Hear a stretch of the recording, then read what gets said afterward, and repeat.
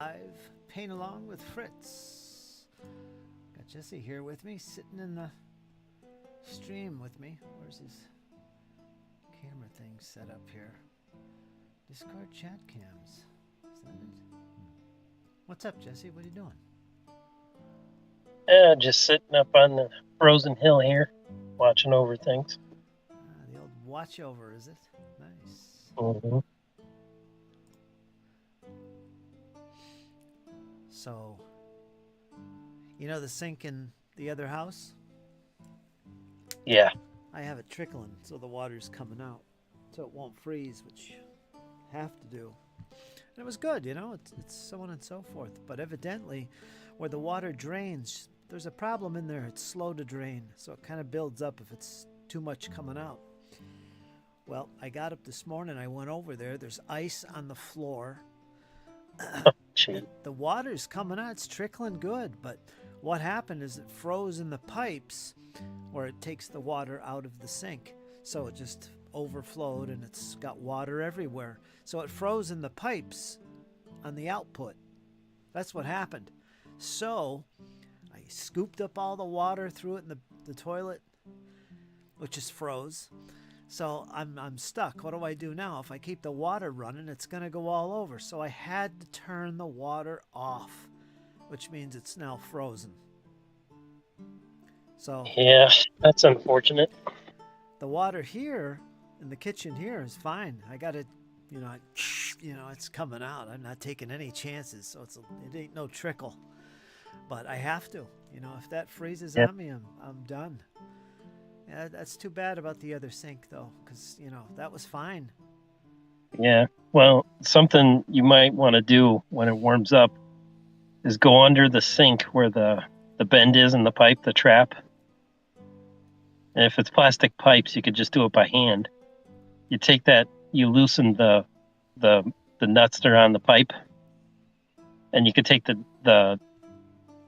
trap out. And I bet you it's full of like old grease and things that is like caked up inside of it. You could clean that out, and I bet the drain will keep going after that because that's where all the gunk gets caught.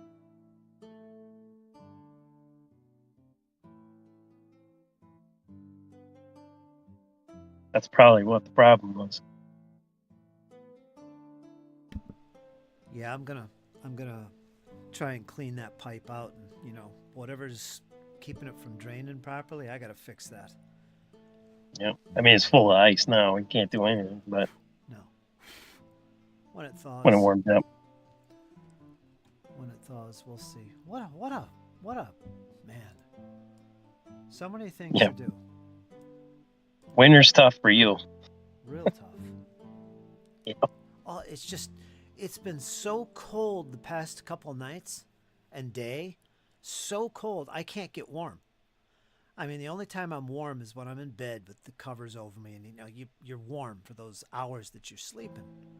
There's no yep, warmer spot, in fact. But when I get up out of bed and do my day, I'm freezing. The first thing I do is go outside and walk the dog, and it's cold.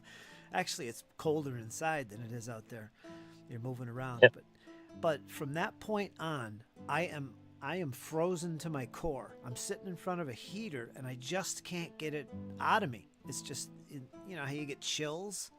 It's with me yep. all day. There's no way to get warm unless I get in the bed and cover up, which I'm not going to do. So I've been like this for a couple days now. You just can't get rid of that cold chill. That's why I got my coat on right now. It's just that doesn't even help. It's so freaking cold. Yep. It's I just remember those days very well. yeah, it just lingers. Yep. You get cold and you stay cold. Even if you're in front of the heater. It's crazy. Cooper's wrapped up like a hot dog with his blankets all over. He loves it. Cats are sleeping in my bed under the covers, so I'm just the one sitting on a wooden chair in front of a little space heater with coats on and double beanies, trying to get the chill out of my core all day. Well, you got to get that wood stove out of that old barn. and put it down in Susie's house and cut a little heat register in the wall, and you'll get some heat going up into your room. Oh, don't worry, I'm going to be burning fires left and right. This ain't going to happen next year. Electric blanket. I got a nice big electric blanket, brand new. It barely throws any heat. I kept it plugged in for the longest time, full black. No, it's just you could barely feel it in the center of the thing. Well, So that's no good. So I got another one, and that one you know, I'm letting Maxwell use. Like he's got nothing yeah, over there, so I keep it over there for him, and that works. So I keep it on low, and it gives him a little warm spot to stay warm with. But that's good. You know what me and Jang used to do? We had two electric blankets. We had one under us and one above us, and we would sleep under the two, one on top and one under us. just sandwiched in It'd be between. hot. Yeah.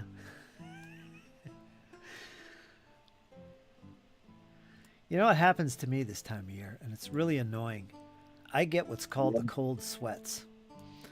And if the weather is like it is, like an in between, or even like right now, if that little in between cold and heat, I start sweating.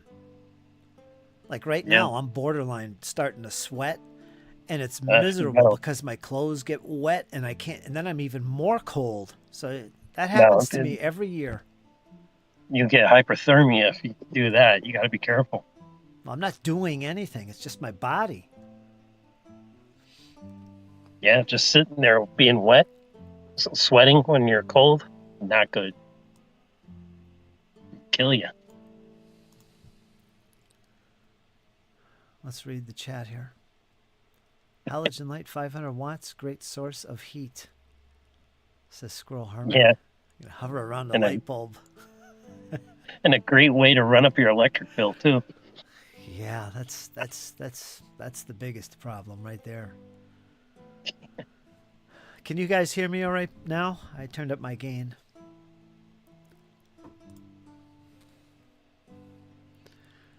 Place them where needed and put them on a timer. Super cheap and efficient and effective. Hmm. I don't know. Yeah, try it. Where's the electric blanket? Well, the one that doesn't work is back in the box. The other one is Max is using. Yep. How's the voice now, Squirrel? Is my voice coming through? Velafor is much louder than me. Well, that's probably because my volumes are all screwed up. StreamYard voice. Let's turn that off. I don't need that going. Discord voice is cranked all the way. Let me go to my, what do you call it? My mixer. Where I can control volumes here. Let's see. That's up high. Everything's where it should be. A tad better? A tad better?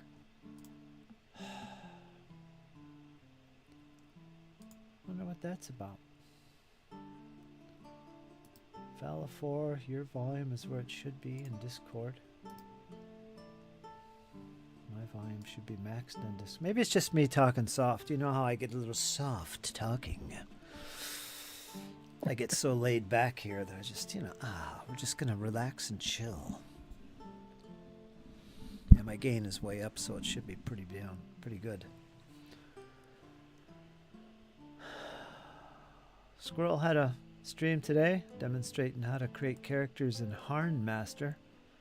Set of rules he's particular about and going to be doing a lot of gaming with next year, 2025. So he's all excited about it, I could tell. He's got a whole campaign planned. He's working really hard, so check it out, folks, on his channel there.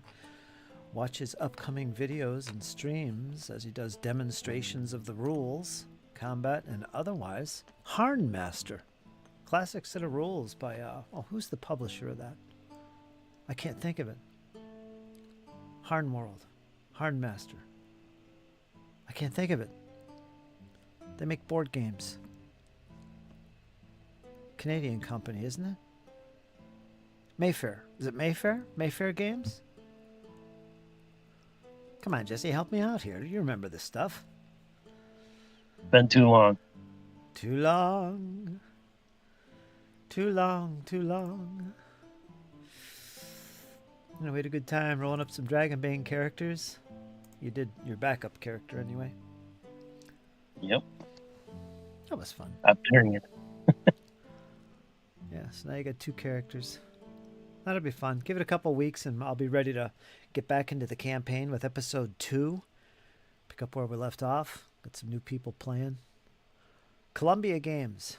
Is that what I said? Columbia Games? No, I you said Mayfair. Mayfair. Mayfair's the other company I'm thinking of. They do board games. Columbia Games does board games too. They also do the Harn Master and Harn World. And Space Master, I think, right? Or am I thinking of something else? I just wonder. The voice of FM radio. That's right. More like AM radio here. We get wild. LFR is much louder than Kurt. Who's this Kurt you speak of? With a K. I guess I have to talk softer. Yeah, I got your volume. I got the Discord volume up pretty high because there's like 3 different ways I can control Discord's volume. I got everything cranked. Always had a roster of characters. Always have a roster of characters. Yeah, that's what we did last night. So you're like every other Sunday still, right? Yep, nothing's going to change. All right, every other Sunday. So you're no good for this coming Sunday. Nope.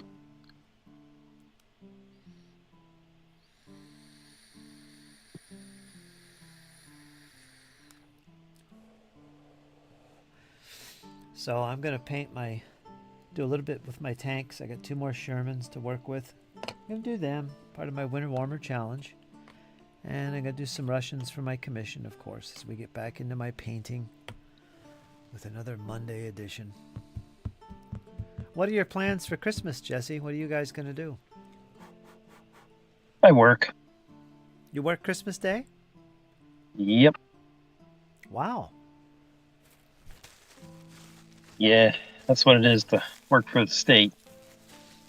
I work every other Christmas. This is my Christmas I have to work. Huh. Do you have a Because this place never shuts down. No, it's the insane asylum. Yeah. Do you have your tree You up? gotta be here. Yeah. Yep. Is Jake all excited? He can't wait? Oh, boy. Yep, he's excited. Oh, boy. He's going to get so much, I'm sure.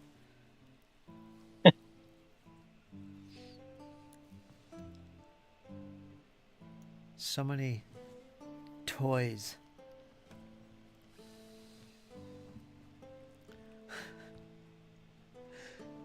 Yeah, as much as we could afford this year. A little tight, to say the least.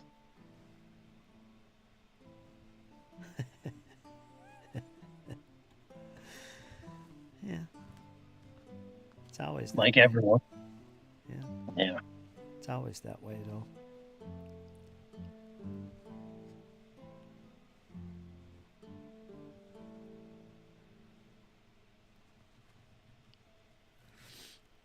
So I guess the temperatures are just going to slowly rise. I mean, even tonight it's going to be warmer than it is now. Strange. There's a cold front hitting us, and that's Yeah. going away. An unusual cold front, so it's getting more back to what it should be. So tomorrow is going to be 35 degrees with a low of 23. So that's tomorrow. It's going to feel warm compared to now. Yeah, and the funny thing is, the temperatures were so low. I mean, 0 degrees. It was -2 at 4 in the morning. It's only been rising, so it's going from -2 all the way up to what it is currently now, which is 21, and it's going to continue to rise through the night and into the morning and into tomorrow till it reaches 35. So it's not going to get colder than it is right now for the next day, which is odd. So the whole thing is just rising even through the night. Yeah. So I'm happy. It'll be 35 Yeah, degrees right? tomorrow, and I'm excited. You mean we're not freezing? It's not below Yeah, freezing? Holy it's above freezing tomorrow yeah. by 3 degrees. Man, we get this every year. We get a deep freeze like this every year. We get that at least once or twice every winter. That lingers Yep. for like a week. This was only 2 days. This next Sunday is going to be 45.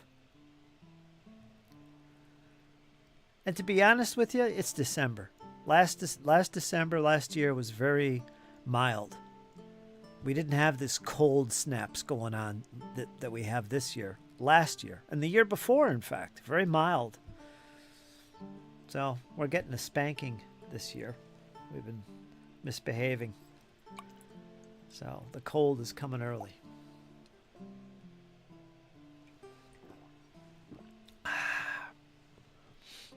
So that makes me think, boy, how brutal is February and January going to be? That's when it gets cold.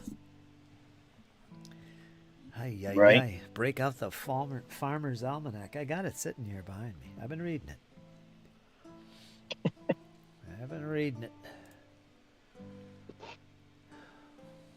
Let me double check the chats here. Yes, always have a roster of characters. I read that twice. Always have a roster of characters. Up, I got somebody that's going to talk to me. I'll be back. All right, I'll be waiting. Okay. Da, da, da, da, da, da. So here we are, folks. Got another paint along to go through this week. It's part of our Winter Warmer Challenge. I get to work on my own stuff for a change. For one, I'm excited. I'm happy. I love these challenges. I'm getting more into these painting challenges than I thought I would, but it's because I never get a chance to do my own stuff. So, and this has given me a lot of motivation to do so. So yes, I got to do a little extra painting, but I like painting, right? I need more time to paint. So I'm happy with it, and boy, I'm excited. I'm excited. I mean, by February, I'm going to have a total starter set, all painted and good to go. I'm going to be able to play Flames of War once again for the first time in years. And not only that, but I'm going to have a new game studio in the spring. New setup. Oh, you just wait and see my beautiful layouts, folks. If you thought my other layouts were great, well, these are going to be epically great. And then I get to introduce my nephews to Flames of War, miniatures gaming. Jesse, of course, he's an old hat at this, but he can't wait to get back into gaming too. So yeah, it's good. I'm excited. I'm excited. Nick, my really good friend, I haven't talked to him in so long. He's been busy. He's been on a mini vacation. I don't know what's going on, but here he is in the chat, folks. Nicolaus, you want to join me, Nick? I'm just getting started. I got a few hours to burn tonight to get a little painting in. You can keep me company and do a little chatting if you want. If you want, you don't have to. I do these every day. You know this. We're gonna be getting Ian in here. We're gonna be getting Andrew Noble in here. We're gonna get Stefan in here. Yeah, it's the Winter Warmer Challenge, Nick. Remember that? I'm gonna get some of the old hats back in the stream with us, and we're gonna be doing some good old time chatting. The good old days. Let me read the message here as I blabber on. Who is this Kurt you speak of? Hey, Kurt, glad to catch you live, bro. Currently back home for my Christmas break. All right, that's what's going on. Family is sleeping, and I found some time to go online. Excellent. Yes, good old. You want to come in, Nick? You don't have to, but if you want, I'll do it. I'll bring you over in Discord.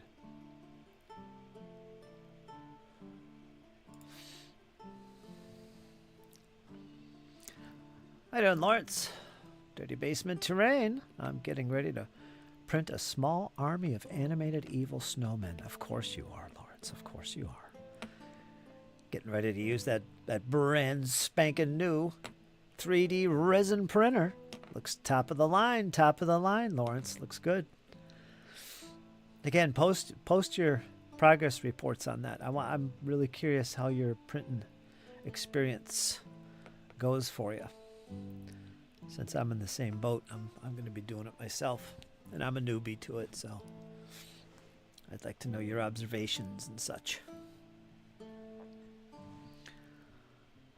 Shout out to my really good friend Andrew Noble, by the way, our friend in the Shetlands. Once again, he sent me a fantastic little care package, as he does every year, and I love this guy. And he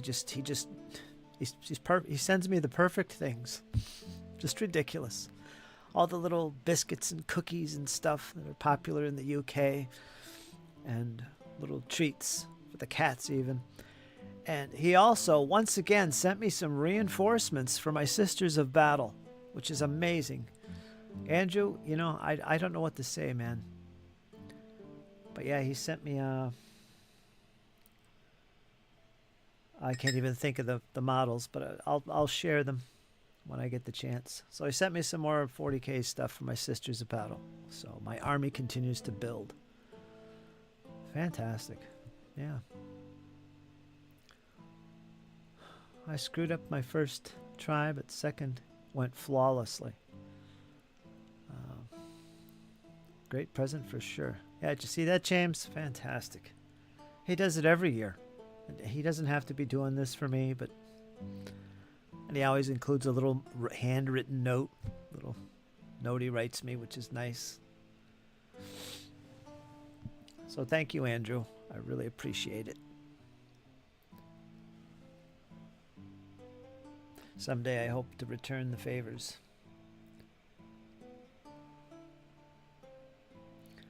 James is watering the garden. Hot Christmas here, but it's snowing in the mountains. Huh? Actually ordered some awesome 2-strip minis.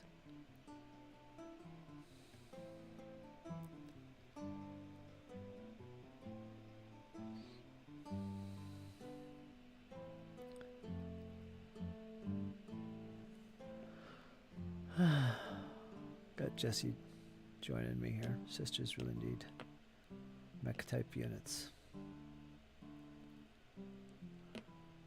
Rosemary is also getting into Sisters of Battle. I mean, why wouldn't she?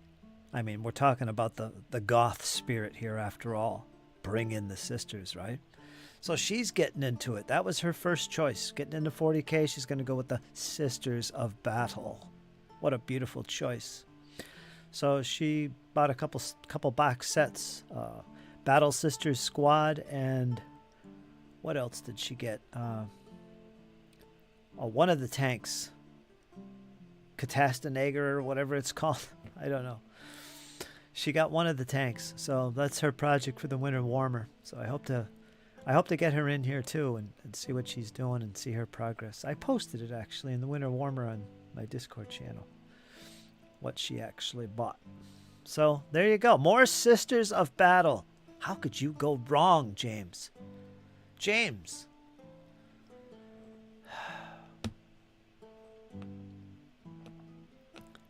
Sisters of Mercy indeed.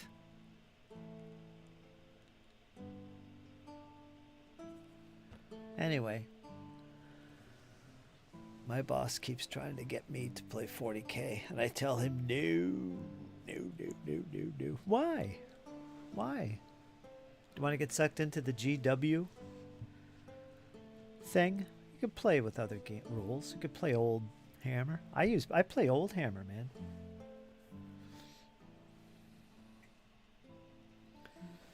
Some of the awesome models, I'll tell you. Oh, I gotta bring over my Russians. I'm not prepped today. My optivisor isn't plugged in. I'm starting to break out in a cold sweat. Yeah, it's one of those days.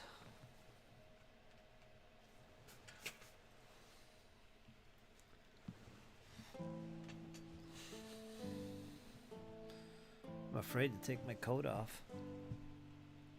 Might get cold.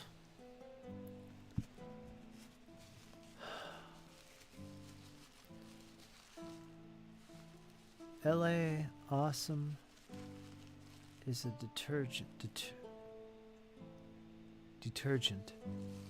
Good for stripping metal minis. The trick is to play it agnostically. Build your own fork. I prefer fantasy. Oh, he just doesn't like 40k. Hi, Byron. I was just talking about Rosemary's Purchase. I'm just talking about it. I posted it for you in the Winter Warmer Challenge channel on Discord, so everybody could see what her project is.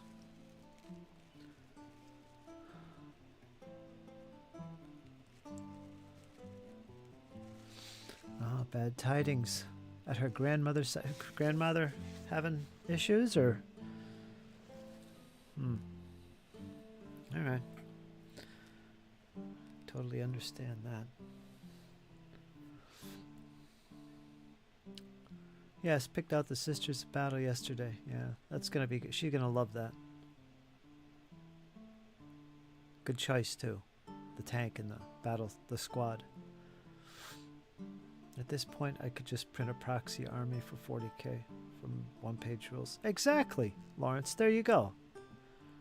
That's what I'm gonna do too. I'm a big fan of the lore of 40k, so I'm all for playing old Hammer. My favorite version of 40k. 3rd through 5th edition. With a little bit of 2nd sprinkled in. I'm all over the place with 40k actually. Because I got all the rules and the books and PDFs and everything I need. Although Jesse still wants to play some 10th. You would like the Doomed, DBT.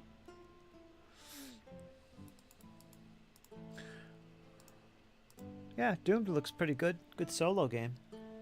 But like you said, it seems to be extremely simplistic. So I never, because you said that, James, I never really took it serious enough to buy. I still have it on my wish list. Maybe I will. There's so many games out there. I mean, if you don't buy everything, you're okay. You'll be fine, you know? Like Lawrence says, one-page rules. There you go. There's your sci-fi gaming right there. That's great. That's old school 40k right there. Maybe that's enough for you. Then you've got Stargrave. Then you've got 5 Parsecs. Yeah, there's so many great games to get into. It's ridiculous. She's not going to jump in and play right now. She just wants to build these models and paint them like the box art, and maybe expand a few later and then play. Yeah, well, that's the way it should be done, right, Byron? That's the way to do it. It's kind of what I'm doing. I haven't played 40k in 3 years, but I'm building up 2 armies, little by little. 40k lore is neato. No desire to play though. Nah, not into the grimdark sci-fi. That's okay. Nothing wrong with that. Rosemary likes the lore and all the stories like most of us do. Yep, I agree. I would place Waters with 40k models or Xenos Rampant. Yeah, whatever floats your boat, that's great. Plenty of options anyway. Yep, I agree. As the days go by, there's more options, more rules, more stuff to do.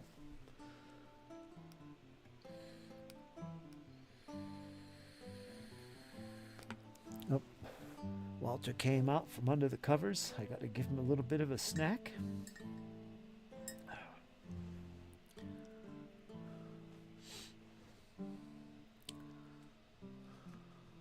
One-page rules is enough for me for 40k fix. Well, there you go.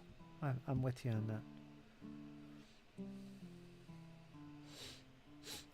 I'm probably going to play some one-page rules, Grimdark, and the skirmish version for it.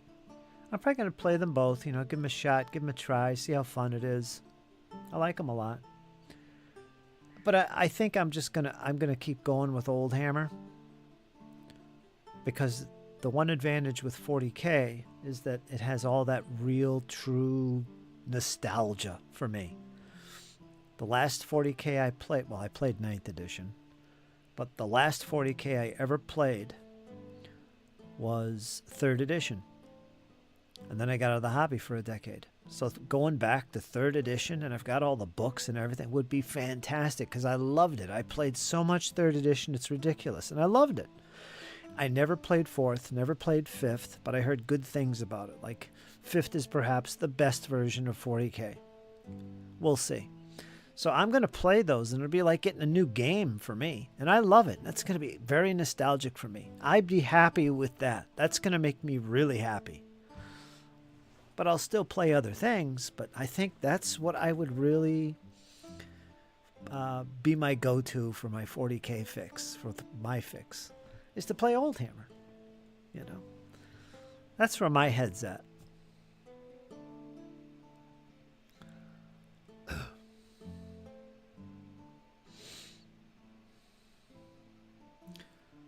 Yeah, the Vortex grenades from 2nd edition, can't beat it. Trench Crusade. Yeah, the thing with Trench Crusade, I don't like the aesthetic. I actually don't like the aesthetic. I prefer the grim dark of 40K, Oldhammer. Not so much the current 40K, but I prefer the old John Blanche days. That's just that's what, I can't get that out of me. And Trench Crusade, it's grim, it's dark for sure, but it's just, I don't know, it's too different. I can't get into it. Now, if they come up with a Sister of Battle faction, I could change my mind. Some nuns. I know they got some of those models in there in their mix and some of the factions, but they need something dedicated to these nuns, these sexy nuns with guns. I like it. I like it a lot. And then I might reconsider. I might.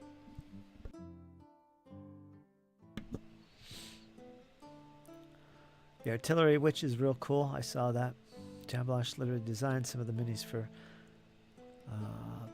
TC. Trench Crusade. I just don't like it. It's different. It's set in the real world, for instance. I don't like that. Good evening, gents. How you doing, Zetarak? If I were to play 40K, it would be Necrons. Gotta love space robot zombies. Yeah, little Jake, he's got a little Necron army.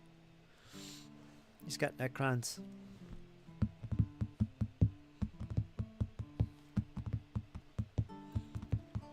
Let me feed this cat. I'll be right back.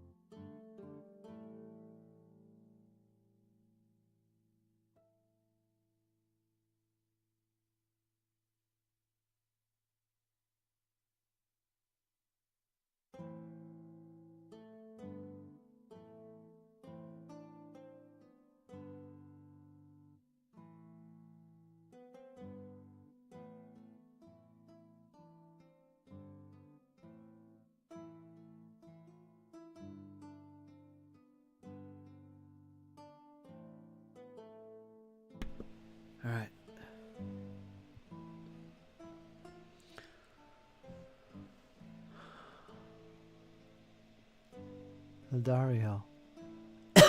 Remade banana bread. Banana bread yeast? She made yeast? I get her to put some chopped green apple in. Keeps it moist. Byron says, I have Necrons and Imperial Guard. I have the old codices. I need to get a copy of 3rd edition rules. eBay.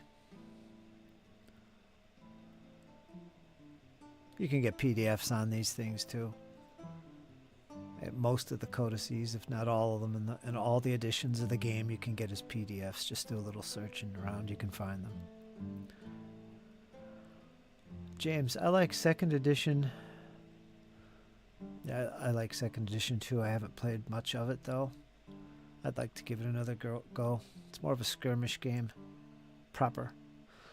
Or just give me straight World War One, rather. Interesting enough for sure. You know what's good? The Blood and Plunder guys who used to be in Florida. Byron knows all about them. They're over in Arizona now.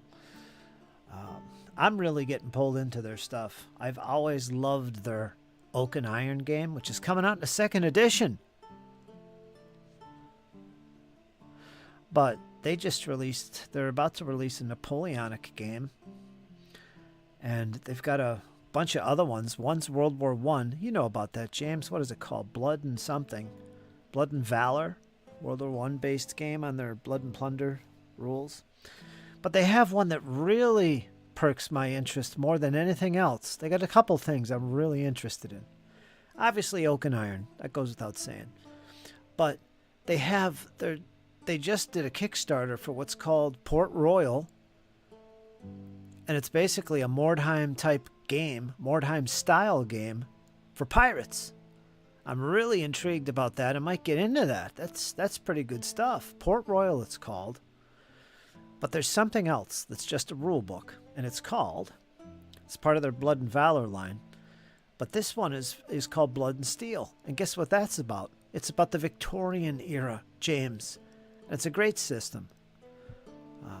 Skirmish. So you're talking about, colonial Victorian era stuff, Old West, Plains of Wars, and that kind of stuff. That's got me really intrigued. So I might pick that rulebook up next year. Blood and Steel. For my more well, you know what? I'm not going to go into details. But needless to say, that I do have a secret project that I'm not going to get into. There's another hint for you. All right? Yeah, Get down. Hold on.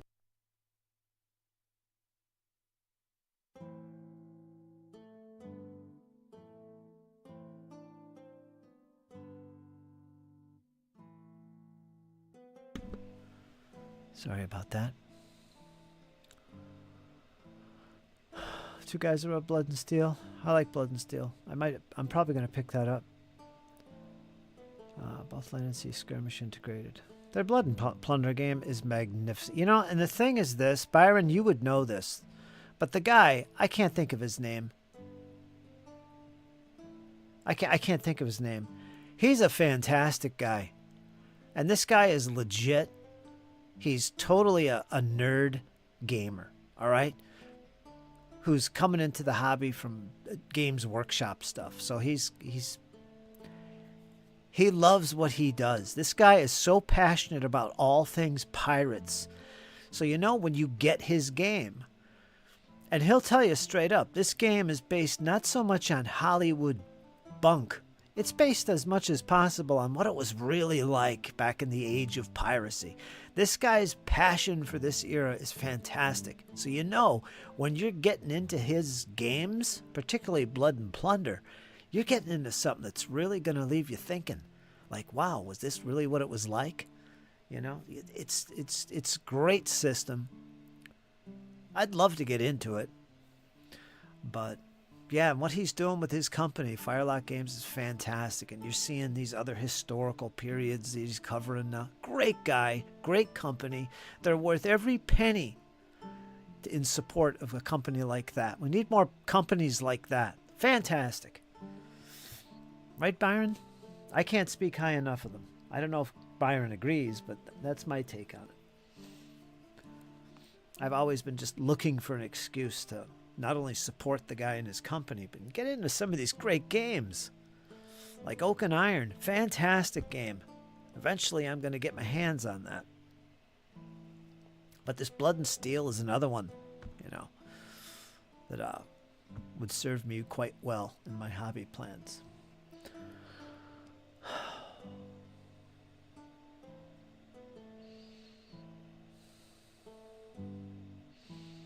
Port Royal looks good, man. It's a Mordheim style.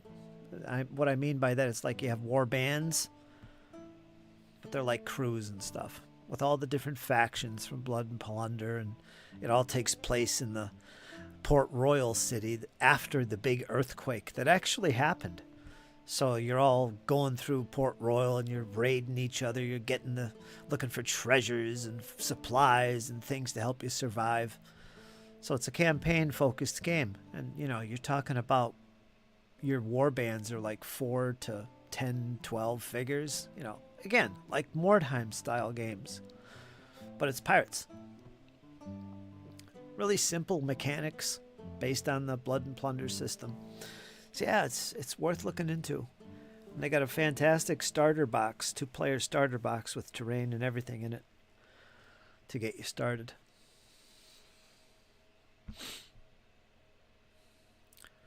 Blood and Plunder is a good game. Yeah, big pirate games. That's what that is, with ships and everything. It's crazy. The Napoleonic game they do looks interesting. Yeah, I saw that. It's called Blood and Bayonets. Would love to know more about the Victorian one. Blood and Steel is what it's called. Look it up on YouTube. It's some good videos reviewing the book. I'm probably more rifle and saber than horse and musket. Yeah, Blood and Steel would be up your alley then. It covers the basically 19th century, whether it's Franco-Prussian War, American Civil War, as well as all the colonial conflicts. All in that, I think it's like 1830s on up to 1901 or something. That's what it covers. Skirmish games. The mechanics are really good.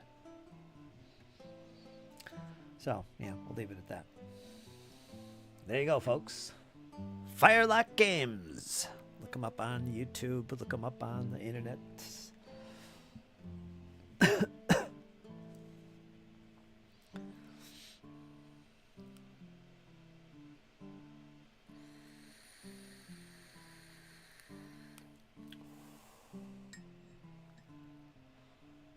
La da di da da da da da.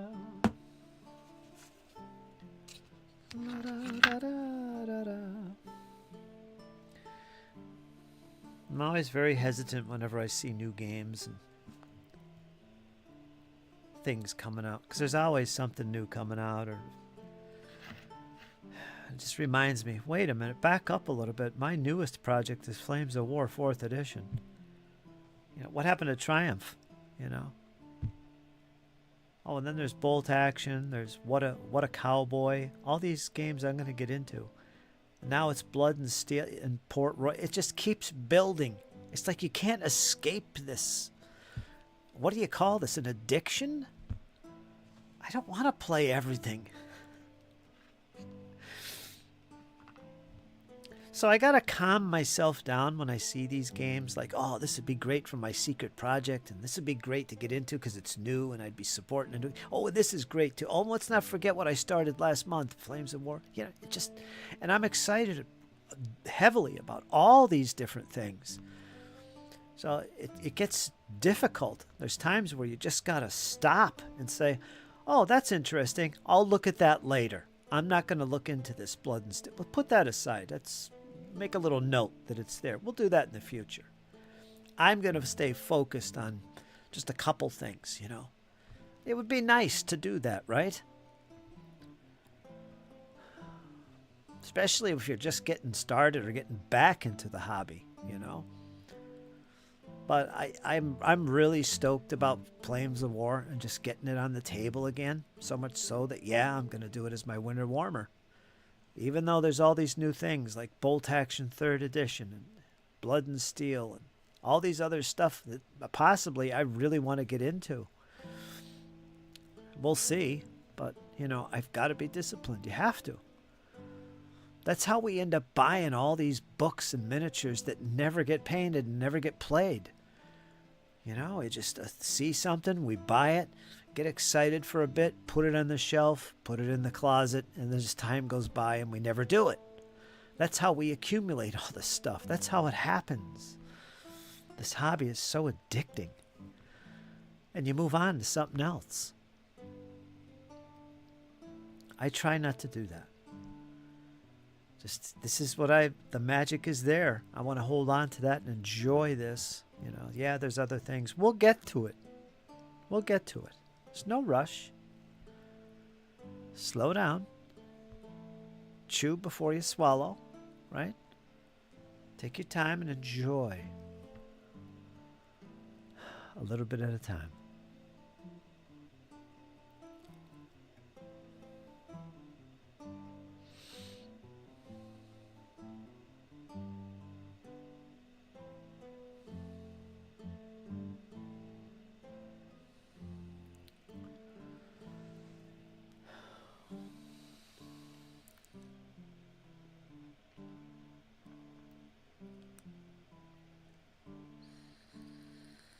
Plastic crack? Is that what you said? Because this is what it shows up on my Chat Ninja. See, you put stars there. It's probably because you said crack. That word is illegal on Chat Ninja. I'd have to go to the YouTube to see it. I'm going to say that's what you said. I have a bad addiction in gaming, but I collect a lot of rule books and RPGs, miniatures, but also terrain. And there's nothing wrong with that, right? This idea of collecting, that's part of most hobbies. We collect stamps, we collect cards, we collect cars, we collect all kinds of things. Collecting is part of our hobbies. There's nothing wrong with that, Byron, right? You collect rule books, you never play them. You collect miniatures, you never paint. I guess that's okay, right? I guess.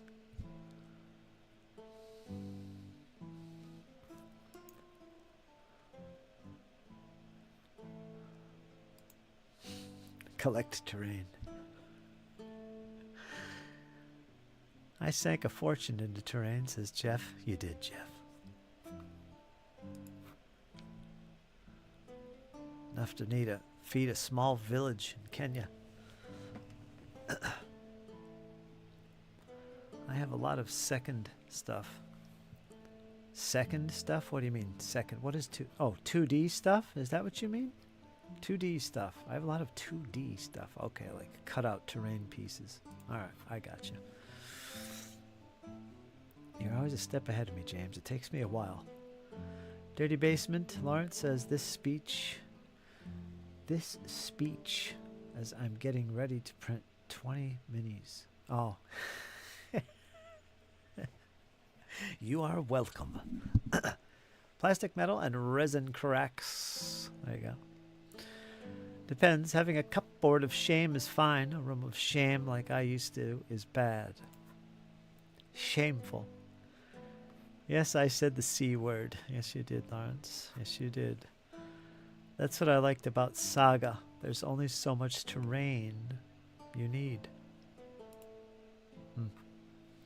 Good old Saga.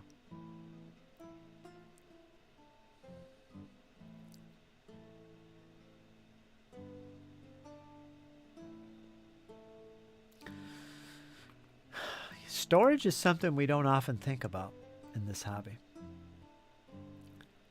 A lot of folks overlook the fact that you need to be able to store not only your miniatures, but there's terrain.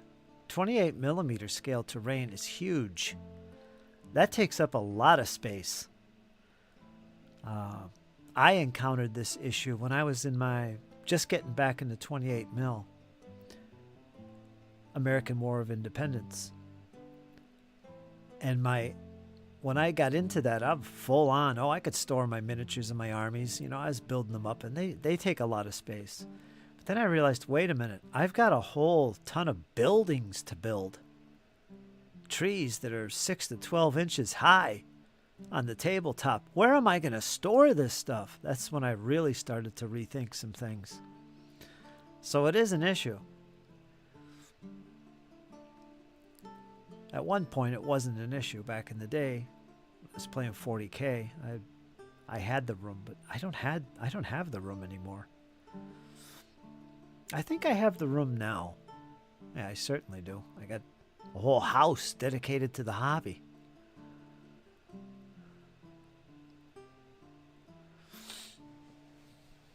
But yeah, that's an issue that you got to think of too. Storing terrain, especially 28 mil. I don't know how people get into 5 or 6 years of wargaming, but don't enjoy reading books or watching films about the period. I'd like to get immersed. So do I, James. Some people are just about the game more than the era. And that's fine, you know. These are games too.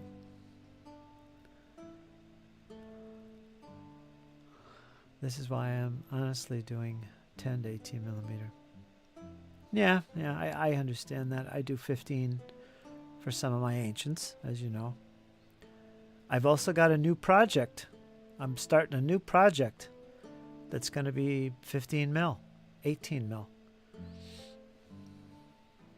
And funny enough, the reason why I'm choosing 18 mil isn't because of cost. It isn't because of space and storage issues. It's because I like it. This scale is perfect for what I want to do with this project.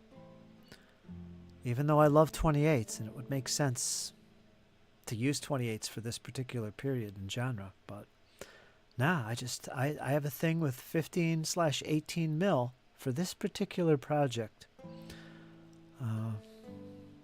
I won't give it away though.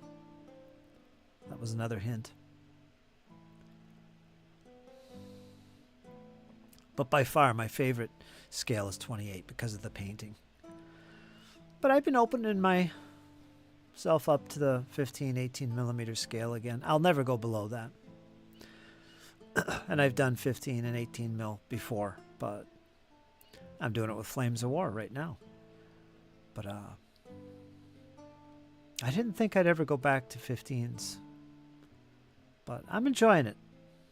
I'm actually enjoying it. It's the Wargamers scale.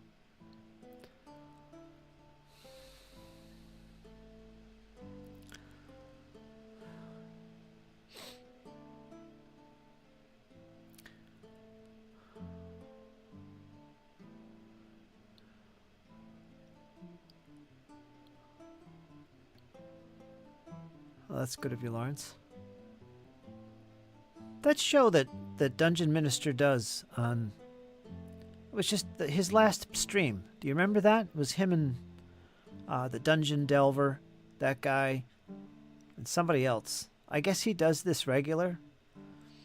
I've never seen it before. What is the topic of that? It seemed like they were talking about movies the whole time. Is that the focus of that stream?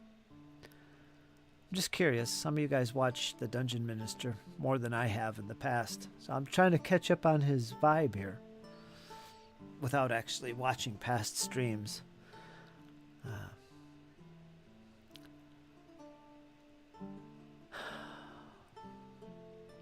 Claricon, of course, is his convention. I like 15 millimeter a lot. Yes, you do, James. It's not as enjoyable to paint, though. It really isn't for me. But there's other reasons to collect it. 6 mil, too small.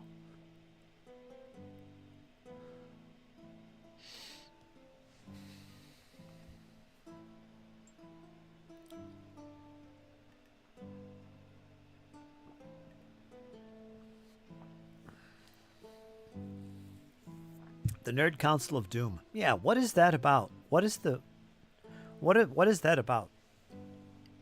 When he streams that, is that about movies and stuff, or random topics, or games? What do they talk about normally? Because I watched it last time and it was all about movies. So I'm thinking, is that the regular theme here? Bunch of nerds.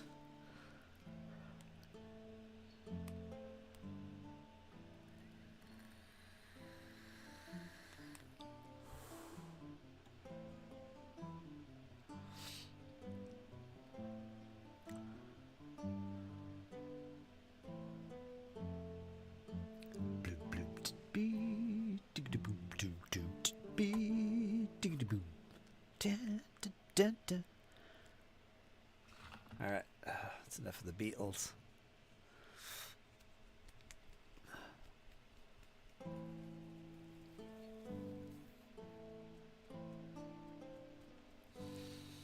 Yeah, but what's the theme of it, Lawrence? What do they normally talk about? Anything? Or is it always about movies?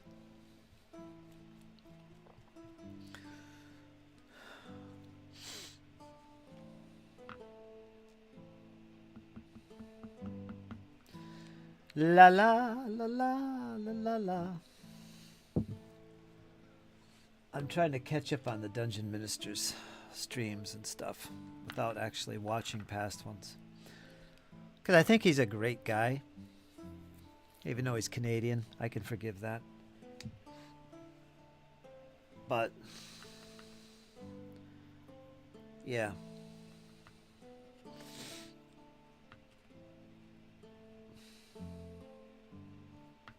And I'm trying to catch up on his stuff. Subject will change, but it's usually fantasy based. Okay. Alright, that's all I needed to know. So it's not always about movies. Because I don't watch movies. I'd be dumb when it comes to those topics.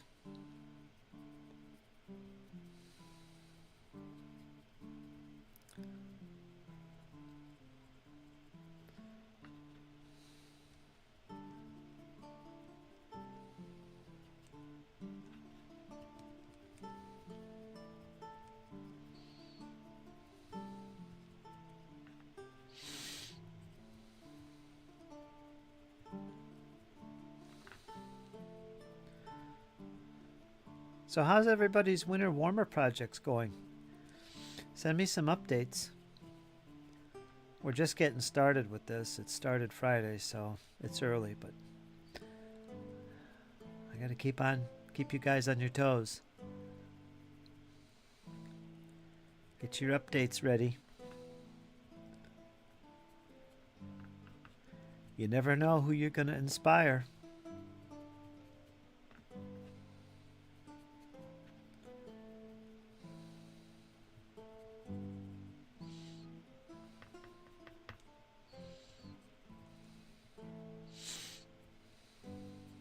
I need to do a shout out video. You're going to be on there, Lawrence. I'm going to give some shout outs to some channels that have really inspired me. And yeah, Lawrence is one of them.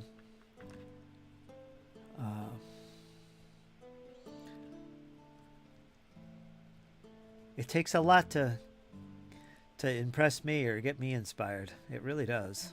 Well, I don't know about being inspired. I inspire myself. But every once in a while I come across some channels or some folks that, wow, that's pretty damn good. I like this. The vibe is perfect. And yeah, Lawrence's channel was that way for me. So that's a big deal. So folks, if you haven't checked out his channel, please do so. He's a down-to-earth, real guy sitting there creating some fantastic terrain. Maybe that's what got me inspired, the terrain stuff, because I have a weakness towards making your own terrain. Not necessarily this 3D printing stuff, but actually crafting your own stuff. And I was impressed by what he was doing with those freaking little store-bought aquarium plants with his airbrush. That was actually really freaking good. I enjoyed that. Not to mention the tower of maggots and the things he's done. Squirrel is also pretty inspiring. he gets his head wrapped around a project and he doesn't back away from it. He finishes it to completion. Like this Baron's War project he's got going. He's painting a lot of stuff. All for this one game. Pretty crazy. Yeah, I'll have to do a shout out video in the coming new year.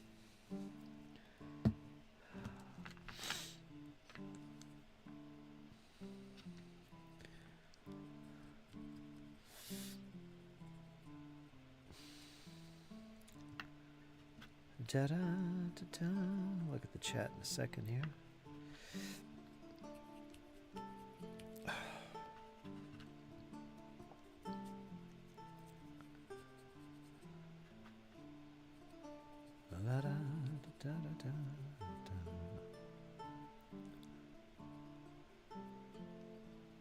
So yeah, you never know who you're going to inspire.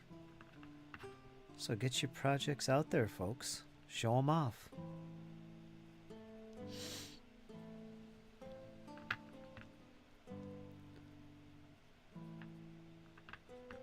Wish I could see what I'm painting here. I'm totally blind at the moment. But I went outside. Not today, but yesterday. I went outside. Sunny day. Freezing cold. Ooh, brutal. But it was a sunny day with snow covering everything. And as you know, you can become snowblind. That's a thing. And I didn't realize it. So when I was out there for maybe 15 minutes, so me and Cooper finally came in. We finally walked into the house, both of us, blind as bats. I couldn't see anything. Everything was just shadows, and it was Cooper too. He was walking into chairs. So the two of us were struggling there. It's like, whoops. I forgot about that. Yeah, it took about 5 minutes for my eyes to finally adjust. I mean, Cooper, he couldn't find his way to the desk. He was banging his head off the heater. It's funny. Yeah, I could barely see. Ay, caramba. All I was doing is walking the dog. Come back in the house totally blind. Yeah, so that happened.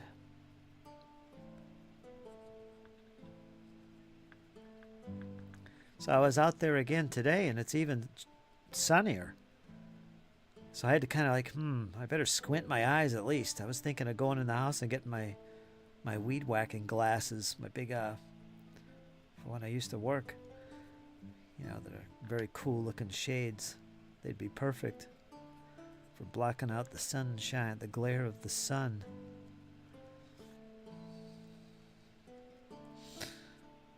But I didn't stay out long. So I wasn't blind.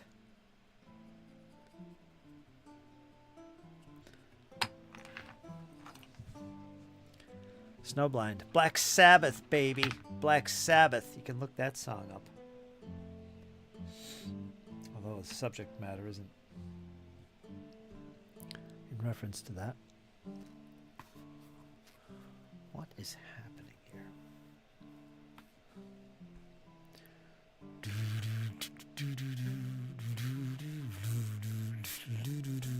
Let's see, the subject will change, but usually I read that. Actually lived in PA for several years, Lawrence did. That book mine, of course. Quick win, confidence building.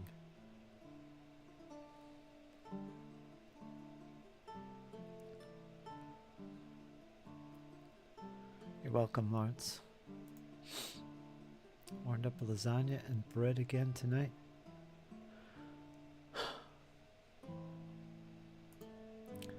Simple little trick to make cheap plastic plants look good. Yeah. And they look fantastic. There were some good crafting channels I followed. They got deranged. Yeah. Terrain tutor.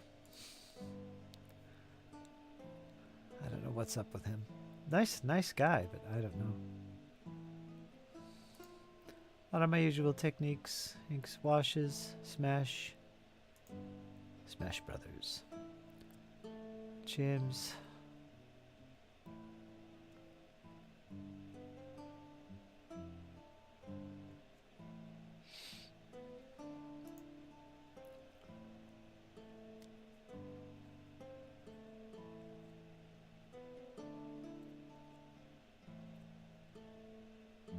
Yes, keep the focus.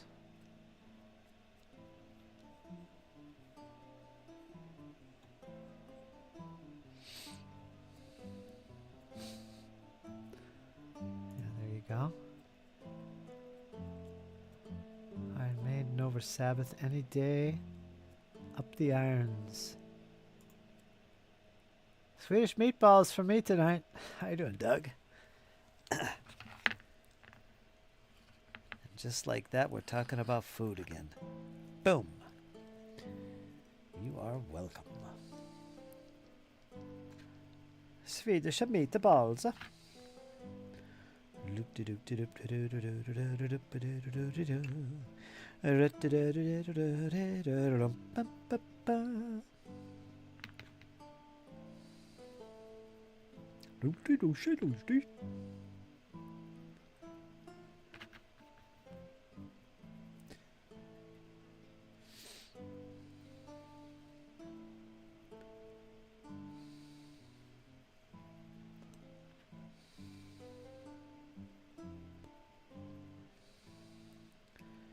Yeah, I'm a big Iron Maiden fan.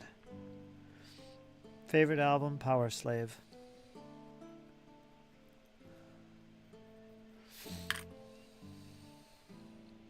I gotta get some more paint here.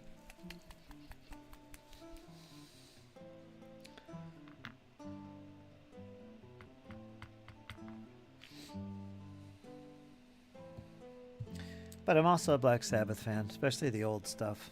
Aren't we all? Things like Sweet Leaf, Sabbath, Bloody Sabbath, just the old stuff. And I like the what's his name?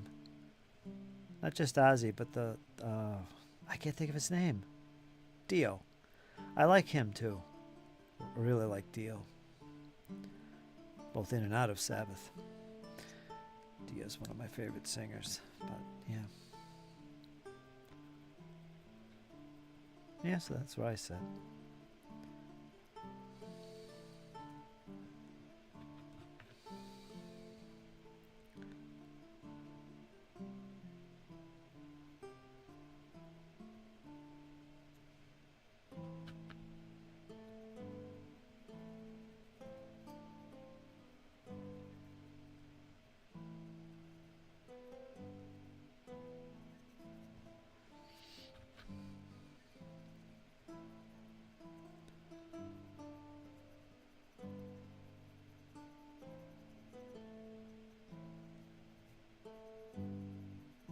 The Wizard. That's probably my all-time favorite Sabbath song.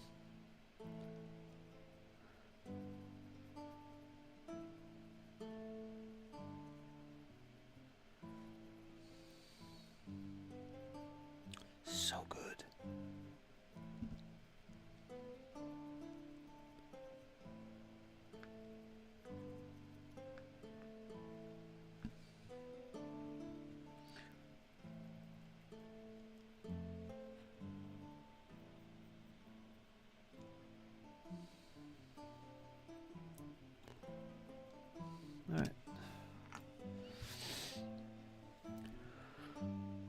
Studio album was really good. It's partial Somewhere in Time. Talking about Iron Maiden. I like the Black Sabbath quite a bit. Motorhead. I generally don't like metal and hard rock, but there are sterling exceptions. I get home and I'm too exhausted, says Doug. Feeling alright, Doug? Just exhausted? How you feeling today, Doug? First two Black Sabbath albums, great. The rest they're all garbage. Hit the garbage.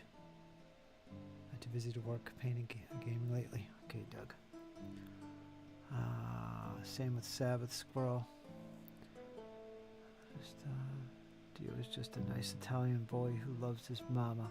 He's got a great voice. Some of these cats are surprisingly down to earth and kind. How you doing, Plastic Crack? I knew we would get you summoned in here when we started talking about the Plastic Crack. And we were. I immediately thought of you. Sure enough, there he is in the Chatteroony.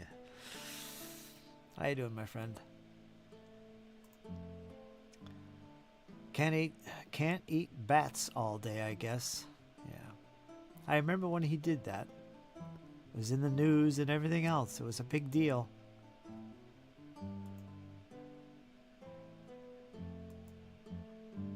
Can't remember where the concert was that he did that the first time. Or was it a dove? Well, he did. Yeah, well, whatever. Only the finest crack. Crichton.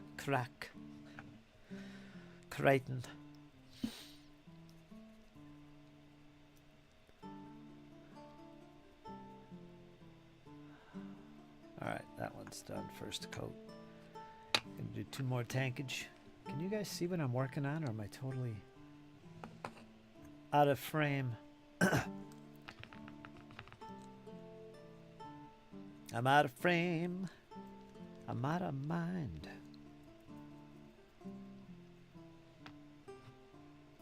Ba-do do do do do do.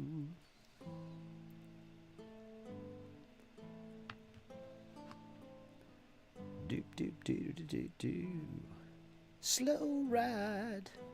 Do do do do do do do do do do do. I'm gonna get demonetized. You think? I always seem to get demonetized whenever I start singing these freaking things. I don't know. I don't know why it shouldn't be. But that's the way it seems.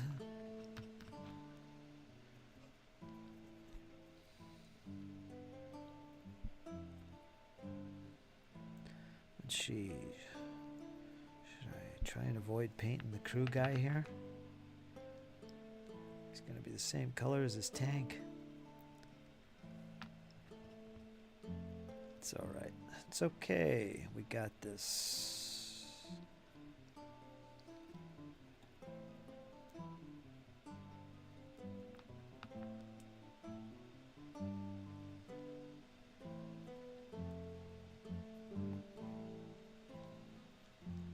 I can't see anything. I need my Optivisor. Sent along by Squirrel. It's charging. It's charging. It's charging. Gotta let it charge a little bit. Just gotta let it charge a little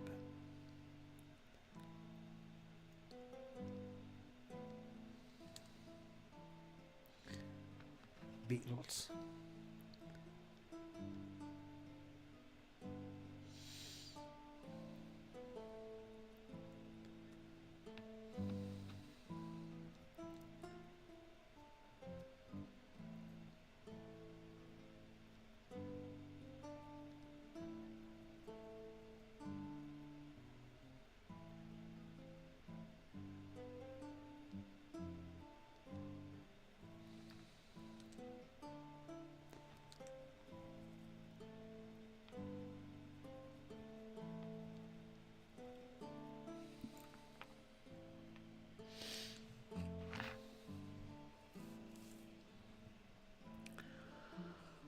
Don't sing. I let the ads play so you get 2 cents. Do you really? You let them play? Well, thanks, James. I got no water in there. It's empty. Maybe Mexican more, Texas. Mexican more, James. Mexican more, Texas. Mexican more, James. What about the rest of you jalapenos? Good to see you here, Doug. Game matchups, top of the evening. Just working on edits for tomorrow's video. 24 videos in a row. Not bad thing. Well done, Plastic Crack. All 40K, right? Because I know you're really back into the 40K thing. Just you're just constant gaming of 40K every day. What is this thing? Battletech. Didn't you throw that all away? Right in the waste bin? All those mechs and silly things? Yeah, you're back into the orcs and 40K, folks. Yeah, he's totally 40K mania. Right, Plastic Crack? Come on, you know it. You know it. You had one game with your friend the other day and you were lost once again in the bliss that is Games Workshop. Yeah, of course. Of course.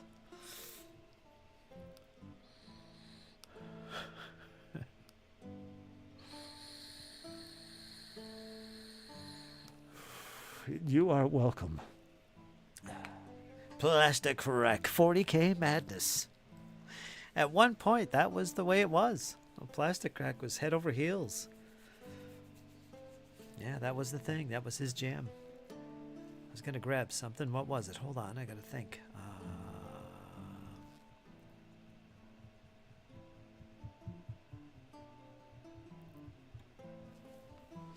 Damn it, I don't remember what I was going to do.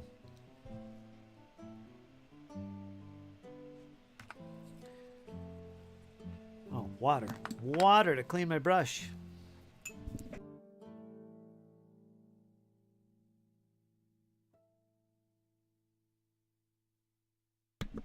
Actually, I got a little cup of water right here. There we go.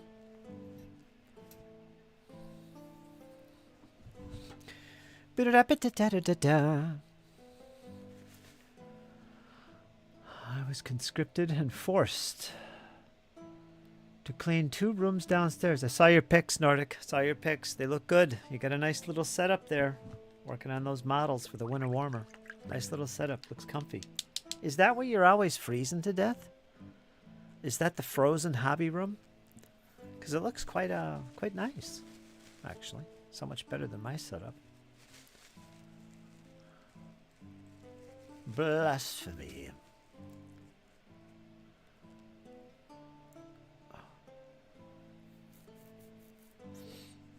Oh, I'm getting a chill. PCG, what is that? What would that be? PCG, Plastic Crack Gaming. All right, that's acronym for Plastic Crack. Okay. If it makes you feel better, I sold them. Okay. At least they'll get some use. Thanks, Fritz. That is the room that is always frozen. Is it really? Man, it looks so comfy. How could that be the frozen room? I don't know. I imagine a frozen room being dark and there's barely any furniture, no carpeting, old Gothic paintings on the wall. Very, very mausoleum type of a chamber. But no, you got a nice little comfy frozen room. It's like a sweet little popsicle. If you turn to your right from facing the hobby desk, you will encounter my area where I set up my game table. Oh yeah? Oh yeah? Huh. Alright. Do some remote viewing and I'll keep that in mind.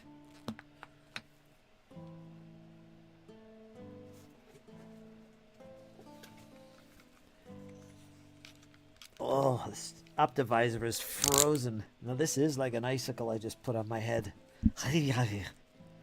Yikes.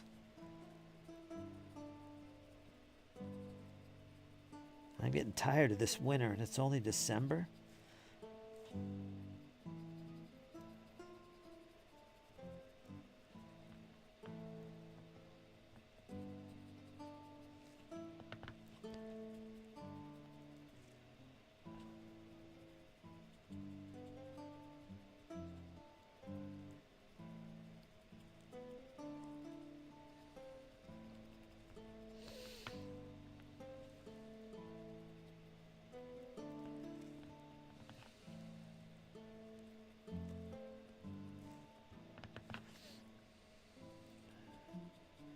This is why I'm glad I have friends like Byron, who lives down there in beautiful Florida. I'm glad I know folks like that. Even Bill Bashong, yes, even good old Bill, who tortures me at every opportunity he gets with his reminders of how warm it is there. How absolutely beautiful it is with that beautiful warm heat.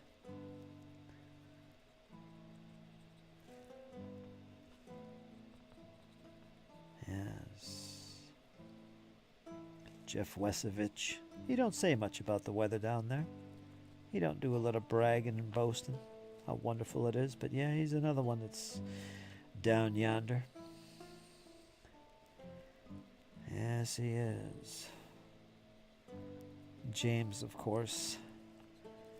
He ain't in Florida, but he's as close as you can get to it with the weather. Kinda.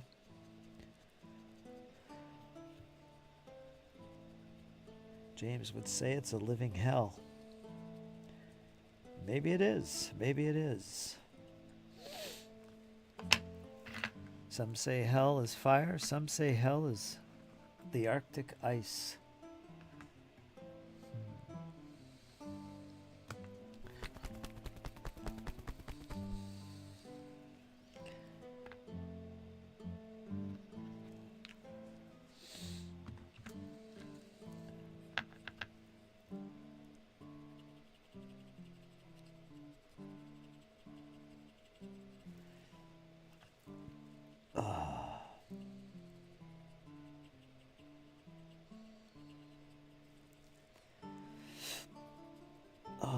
Pardon me. Coffee gets me going. Gets me going.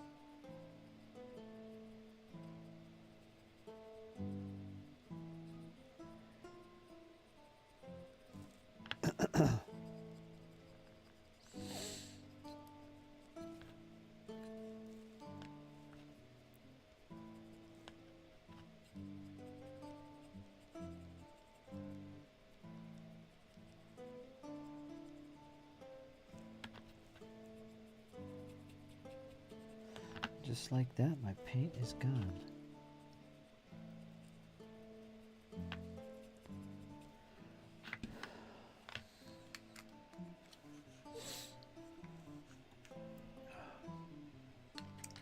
I enjoy Orlando. I live on a golf course. I got up to 72 today. Beautiful. Getting the alligators, giant alligators crossing your path while you're golfing. I wish I was in Oslo. Is that what you said? Oslo? Yeah, you did.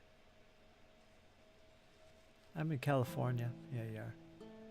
I lived in Florida for 2 years. I don't miss it. I lived in Florida for 2 years. I do not miss it. Combination killer sale, Xmas. Florida does sound nice this time of year, particularly the Keys. Tropical heat wave.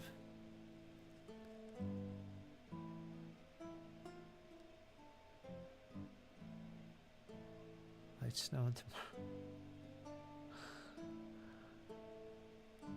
You'll get one, Nordic. You'll get one of those 3D printers. Just be patient. It'll really enhance your hobby life, big time. 3D printing, Lawrence is totally head over heels. He's in it now, deep.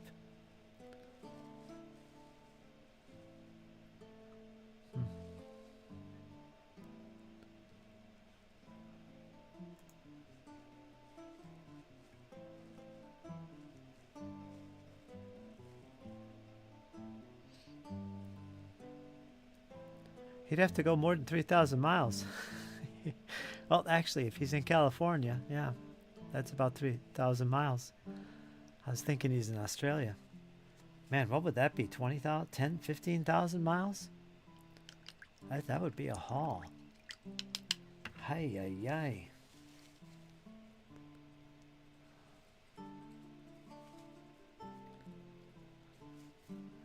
Kyle's not too far from here as well. We're all like in this little spot here. We're in a perfect little zone.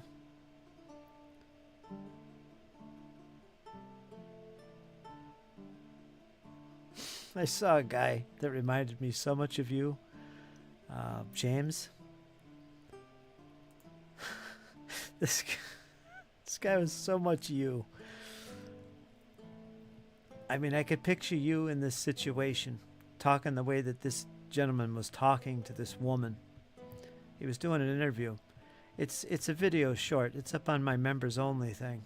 I probably should play it here because it's just hilarious. It's just absolutely hilarious. And to me, this is James. If he was the guy with the microphone coming up to this woman, this is how he would treat her. It was ridiculously funny. I think Squirrel could go watch it. It's in members only. I just put it up a couple nights ago. Squirrel, if you're there. Hilarious. It is for me. I probably should play it here for you, James. We'd all get a laugh. I would anyway. Maybe I'm just weird that way, but yeah, I picture this as James doing this. Oh.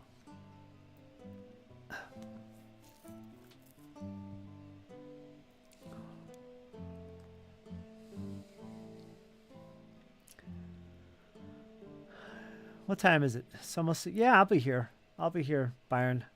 I try to keep it within 3 hours. I sometimes go to 4. I don't want to push my luck because I get hungry and I get exhausted and dizzy. I've literally been getting dizzy coming out of the chats. I don't know what's wrong with me, but yeah, that's starting to happen. But yeah, you can come in, Byron. There's plenty of time. Bring Rosemary with you. Of course, I don't know if she'd be around. Walking into the grocery store, that'll be about an hour. Fritz, when I get home, I can get the chat going. Add another 6 hours, and you can fly to the East Coast, Yams.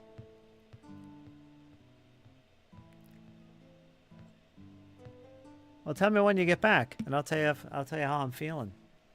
It's pretty early yet, Byron. Let me play that video. James, do you want me to play this video? It's a members only, but it's okay. It's so hilarious to me, and you guys will laugh at me for finding things like this funny. But when you think of James, this is how James would be. So let me see if I could find it, because it's just hilarious. If you want me to. Do you want me to or no? It's up to you guys. I don't want to distract you from your painting and stuff. Because I know painting is pretty important to you guys, and the winter warmer. I don't want to distract you with videos and stuff to play. It wouldn't be fair, you know?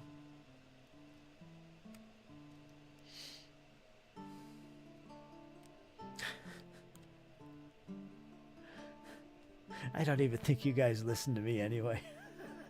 I'm just ambience. I'll sit here and wait for a reaction. It takes about 15 minutes. Yeah, I know. I get it. I get it. Yes, play it. That took a while, but let me get to it. I'll let you know. Just imagine this is James on the street going to do an interview with some Karen. How would he approach this woman? What would he say? It just has me laughing. If I could find the damn thing. Did you see it? Squirrel and Zaddy, you guys can watch it now. You probably saw it. I just, it was so hilarious. But I want James to be able to see it. Because to me, this is James. This is James. The short is about 40 seconds long, and it's called Energy.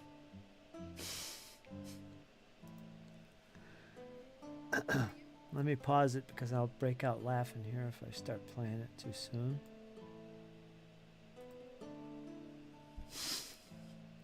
Guy kind of looks like you, James.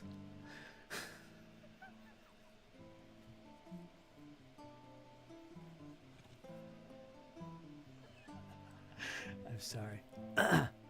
I'm sorry. Let us see what I can do, shall we?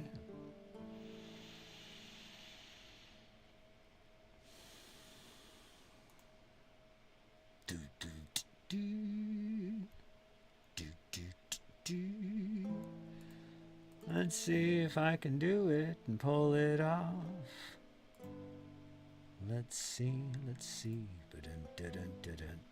Let's see if I can pull it off. Dun, dun, dun, dun, dun. Let's see, let's see. Where is this camera? Let's get that out of the way. Shabinga. A little shabinga. A little shabinga. Right there we'll put it. See that guy, James? You see him in the green shirt? The gummy old guy? Yeah, I'll play him again too. This is James. To me, this is you. Let me make sure the sound is gonna work. Let me make sure that's gonna work.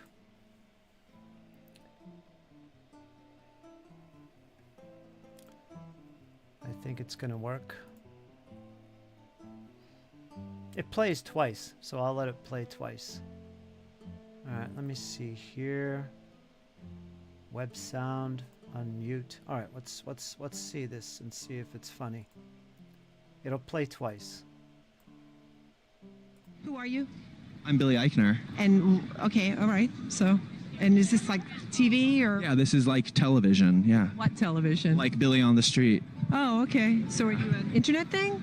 No, it's actually a TV thing and an internet thing. I don't like your attitude. Okay, I don't like yours. I'm on TV. Who gives a shit? Who gives a about you? Who are you? I'm Billy Eichner. And okay, all right. So, and is this like TV or Yeah, this is like television. Yeah. what television? Like Billy on the Street. Oh, okay. So are you an internet thing? No, it's actually a TV thing and an internet thing. I don't like your attitude. Okay, I don't like yours. I'm on TV. Who gives a shit? Who gives a about you?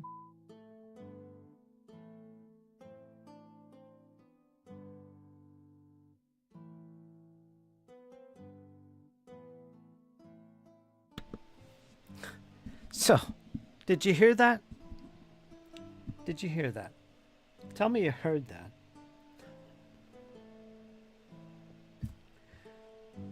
Because to me, that is James. That's exactly how he would be if he walked up to a Karen.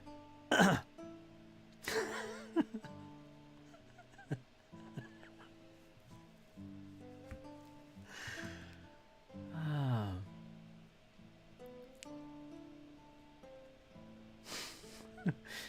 Let's watch it one more time because it's just so hilarious, and then I'll play the gummy guy.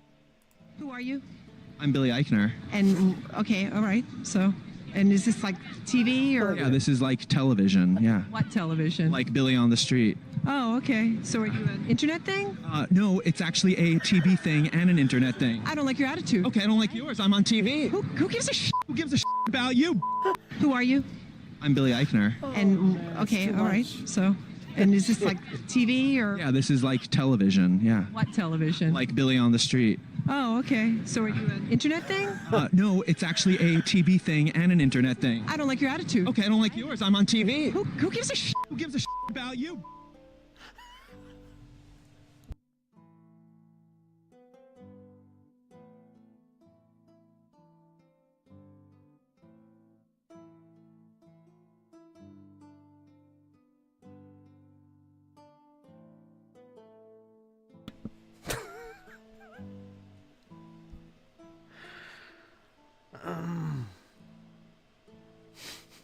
He's a little fruity.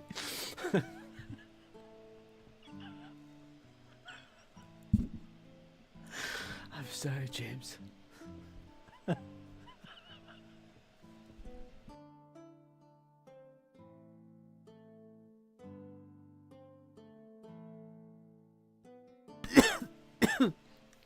All right.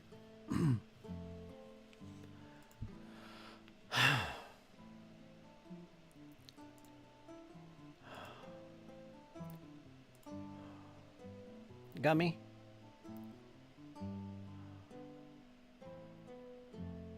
Oh, man, I gotta catch my breath after that. That's just hilarious to me. What am I doing? Mushrooms and dragons? There he is, just hungry. This guy. Now, this old guy, you know, a lot of stress and conditions. So I guess his son-in-law or his son gives him a little gummy. One of those little relaxing type gummies. And he's trying, well, let's watch it and see what happens, shall we?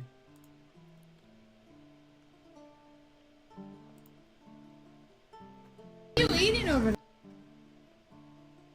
Back it up. It's called Just Hungry. It's bad here for generally nice women called Karen. She gave him attitude. He just returned it. That's just ridiculous. All right, here's the gummy guy. We'll watch this again. This is James' favorite. He has a couple favorites. This is one of them. What are you eating over there? Hey, give me a gummy.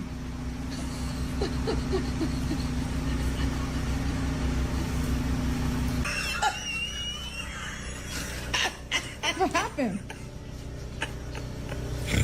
I was sitting there sleeping and I got up, went to the bathroom, and when I came out of there, I got so hungry.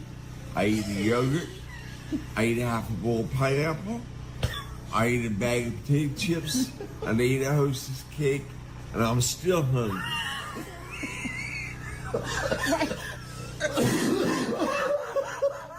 Why do you think that is? I think it's just hunger.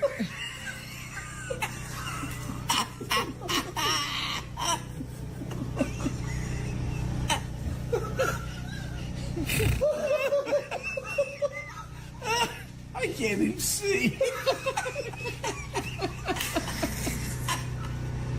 Oh, God. Oh, I can't sleep. I can't go laughing. You're not stressed out anymore, are you? What's stress? Oh, God. So there you go. Take your gummies, James. Take your gummies. Ay, ay, ay. There we go. A little bit of laughter and humor. Does this all pretty good? So there you go. Just a little hunger.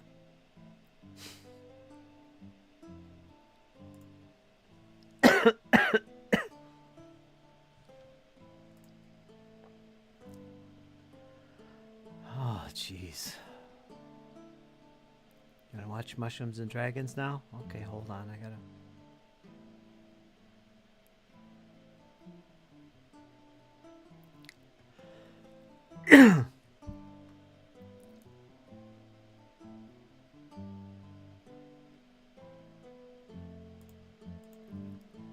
La da da da da da da da.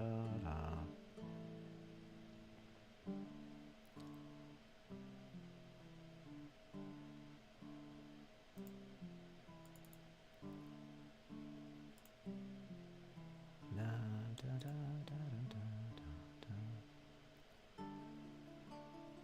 Mushrooms and Dragons. I'll play one more.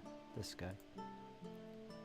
It's really no sound. It's just, well, put 1 and 1 equals 2. So Mushrooms and Dragons. What do you think this video is about?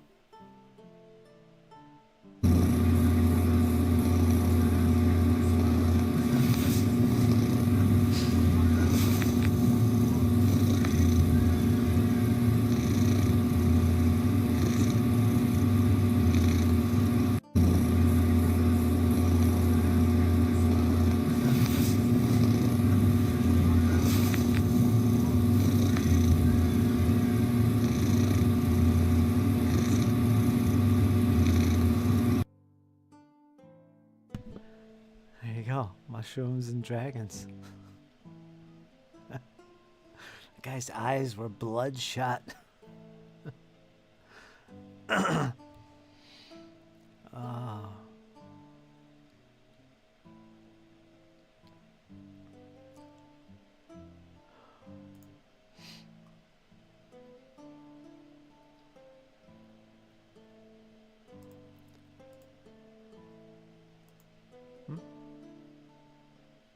A rubber band man. Schnook. There we go.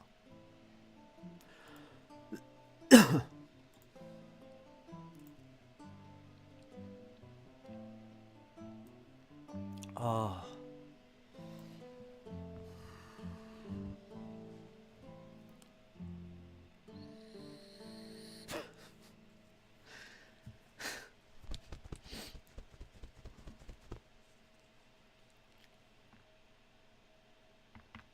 Da, da, da, da.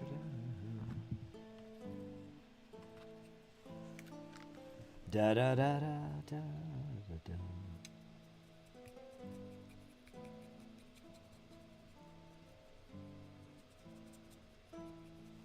Do, do, do, do, do, do. Squirrel, if you're still there, I think you are. What was going on with StreamYard? What did they change? I used it not long ago. A few days ago, I used it for a stream, and it definitely was different, but I haven't used it in so long. It was all like no big deal, but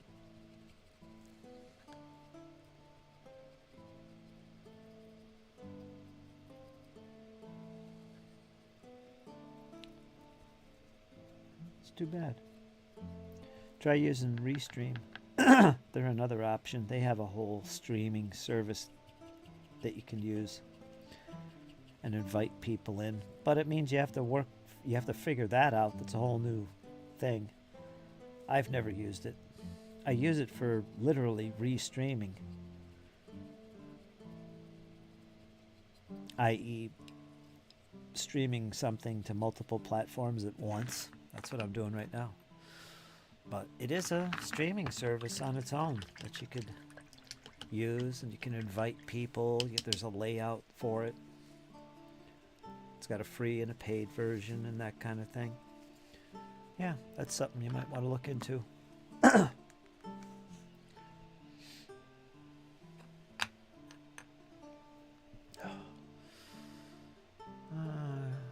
you mention yellow, Fritz? Fritz, I may build and paint a much larger version of a Sherman. I may get a 135 scale Firefly. 135 scale. That's pretty big. That's really big. Huh. Yeah, you could do that. Let me check out this link before James takes it away.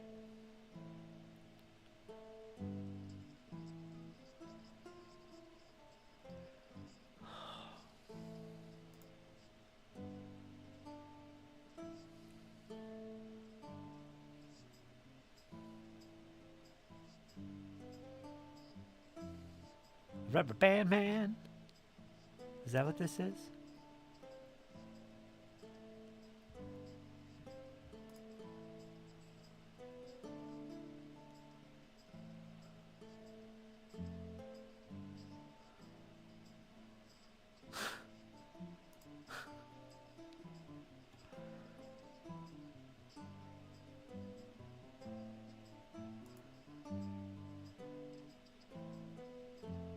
Rubber Band Man.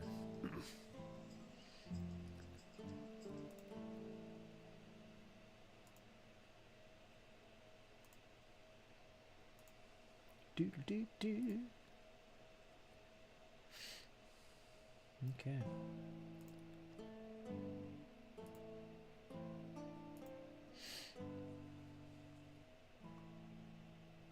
Do do do do.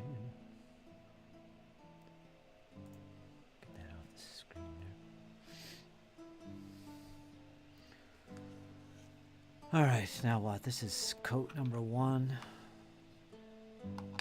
Guess I'll set them aside, work on some Russians. And we'll finish the session by going back and giving that coat number 2.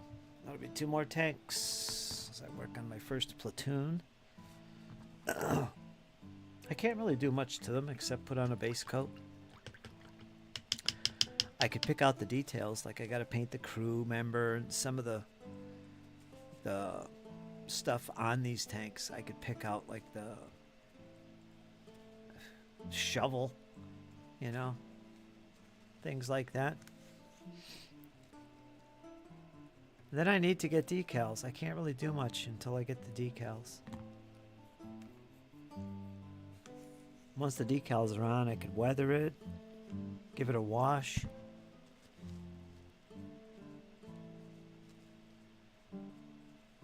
Seal it. So I kind of got to get those decals. I found a source of decals on eBay. $15. I get a ton of stars and World War II era emblems and stuff for American tanks, late war. So I'm going to probably pick that up for $15. Free shipping. I could buy multiples. 1 sheet should be enough.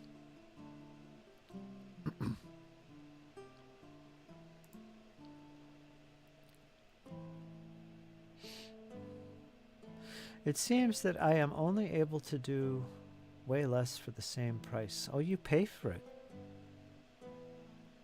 You pay for... That's right, you pay for that. No multiple cameras. Saved hours are reduced to next to nothing. They just took away from the options unless you want to pay double. Huh. You know, I use OBS. I don't know why more people don't use it. It's so freaking easy. And it's free.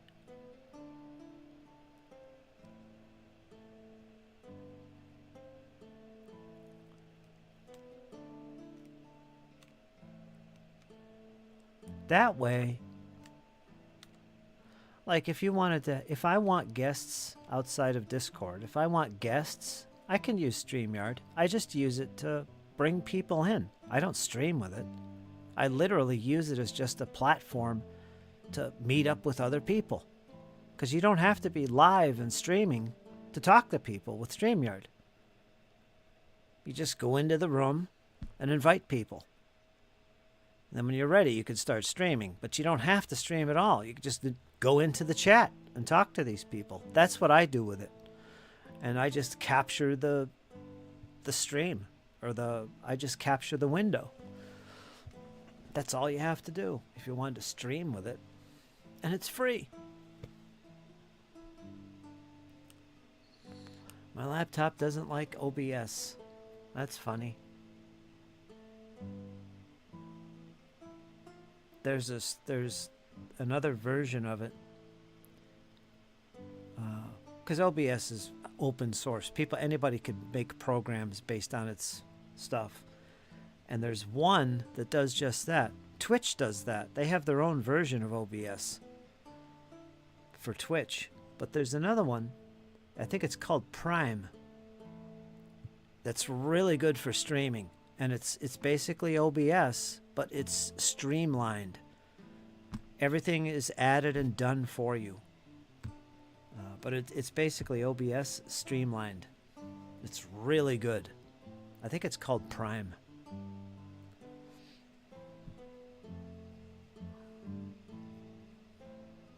I don't know.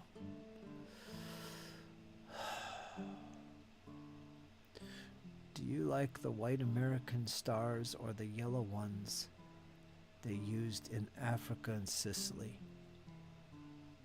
Well, I'm using the white ones. It's the only ones I've ever used.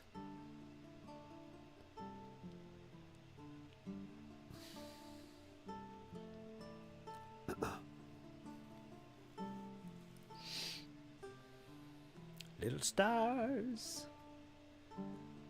Little stars. Little stars.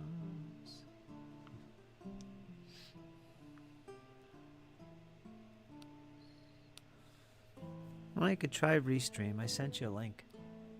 I've never used it for that purpose, but yeah, it evidently has all the capabilities StreamYard does. It's called Restream. I think Max was going to go over to Restream.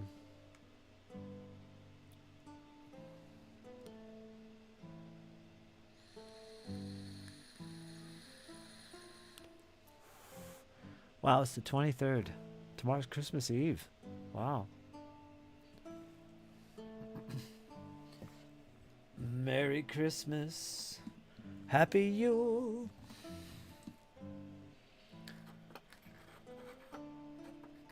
We need more Christmas spirit in the world. You know that?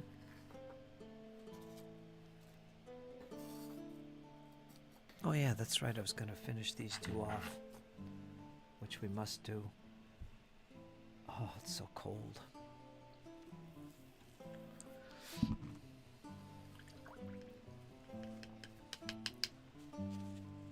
Rubber band man. Rubber band. Do do do da da da da. Ba ba da da ba ba ba. Spinning wheel, round and round. Do do do do do do do do do do. Blood, sweat, and tears. I remember that song in particular, Spinning Wheel, by Blood, Sweat, and Tears.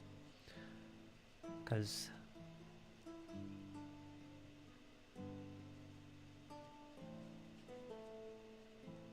I'm trying to think. Back when I was in middle school, I was in the concert band playing the tenor saxophone. And the grade above me was also in that concert. So they would have their concert band after us. But there was another band, and it was called the Jazz Rock Ensemble.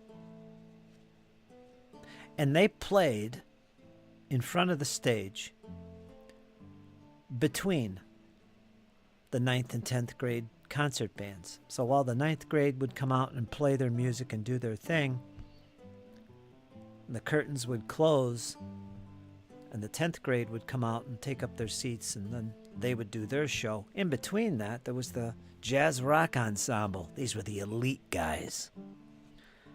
You know, they'd have like 4 saxophones, a couple trombones, a couple trumpets. Typical jazz ensemble. You got a bass, you got a guitar, keyboards. You know, it was an actual little orchestra. You know, it was really good.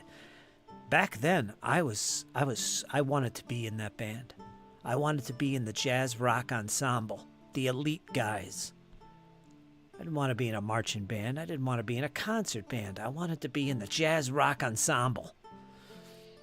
So I'm sitting there up on stage with my big-ass tenor saxophone. And the Jazz Rock Ensemble's in front of the stage, on the floor, the pit, as they call it.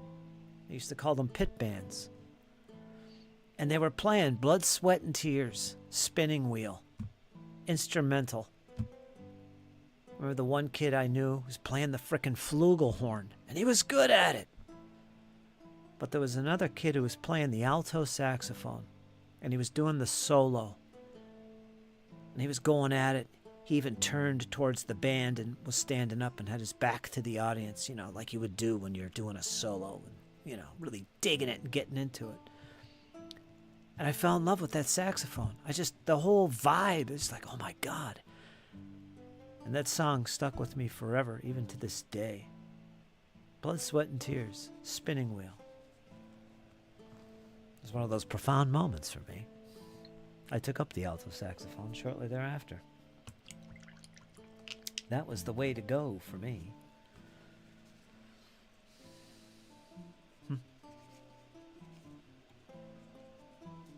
So you never know who you'll inspire.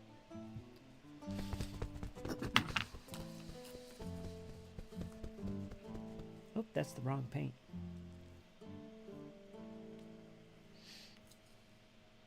I need white.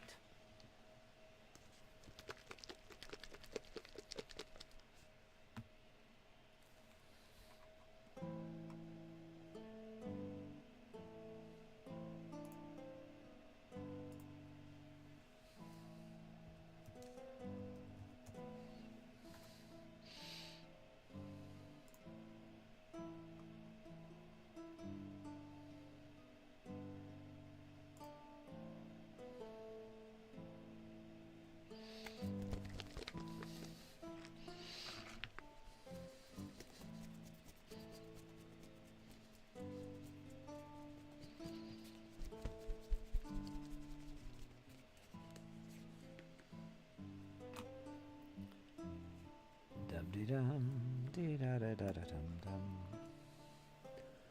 dum dee da dee da dee dum.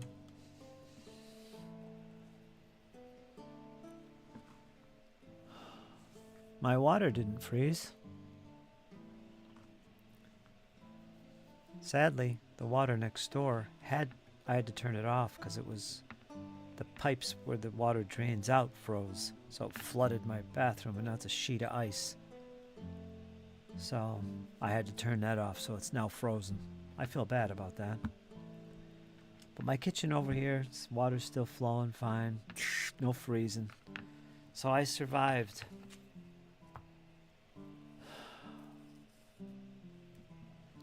It hit -2 degrees, 4 o'clock this morning.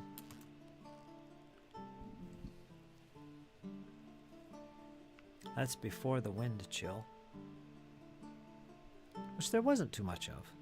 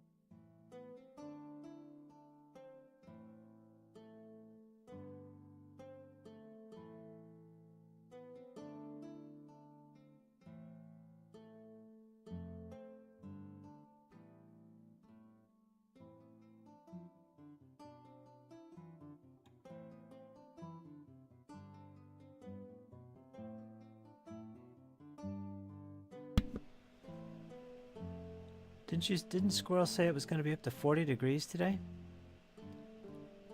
Thanks, by the way, Nordic. Gotta watch for the gum flapping. Usually means I'm muted. I forgot. 40 degrees today? We're at 20 right now. Boy, that's warm out west where you are. Right there on the Ohio border. It's gonna hit 40 today? Jeez.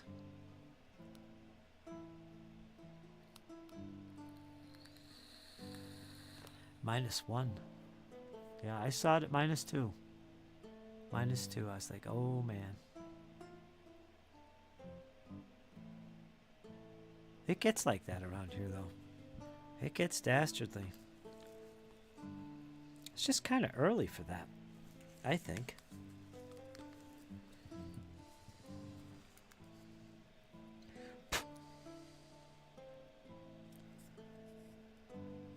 Just brutally cold.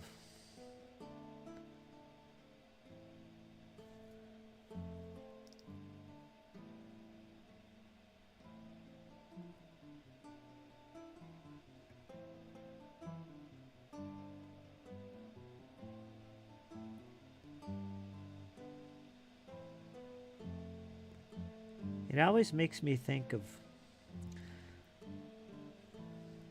wars like the American War of Independence or the American Civil War, we think like this, don't we? What it was like for them when winter came.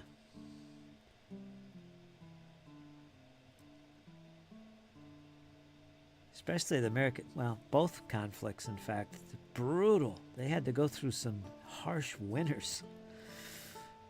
Some of these guys were literally, the only thing they'd have for shoes would be cloth wrapping their feet, if they were lucky. Man. That's what I think about. And the temperatures around here, it's not unusual. The temperatures get so cold that it's worse than it was in World War II. In Russia, I've actually checked the temperatures and compared them to how bad it was there that in 41 and 42. And yeah, it actually gets as cold and colder than that. We have some late night snaps that are just brutal. Anyway, it makes me think of that kind of stuff.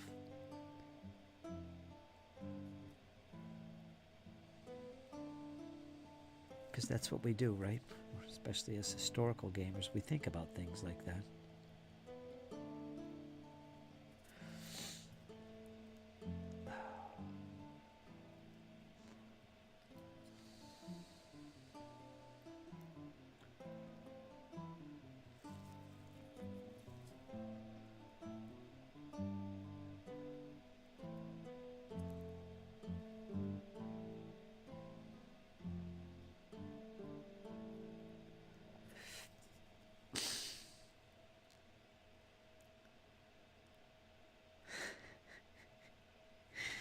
So James, would that be you if you were doing that interview? Some Karen got sassy with you and gave you attitude? Would you match her? do the same thing. Just great.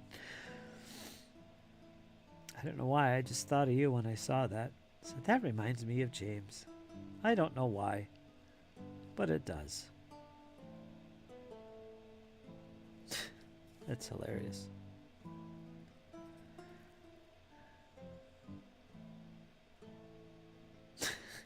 I can't help it. I cannot help it. I cannot. I need to get the chopper.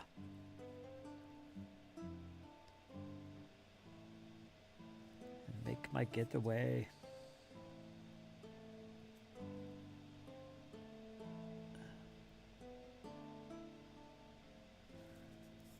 Ay, ay, ay, ay.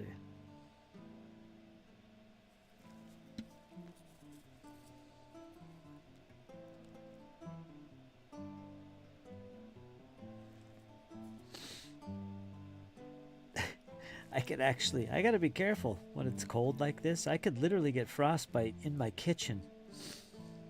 Cooking, you know, when you get that water going and you're washing off a potato or an onion or something and you get your hands wet, it starts to burn, man. It gets nasty. Gotta be careful.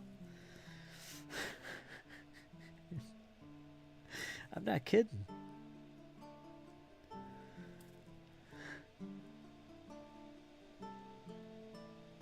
It's like I can't escape this cold. Cripes. What's going on here? What kind of life is this? Like stuck in the 19th century, 17th century.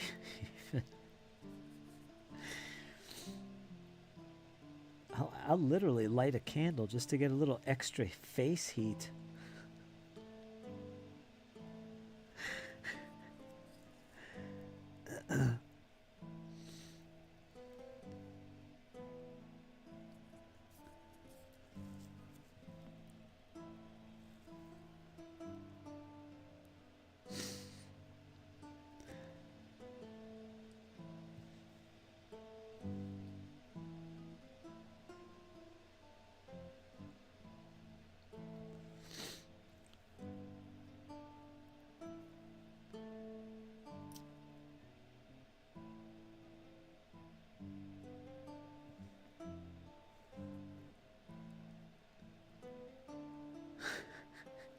funny, actually.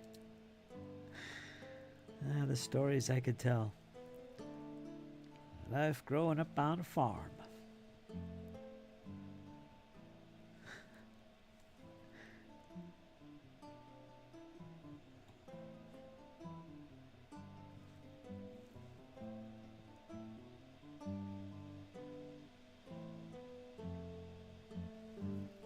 Oh.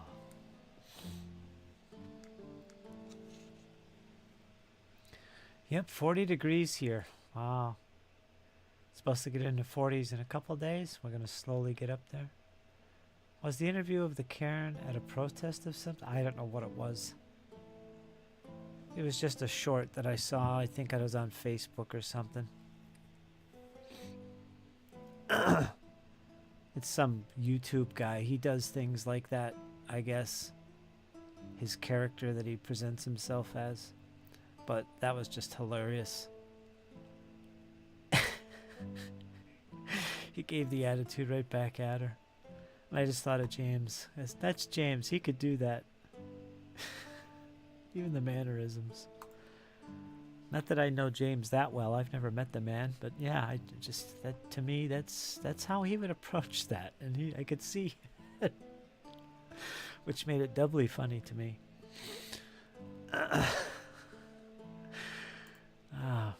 There is a ceramic candle holder that turns tea light candles into efficient heaters. I think I've seen that. If you look up that and find it for me, send it to me. I'll get myself one of them bitches. Ceramics. That is something I haven't done in a long while. Lighting candles. I used to do that at night while watching a movie and during thunderstorms. I heard that candles are full of toxic chemicals that you don't want floating around your house and young kids can get around. I can believe that. I guess it's legit too. Candles actually have chemicals in them that fill your house, and it lingers. And especially for younger kids, it's not very healthy for them to be around that. So that's what I heard recently. I'm like, geez, that's a downer. Are you kidding me? I grew up with candles. I'm fine. But I could believe it. Everything has chemicals in it anymore. You can't get away from this craziness.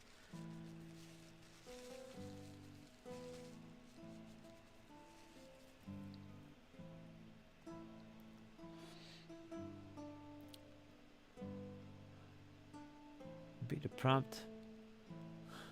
Go F yourself.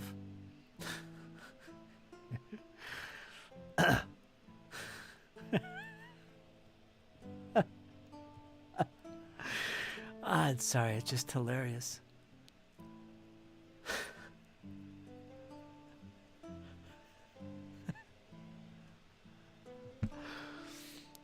I mean, you guys got that, right? It was funny to you, right? Or is it just me?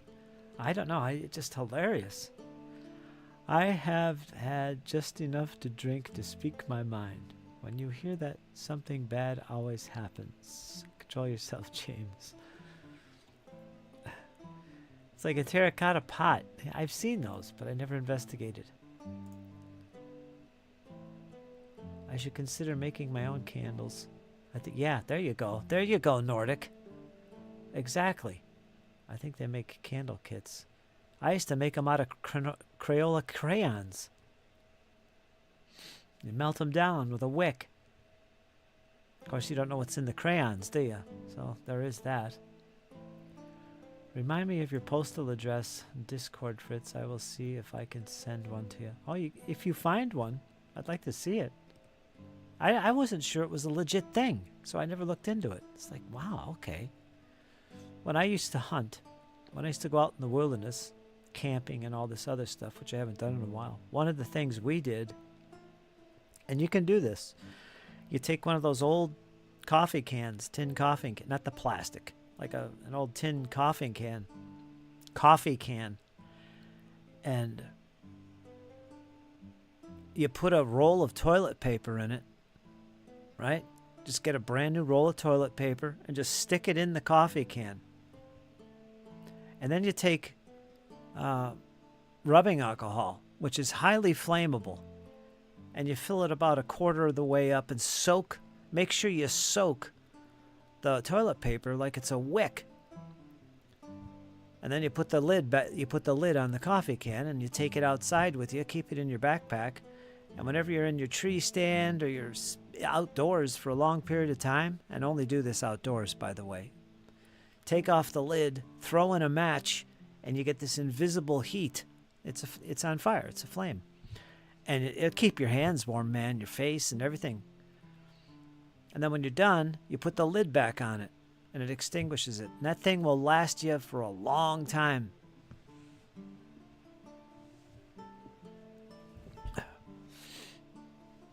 You don't want to use it indoors, though.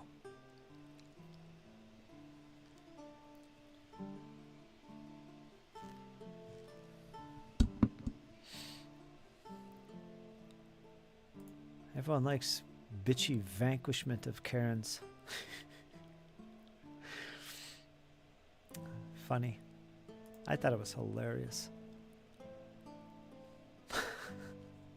I still can't stop laughing. Only thing better than a Karen getting verbally trashed is when they get arrested. I've been to the Crayola factory. Not sure if I was. When I was a little tiny kid, I remember something vaguely about it. There is a way of improvising one, but I saw a proper built for purpose one that looks nice and safe. I wonder how it works. That would be so frickin' useful if it's legit. That sounds like a waste of a good toilet paper. That stuff is worth weight in gold. Yeah, these days, right? Heater. I'm gonna look at that. Down here, we just burn witches for warmth. Growing up, my stepbrother's mother worked there, and every year she would give him those special holiday tins with the crayons in them to give to me. Heater. Let me look up this thing.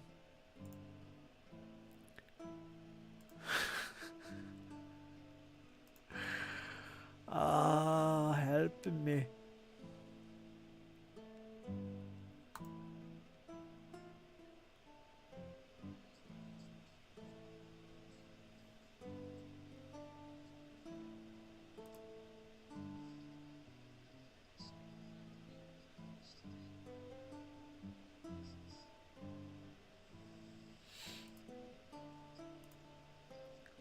Huh. Alright, I'm gonna watch this after the stream. The tea light heater. Oh, it's a big ass thing. Hayes Bivy heater. I'm curious about that. Things like this are I'm very curious of. Because I don't have anything like that. I've seen things like this so much. I've never looked. I think James missed the bee in the witches.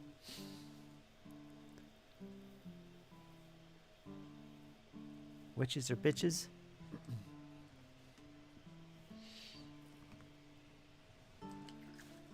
Bitches and witches. I think James missed the bee. I'm gonna look at that after the stream. Actually, let me put it in my watch later list so I don't lose it, because I usually reboot my computer after a stream. Watch later. Thanks, James. Take a look at that. Do a little research on these things.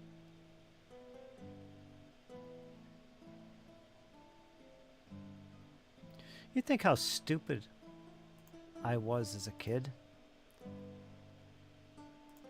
Yeah, we've all done stupid things, and you think back on it now, it's like, what the heck? Why would you do that? One of the things that I did, and there are many, and I'm sure you all can relate, is I built a flamethrower, and I got my road on fire in front of my house. The one you see in my videos, looking across the street. I was testing out my flamethrower that I had built in the middle of the road, in the middle of the night. And I caught the road on fire. And to extinguish it, I kind of panicked. To extinguish it, because it was burning, it's not going to go out. It's like, I forget what I was using as the fluid, probably gas. It literally shot all over the road, covering. It was a flamethrower, so use your imagination. I had to run down to my little barn in the field, grab a couple jugs of water, because I stored things like this, and come up and dump the water on gas or whatever the fluid was, which ain't a good idea. That's not what you use to put out, a fluid fire. But I did manage to get it out before a car would come up the road. I mean, my God, what was I thinking? Why did I do that in the middle of the road? To test it out. Talk about stupid. I mean, I guess I didn't do it in the field, because I'd catch the field on fire. That was one of the stupidest things I've done. One of them, and there are many, once again, that I've done that I still scratch my head about.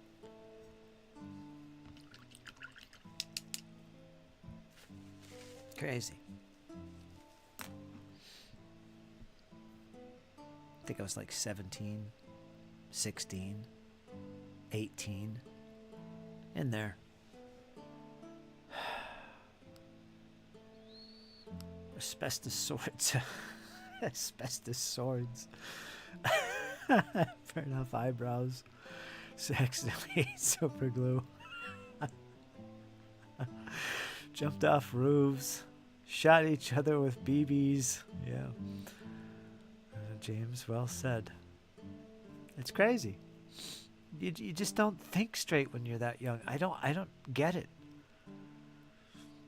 That's what, when you hear, I don't want to name names, but you know what I'm talking about. When you hear these younger kids talk about things, they just don't realize. They really don't realize. Your brain, your head is still growing, for God's sake. You don't know. You're not there yet. It's going to take some time.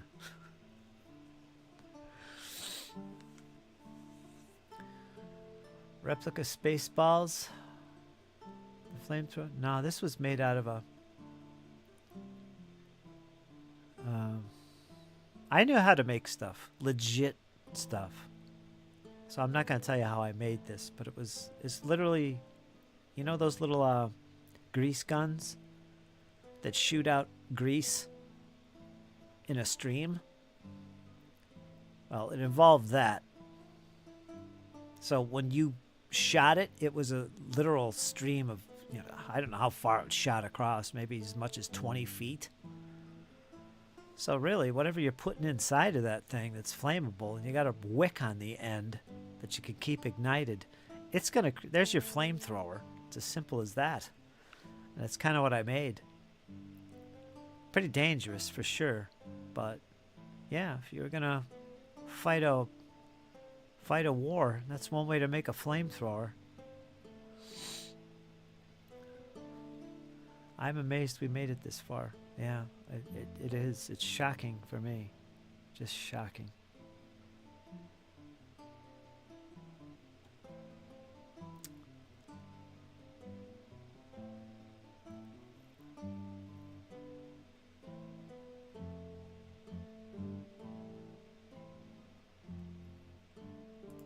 No, nobody knew.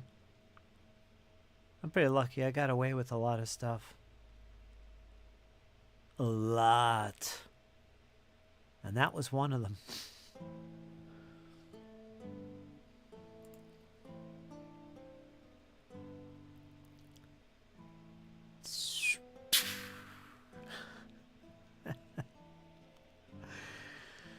The trash can lids as shields. We used to ride around on our bikes with trash can lids and broom poles and make like we were knights, and we'd crash into each other. My God. And then we'd fight off our bikes, you know, like real knights, clubbing each other with poles and these trash can lids shields. We were really going at it. As you guys know, that's what you did back then, right? Just crazy.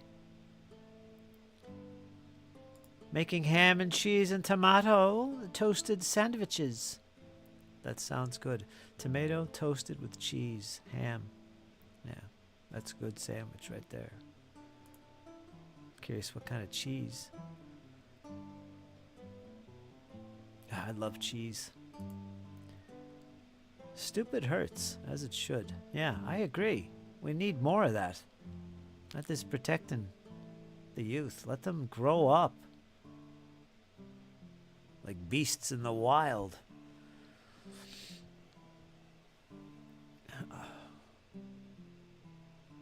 Well, Forrest Gump always said, stupid is as stupid does. The evolution of go-kart to armored fighting vehicle was a thing in our neighborhood. I had a go-kart. Some guy made it. We bought it off him at a flea market. Yeah, it was just a go-kart put together with, pipes and all this other stuff. Wheels, everything. But for an engine, he strapped on I think it was I don't know what horsepower it was, but it was a snowmobile engine. And it was pretty freaking powerful. We tried hard to get that to run. It's just a matter of, getting the engine with the connected with the wheels. So to go, boy. We'd start that baby up and holy smokes, it was shooting fire and sparks and everything else out the exhaust. Loud. That was a go-kart. Homemade go-kart. Never got it running, though. I think it was a 16 horsepower engine or something. I don't know what it was, but it was a snowmobile engine. It was loud. My brother was a mechanic in the Army, so he was a mechanic, period. So he loved to tinker with stuff like that. But we never got that to run properly. Street hockey with rollerblades. Full contact. Hockey's awesome. Gridiron. Tackle football.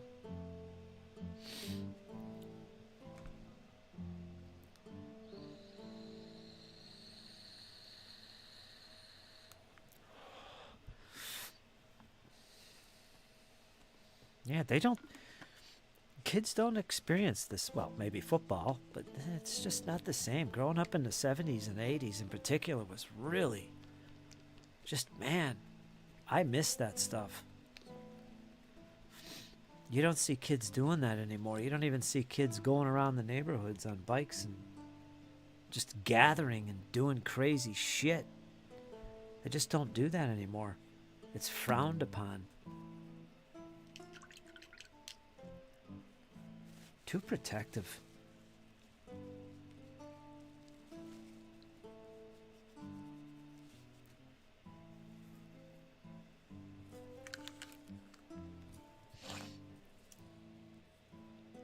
What's going on, squirrel?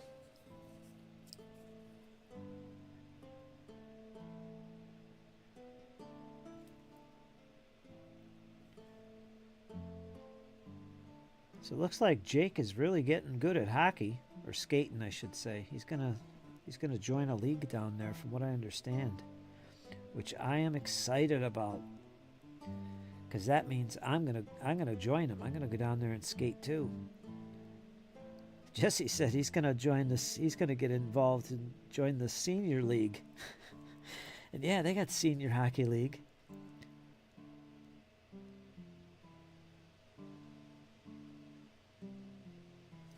I'd love to skate again. That would be awesome.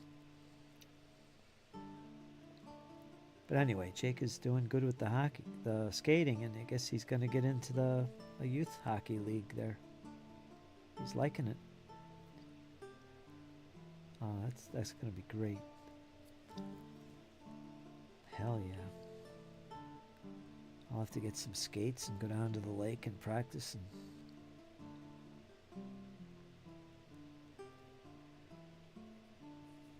get myself in shape.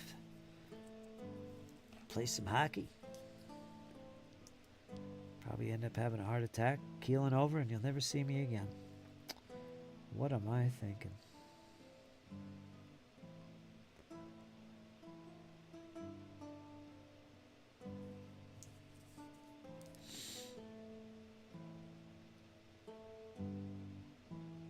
It's been a while.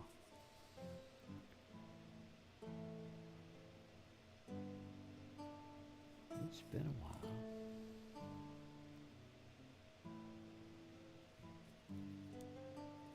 There we go. Takes forever to do these drummers. So much white lace on them. They look pretty though.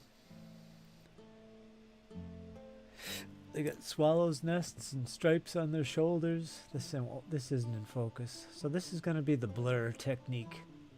So you can kind of see what I'm talking about here. See all that white lace and straps going on? Sleeves.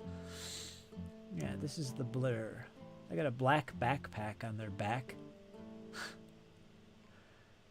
That's why it looks black.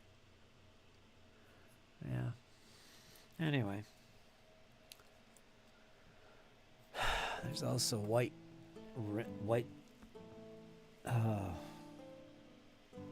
what's the term I'm looking for? White string? That's not the term I'm trying to say. But yeah, we'll call it string. White string on their drums. Chords, that's what I'm trying to say.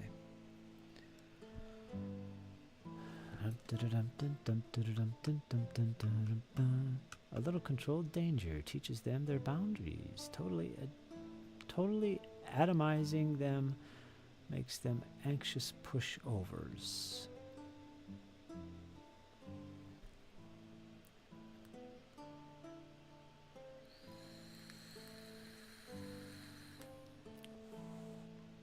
That was a damn fine toasty. Glad you enjoyed it.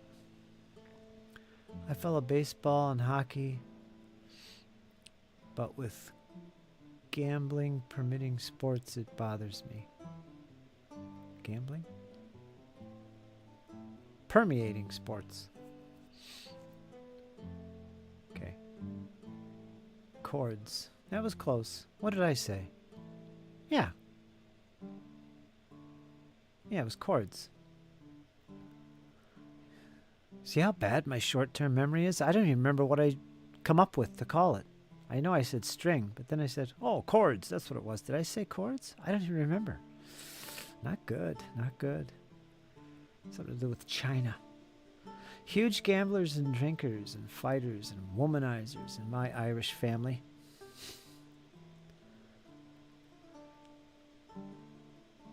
As I've always told my son, when he would head out with his friends, don't get hurt, but don't get caught. If so, deny everything. Yeah, there you go. Need to get into the tuna. Yeah, I thought about it. I was going to buy some tuna.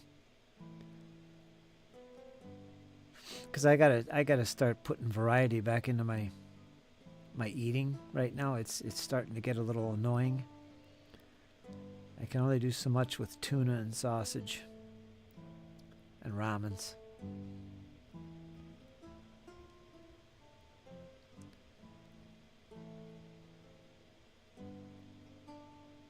Potatoes, I mean. Potatoes, sausage, and ramens. Although I make usually once a week I'll make pasta, that beautiful sauce, and eat pasta like a madman. But yeah, I gotta start changing things up. Right now it's so cold in the kitchen, I'm not really making a whole lot of fancy stuff. So I'll fry a potato or I'll bake a potato. Maybe ramens and whatever. And that's what I've been eating. 'Cause it's just so cold in there. Yeah, it's crazy. Tuna goes well in both pasta bake and ramens. Yeah, I will the next time I buy supplies. I'm going to get some tuna.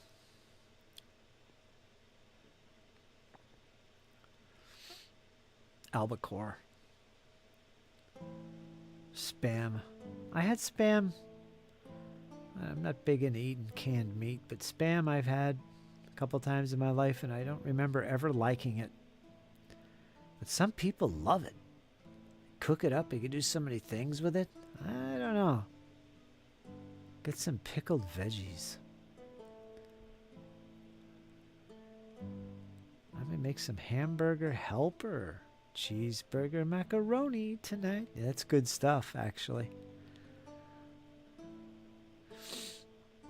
It's an easy way to do things. I used to make them all the time for my old man. I just make a skillet full of hamburger helper and whatever. Cheeseburger was a common one. Lasagna was another one. It's so good. Damn. Full of chemicals, of course, I'm sure. But yeah.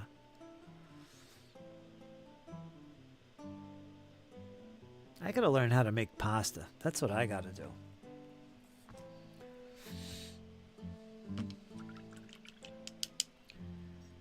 Be as organic as possible.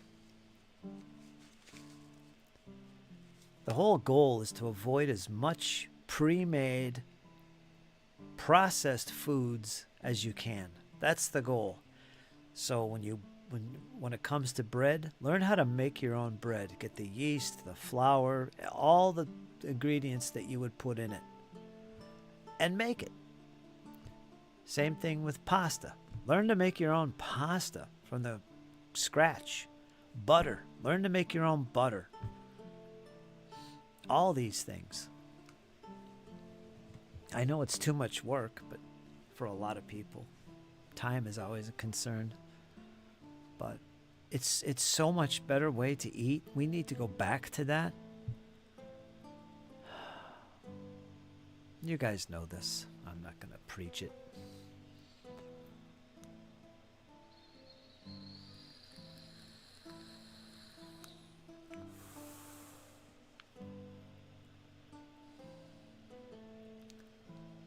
I used to like savory mince. Mince? Savory mince on toast. Savory mince. Fried with onion. Oh, hold on. Cat's gotta be fed.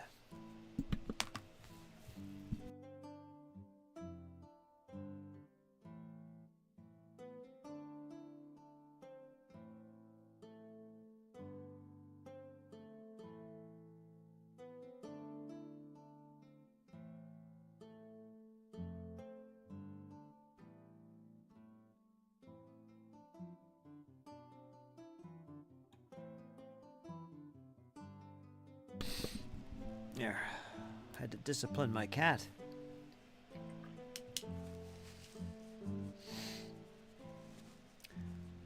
I think I've solved the cooking problem. I'm going to hire a Korean cooking girl to cook my meals, says Nordic. That's one way to do it. Mince, ground beef. Huh. Mince. Little tomato, whatever was handy. Garlic and parsley. Okay. Like I said, share recipes, folks, with me. Put them over in the channel, because I will use this stuff. As long as I have the ingredients. Chili is a big one.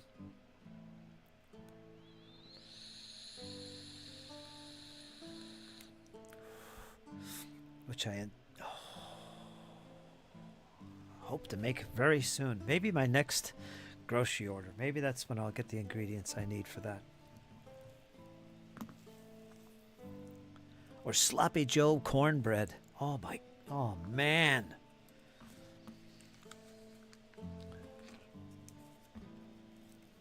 I know when I get together with Jesse and Jake and we have our game weekends, because I'm hoping to get Jake up here next year. He's going to stay with me for like a weekend. or even a whole month or something in the summer. He's going to be spending time with me as I nurture his gaming life. But I know I'm going to be making some pretty special meals, like Wargamer Sloppy Joes, that I have the recipe for, and bowls of chili and cornbread.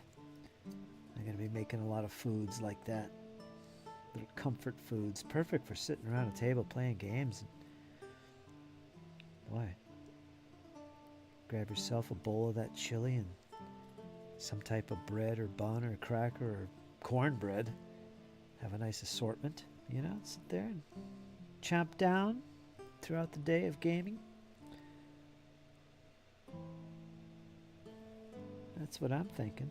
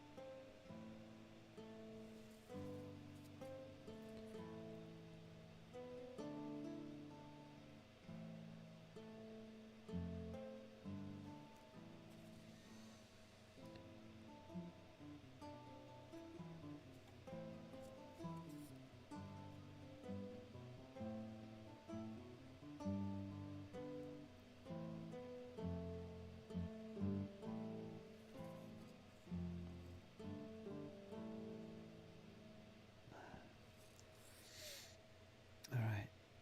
I think I'm going to do the shackle cords. Front.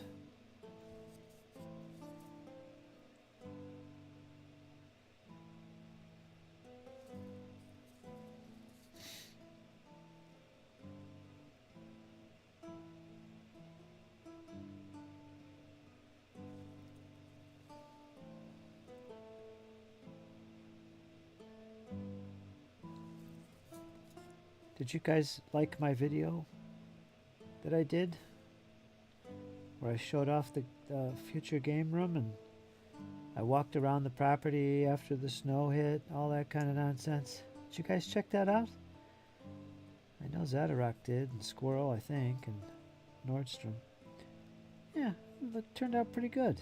A little background music, and I think that was a fun little video.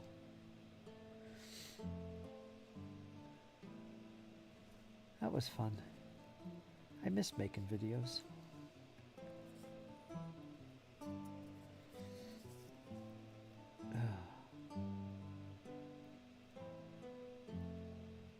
The only thing missing was Cooper.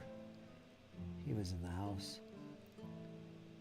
Too cold for him. He comes out, does his business, and it's like instantly he wants to go right back in. Like head straight for the door. He don't want to be out there. Don't blame him. It's freaking deadly cold.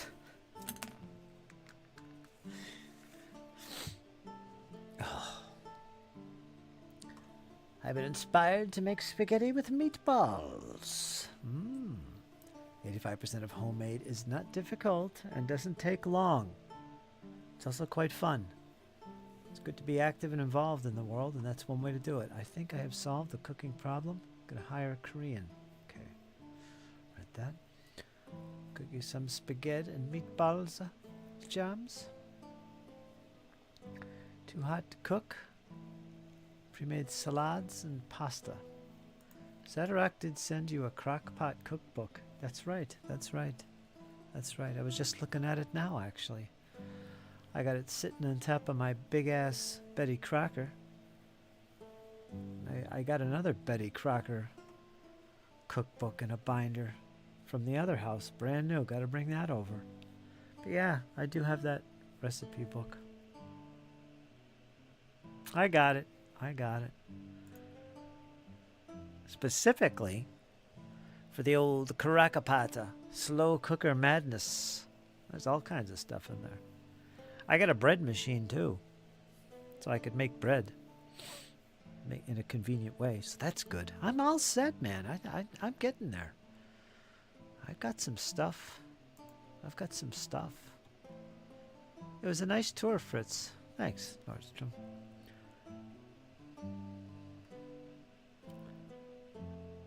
That first room that I walked into from outside, that's the game, that's the studio room. That's where the game room and studio is going to be. I'm going to put my daylight lamps in there and everything, and it's got a beautiful ceiling fan and light that works. Some of that furniture I'm going to put over here in my former game room. I'll make that like a dining room, I think. I could still play games over there. Over here, I mean. But, yeah, that first room is going to be the game room. My 6x4 will set in there. Might keep the couch in there. I kind of have to. It's big. I'm not going to carry that out. But it'd be nice in there. It's got a bathroom. And it's got a kitchen down there. And it's got the one room full of storage. And that's where the studio cat Maxwell lives. Maximus. The crockpot man. Freeze your stews. And have with pasta, rice, bread. Yeah.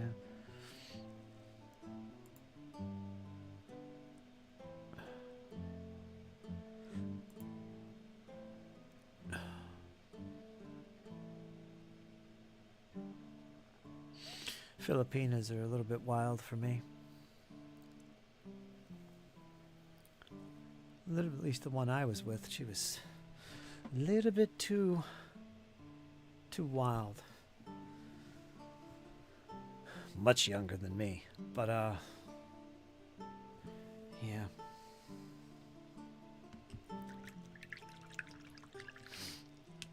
Japanese. Never dated a Japanese girl. That's the one that has always eluded me. The Japanese gals. For whatever reason, I don't know. Malaysian, no problem.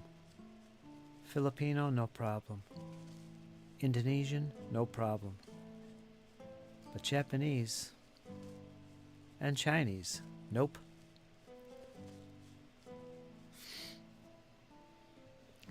Chinese girls, Malay girls, Indonesians. The girl that I've mentioned before, she was only like 4'8". She was the Indonesian. Cute as can be. Oh my God, she was so small. Ridiculously small.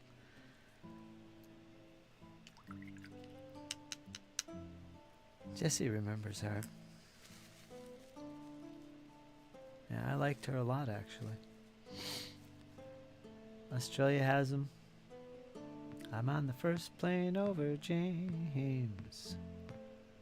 Nordic lucked out, though. He almost had himself an Apache gal. Wow. The fire in that Apache gal. I can only imagine. Almost, Nordic. Almost. And ties. Yes, ties. Jesse married a Thai.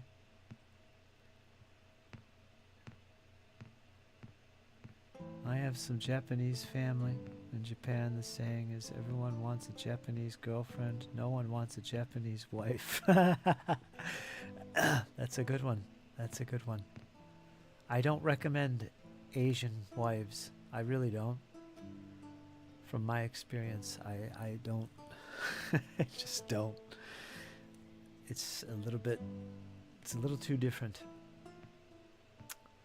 But anyway, Australia is like a weird patch of British Texas in the Asia Pacific. Rice. Yes, I got some rice. Too lazy to cook it. It's not the instant crap. I like Spanish and Italian ladies. Yeah, the Italiano. Those are Europe's exotics, is what that is. It's nice to have that in your life. So I hear you on that. I hear you on that, James. At least I know the other Apache will leave me alone and not scalp me. That's terrible, Nordic. It's terrible. James, I had an Italian girlfriend in high school. She was from Naples. Had a beautiful blend of blonde and brown hair.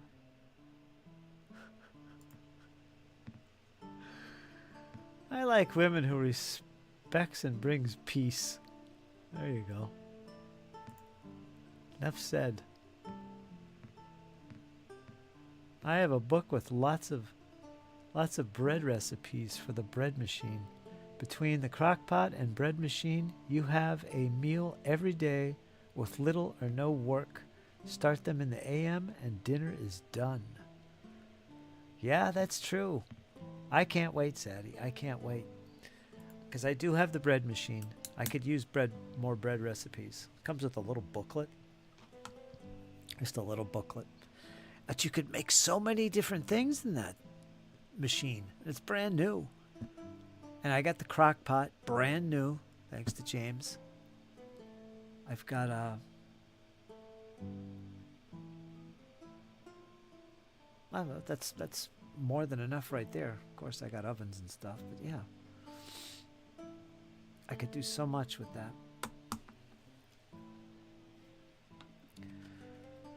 I even have a juicer, back when juicers were a thing. Never used. I could try making a juicer. You could put anything in the damn thing and it juices it up. Let's have a potato latte.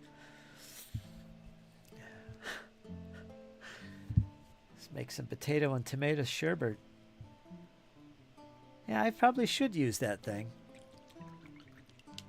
Genuine juicer. Anything and everything can be turned into juice. What else do I have?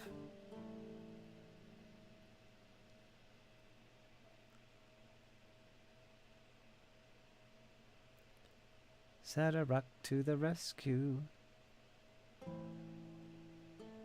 Tertuti, bald and lawyer.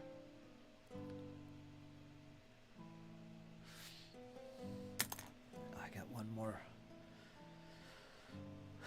Strippage. It's 20 degrees now. 7:14. It's getting late. I don't think the temperature is going to change much. It's going to get warmer.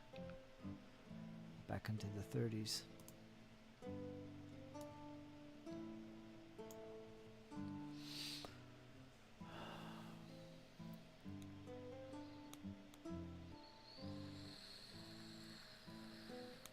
Do you have a juicer, James?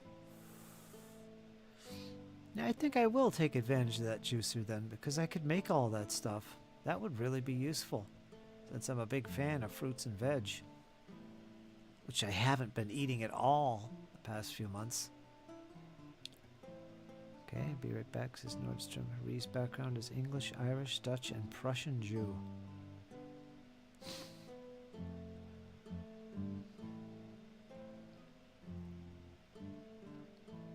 She's all over the place.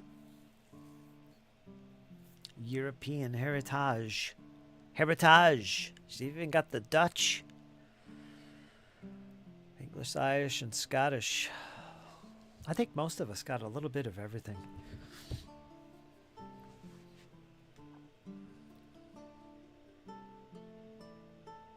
I think there's like, the last I looked in America, there's like 40 plus million Germans in America. German heritage is very big here. That's a lot.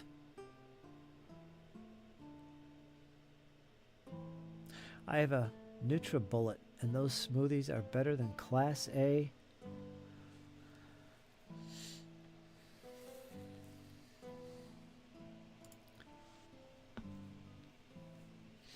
A NutriBullet. Huh. I'm going to use the juicer then.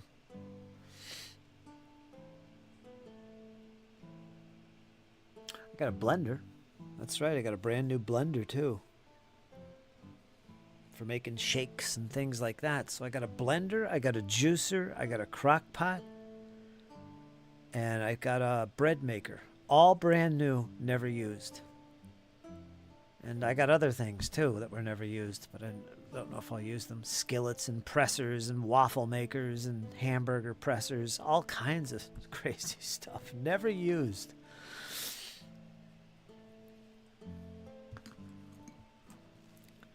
I guess that's a good thing.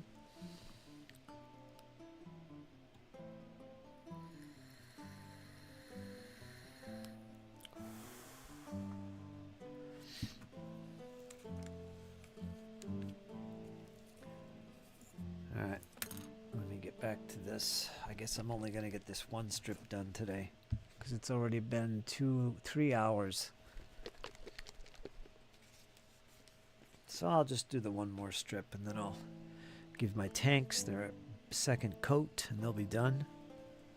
Yeah, that'll be our Monday.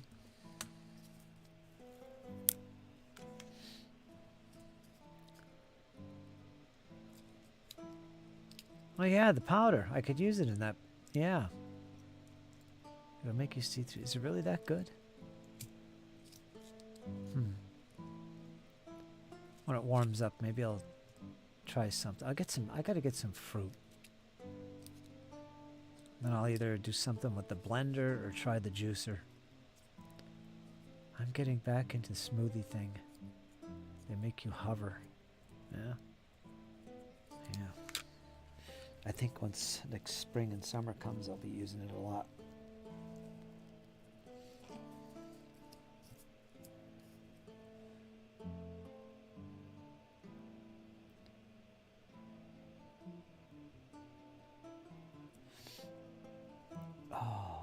One step at a time.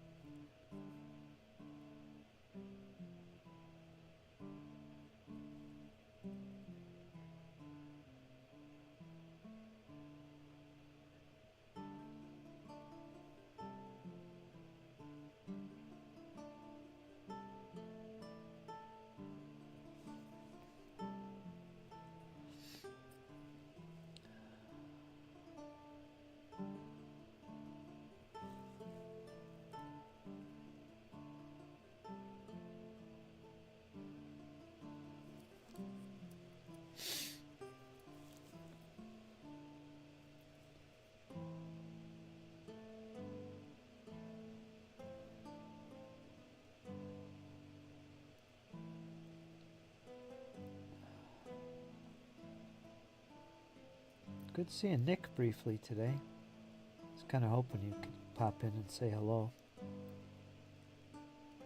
He's got some free time. He's on vacation for Christmas.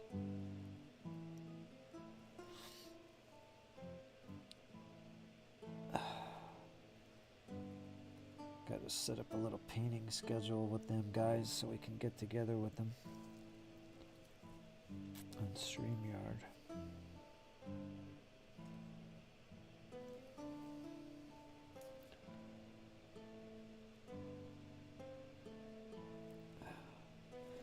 Of course, everybody's probably busy this time of year, so we'll see. Let's see what I can do.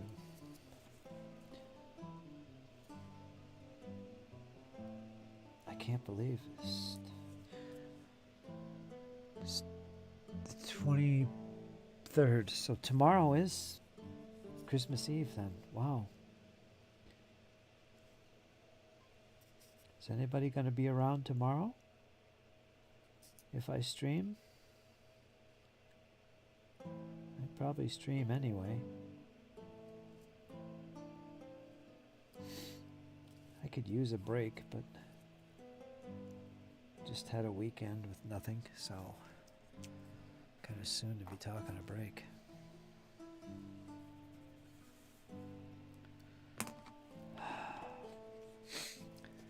Sunday, we did actually get together and roll up some characters for Dragonbane.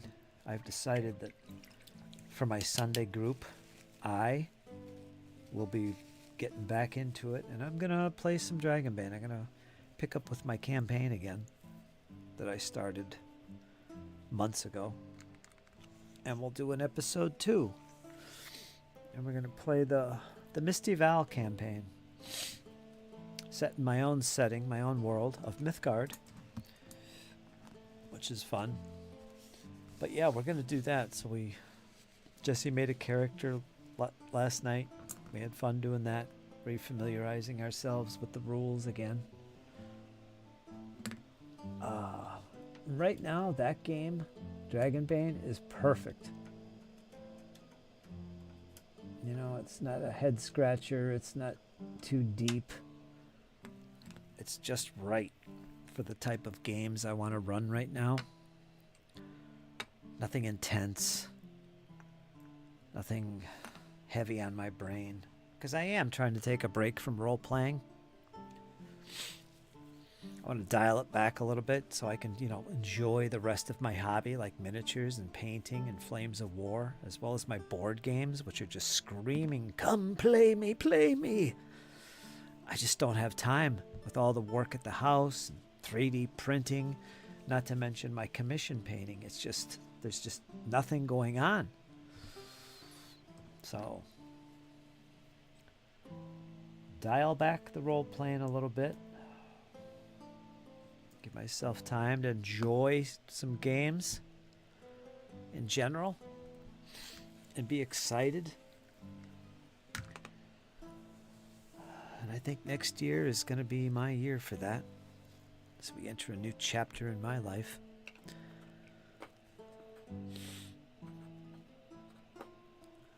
And the house begins to take shape. I got so many things I want to do. Superman. We had a really good greengrocer. They don't deliver to this area anymore.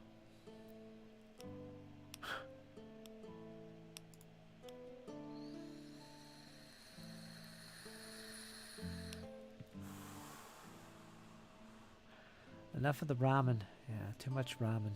Ramen's not good for you.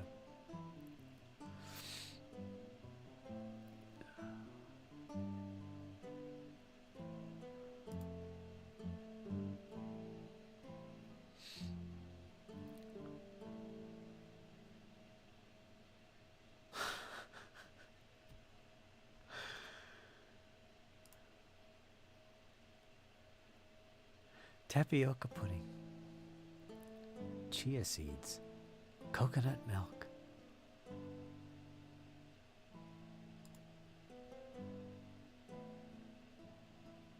Byron is in the paint and chat. Is he? He didn't say anything. Where is he?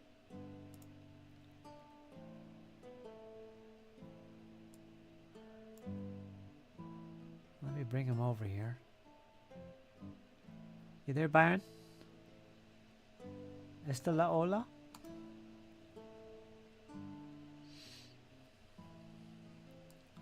He's in here with me. He's muted, though. I could stay on a little bit longer. I have to do these 2 tanks. So we'll bring Byron in here. Hey, Curtis. There you are. What's going on, Byron? Oh, not much. Just got home. Okay. So. I just saw you. Go ahead. Yeah, I just was setting up, and now I'm just sitting in my chair and There you are. wait for Rosemary to get home. Oh, excuse me.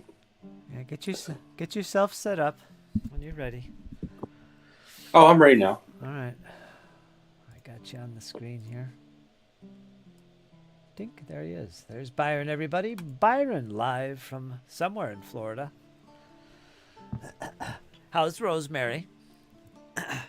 Oh, she's fine, Yeah. as yeah. well as can be. Yeah, good.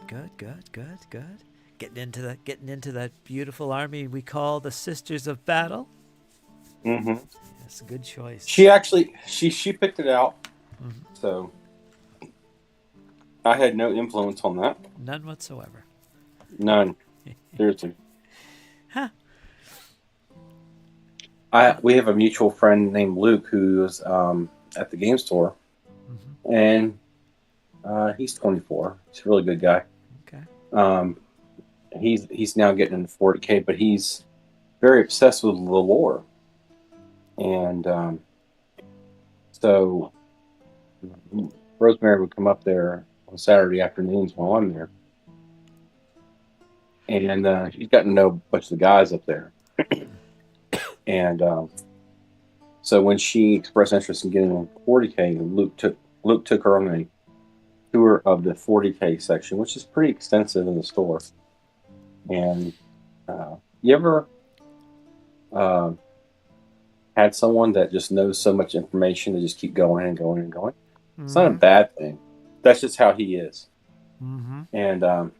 And then when other guys in the store saw that, I guess they started coming over and pitching in with their knowledge, and it just kind of snowballed. And I just sat back over there in the corner and just watched the whole thing. It was hilarious. Yeah, just Because let it happen. she kept looking back at me, and it was like kind of like not want me to rescue her, but just I could tell it was like a lot of information she was being spoon fed. So she actually was looking at Tyranids and Orcs, but she decided to and the Black Templars, but she decided on the Sisters of Battle. So How could she not? They're so aesthetically pleasing and right up her alley. I agree. That's why she chose them. Mm-hmm. So I picked her up a codex today. Mm-hmm. Nice. Yeah, she needs a codex. Mm-hmm. To know the backstory behind the units and the characters and the color schemes and symbols and emblems, that's all in there. Oh, good, because I haven't opened the cellophane wrapping, so it's just sitting over there. Mm-hmm. I am opening up some packages that I received today. Yeah, what'd you get? A bunch of Minoff War Machine Mark One metal warjack. So I'm just kind of going through them. Okay, War Machine goodness. I did. I went and picked Wendell up today, and we went over to the game store. And Wendell, I remember Wendell. Yeah, he's doing Flames of War commissions and mostly historicals now. Mm-hmm. He's not doing any 40K commissions. There's lots of people doing commission work, paid commission work at the store. Huh. And I stopped doing commission work this year. Okay. I said, Screw it. I'm not. Well, I need to do my own stuff for at least 2 years. So that left a void for a lot of people at the store, and they have filled. People have stepped up, and the store owner's girlfriend is now doing commission work enough to feed her horses on. Wow. She's using it to buy feed for her horses. Wow. What she makes commission work. There's one guy at the store. His name is Richard. He has an Instagram called Less Gray Minis. Okay. And he does high-end commission work. And I think he specializes in the grim dark painting style. Okay.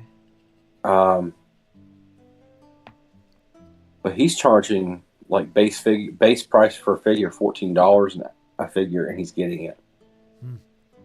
Just for like not like a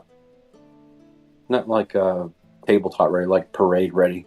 Mm-hmm. You know, I guess to GW standards. So That's pretty good. I thought so too. I think his skill is there for that style of painting. I think when he deviates from that style, he's still got things to learn. But for that style of painting specifically, he's really good at it. So, because we all get our comfort zones about certain things, as far as like when our painting styles and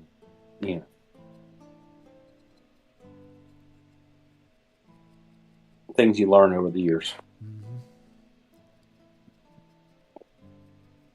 So I haven't picked a winter warmer challenge yet, but I'm getting close to it. I think I'm going to do a Behemoth War Machine Warjack. Okay. I'm thinking about that. It'd probably be the easiest thing to do and fall in line with what already I'm doing. I did get to work on one Iron Fang pikeman today. And what I did, what I'm doing, is I don't know if you recall, but you know how a lot of ancient and medieval and Renaissance figures that are pikemen or have long pikes, they're usually soft metal or they're plastic and they break easy. Yeah. So I'm replacing all these pikes with steel rods. Okay, that's good. Drilling out the hands, cutting off the ends, drilling those out, putting it on the end of the steel rod. It takes a little bit, but I was really pleased with the results today.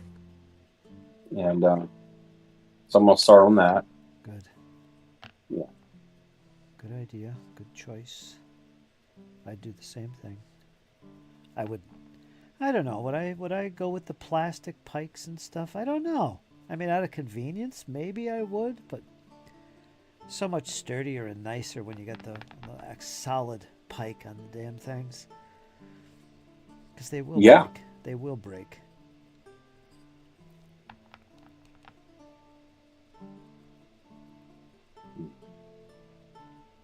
La da da da da da.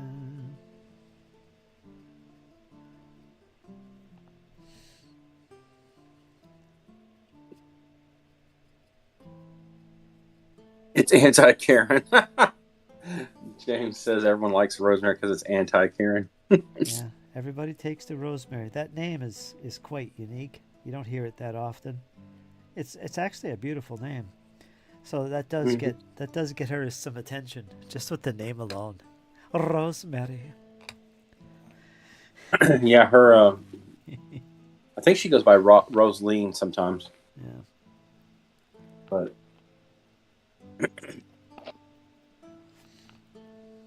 well, that's good. yeah, I've got to get her set up. I've got you on my iPad, and I got the earplugs in. You don't have anything like that. You got an iPhone, but I got to get her set up to come on the channel. I think she's got a account on. She's in the server. Okay, that's what I thought. She's on there. She came in with a different name, and I asked her about that. Is that you, Rosemary? Yeah, it's some kind of handle she's using based on her actual middle name and whatever else. Okay. Okay. So I know who you are. Yeah. I mean, it's her real name, so.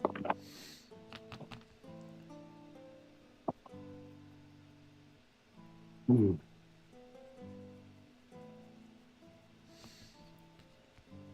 there we go.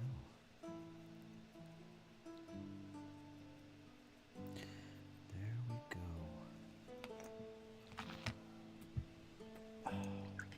we go. Well, yeah, her, just briefly, her grandmother's in the hospital right now. Is she alright, or is it? It's a serious situation. All right. But that's why she's not here right now. Totally understandable.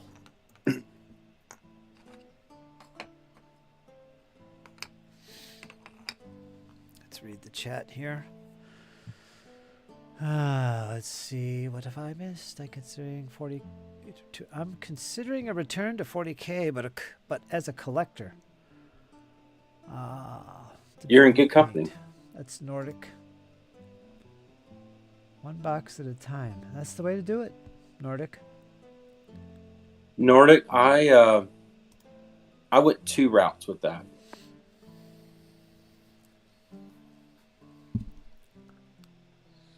I went 2 routes with the collection. I have a GW Necron Army. Half of it's built. The other parts are in the box, and I buy a box occasionally. And I just put it on the stockpile.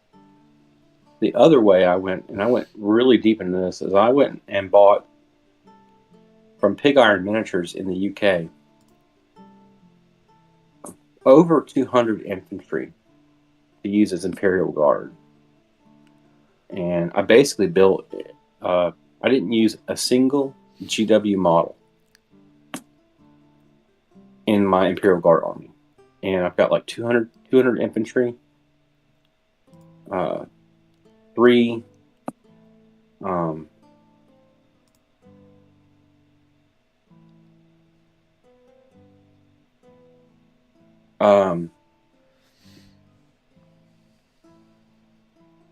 let's see, I've got 4 Earthshaker cannons, but they're modeled off the Russian B4 203mm gun, and I have tractors for them that pull them with crews. I've got 9 mortars. I've got 9 automatic bolters, field guns. I've got 3 tanks for that army, and I've only played 1 small introductory level. I think it was maybe 500 point game for 40K with that army. But then I played I participated in a large 1-page army game, and they really wanted me to play in that game, and I had a blast playing in that game because it was just like everything of my human defense force, whatever. I ranged in on a 6, I hit on a 6, I saved on a 6. So it was pretty simple for me to keep track of, and I really like that, the simplicity.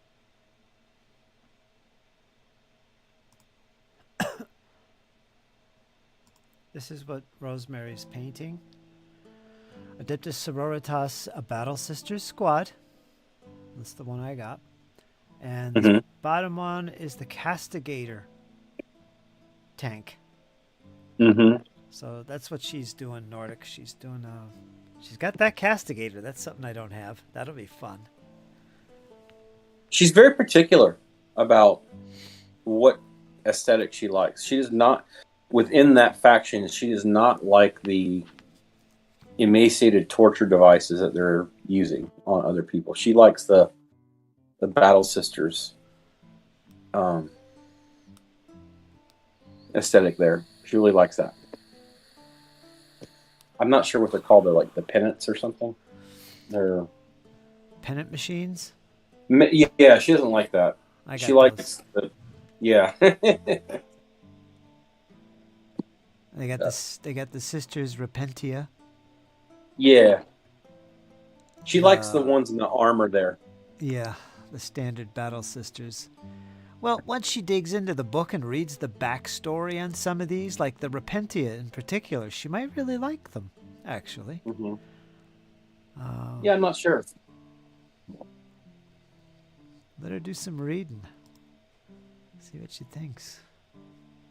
Oh, here's Nordic's nice, comfy, warm-looking hobby center. Yay! Yeah, look at this. Let's get a close-up. Look at this. Look at this. He's working on a model here. Oh, I don't know what scale. It's an airplane. Looks to be 1/72nd scale. Maybe. I can't tell what it is, though.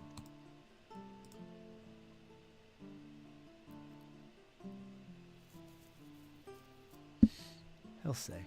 Actually, it says right here. 1/48 scale. Oh. Heinkel bomber. Oh, cool. World War II bomber. Fuselage. Yeah, so it's 1/48 scale. Wow. Could use that in freaking bolt action. Yeah, you could. Little flyover action. Yeah, that's big. That's cool, though.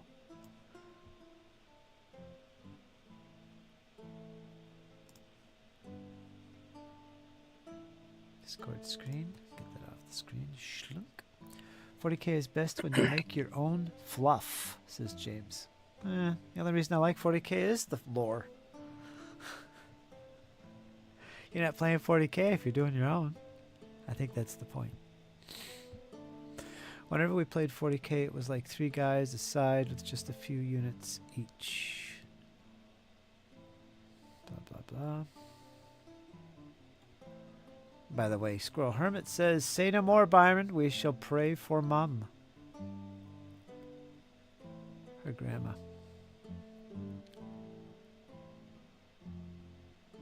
Da, da, da, da, da, da. I know she appreciates the prayers.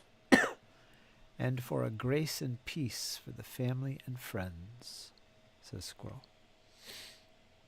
Thank you, Squirrel.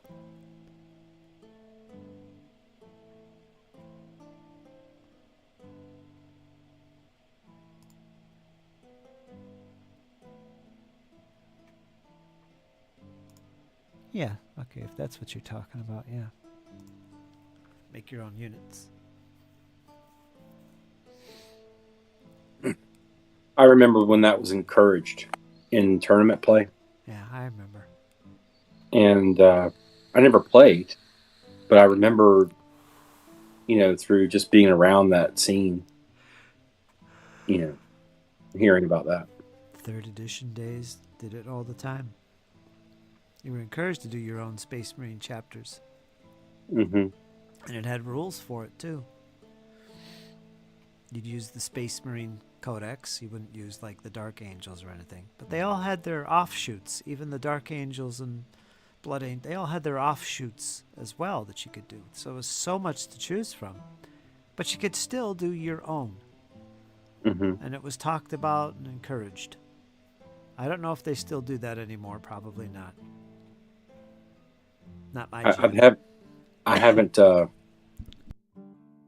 Well, at the grand tournaments and the monthly tournaments they do at Level Up Gaming, I haven't heard or encountered that kind of artistic expression anymore.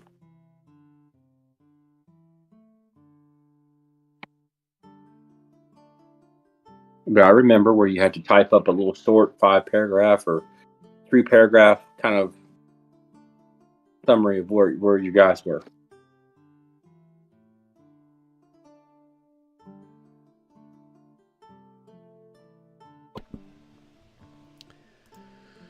Narrative play.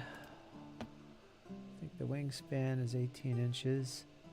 Nordic's talking about that plane. Wingspan's 18 inches from tip to tip. The fuselage is a foot from cockpit to tail. That's pretty big, man. That's pretty. I love that. Big, huge ass model. Pardon me, I'll be right back. All right, Byron. Rosemary has that one. Okay. Blink. I think I'm going to put my coat on. It's 21 degrees now. Temperature went up a degree. I'm going to put my coat back on. Screw this. Oh, my electric bill's going to be huge. It's going to be bad. And all I got is this torturous little heater. How could it be so expensive?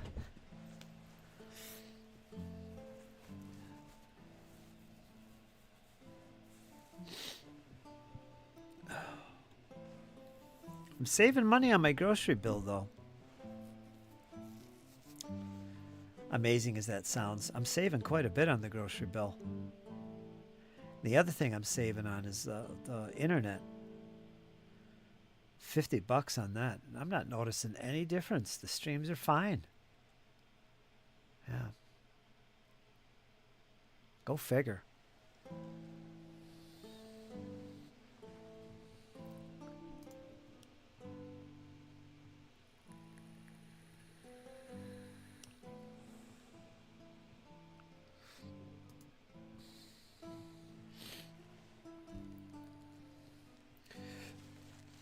So I've got 5 tanks painted now. Let's put them all together here. Again, this is just the base coat. But that is the bulk. I mean, there was a time where I had a huge portion of my American Army was just this. It was just base coated. They didn't even have decals or weathering. I mean, Those are some nice tanks, Curtis. Oh, well, thank you. Hello. Well, hello to you. That surprised me. What are you talking from Byron's phone there? Yeah, I just got in and he was all hooked up and looking at what you were doing, and so he asked me if I wanted to say hello. So I said, "Why, sure." Well, fantastic. It's good to hear you, Rosemary, finally. I know, I've heard your voice all this time. Yeah. I bet you're excited about your Sisters of Battle. I'm so excited. I've been thinking, I actually couldn't sleep last night for some reason. I was just kept waking up thinking about the the army and the tank. My brain just kind of got stuck on it. So I'm pretty jazzed about trying to build my first 40K army. Well, I think it's going to be fun. You made the best choice you could ever make because I don't know if you know this, but the Sisters of Battle are my favorite. And I'm actually collecting them and painting them myself. So there you go. I didn't know that. That's very cool. But I think Byron mentioned that last night, and I said, excellent. Then I'll have someone I can talk to about it. Excellent. Yeah. Well, I'm glad you're doing it and joining us for this whole little endeavor. And I think you're going to have a great old time painting up the sisters. They're so aesthetically pleasing. I know. Sure. I love the color palette. And when I saw the tank, just that beautiful black tank, and then all the little details and on the barrel and everything, I was sold. Mm-hmm. And so Byron asked if I wanted that to be my Christmas gift, and I was just like, yes, absolutely. Excellent. Yeah, and I was telling him also that book that he got for you, that's got a lot of background information on the units and what you're painting, so it gives you some context, and it also has painting information and other information about the Sisters of Battle that might be interesting and intriguing for you. So yeah, definitely look at the book too. Absolutely, because I started listening to, I thought I was listening to the correct book initially. I found the Horus Heresy on Audible, and I thought, okay, I'm just going to dive into the lore. I'm going to start from the beginning, from 30K, and then, merge into 40K. Well, but nice. I realized our friend Luke he noticed that I was listening to a compilation of short stories from the Horus Heresy instead of starting from the first book. So he found the Horus Rising. And so I started listening to that on Audible, and then I've learned that there are 64 books. So everyone's like, yeah, you're not going to read all those books. And I'm like, well, now it's a personal challenge. I just might. Excellent. But I'm gonna try to get through to most of the lore, and then today I didn't have an opportunity. My plan was to listen to some videos on the lore of the Sisters of Battle at work, because I'm a mail carrier, so I just have all day to drive around and listen to stuff. But my grandmother's in the hospital right now, so I left work early and I went up there, so I didn't really get to get into it today, but maybe later on this week for sure. Okay, good. By the way, folks in the chat are sending prayers and hugs your way.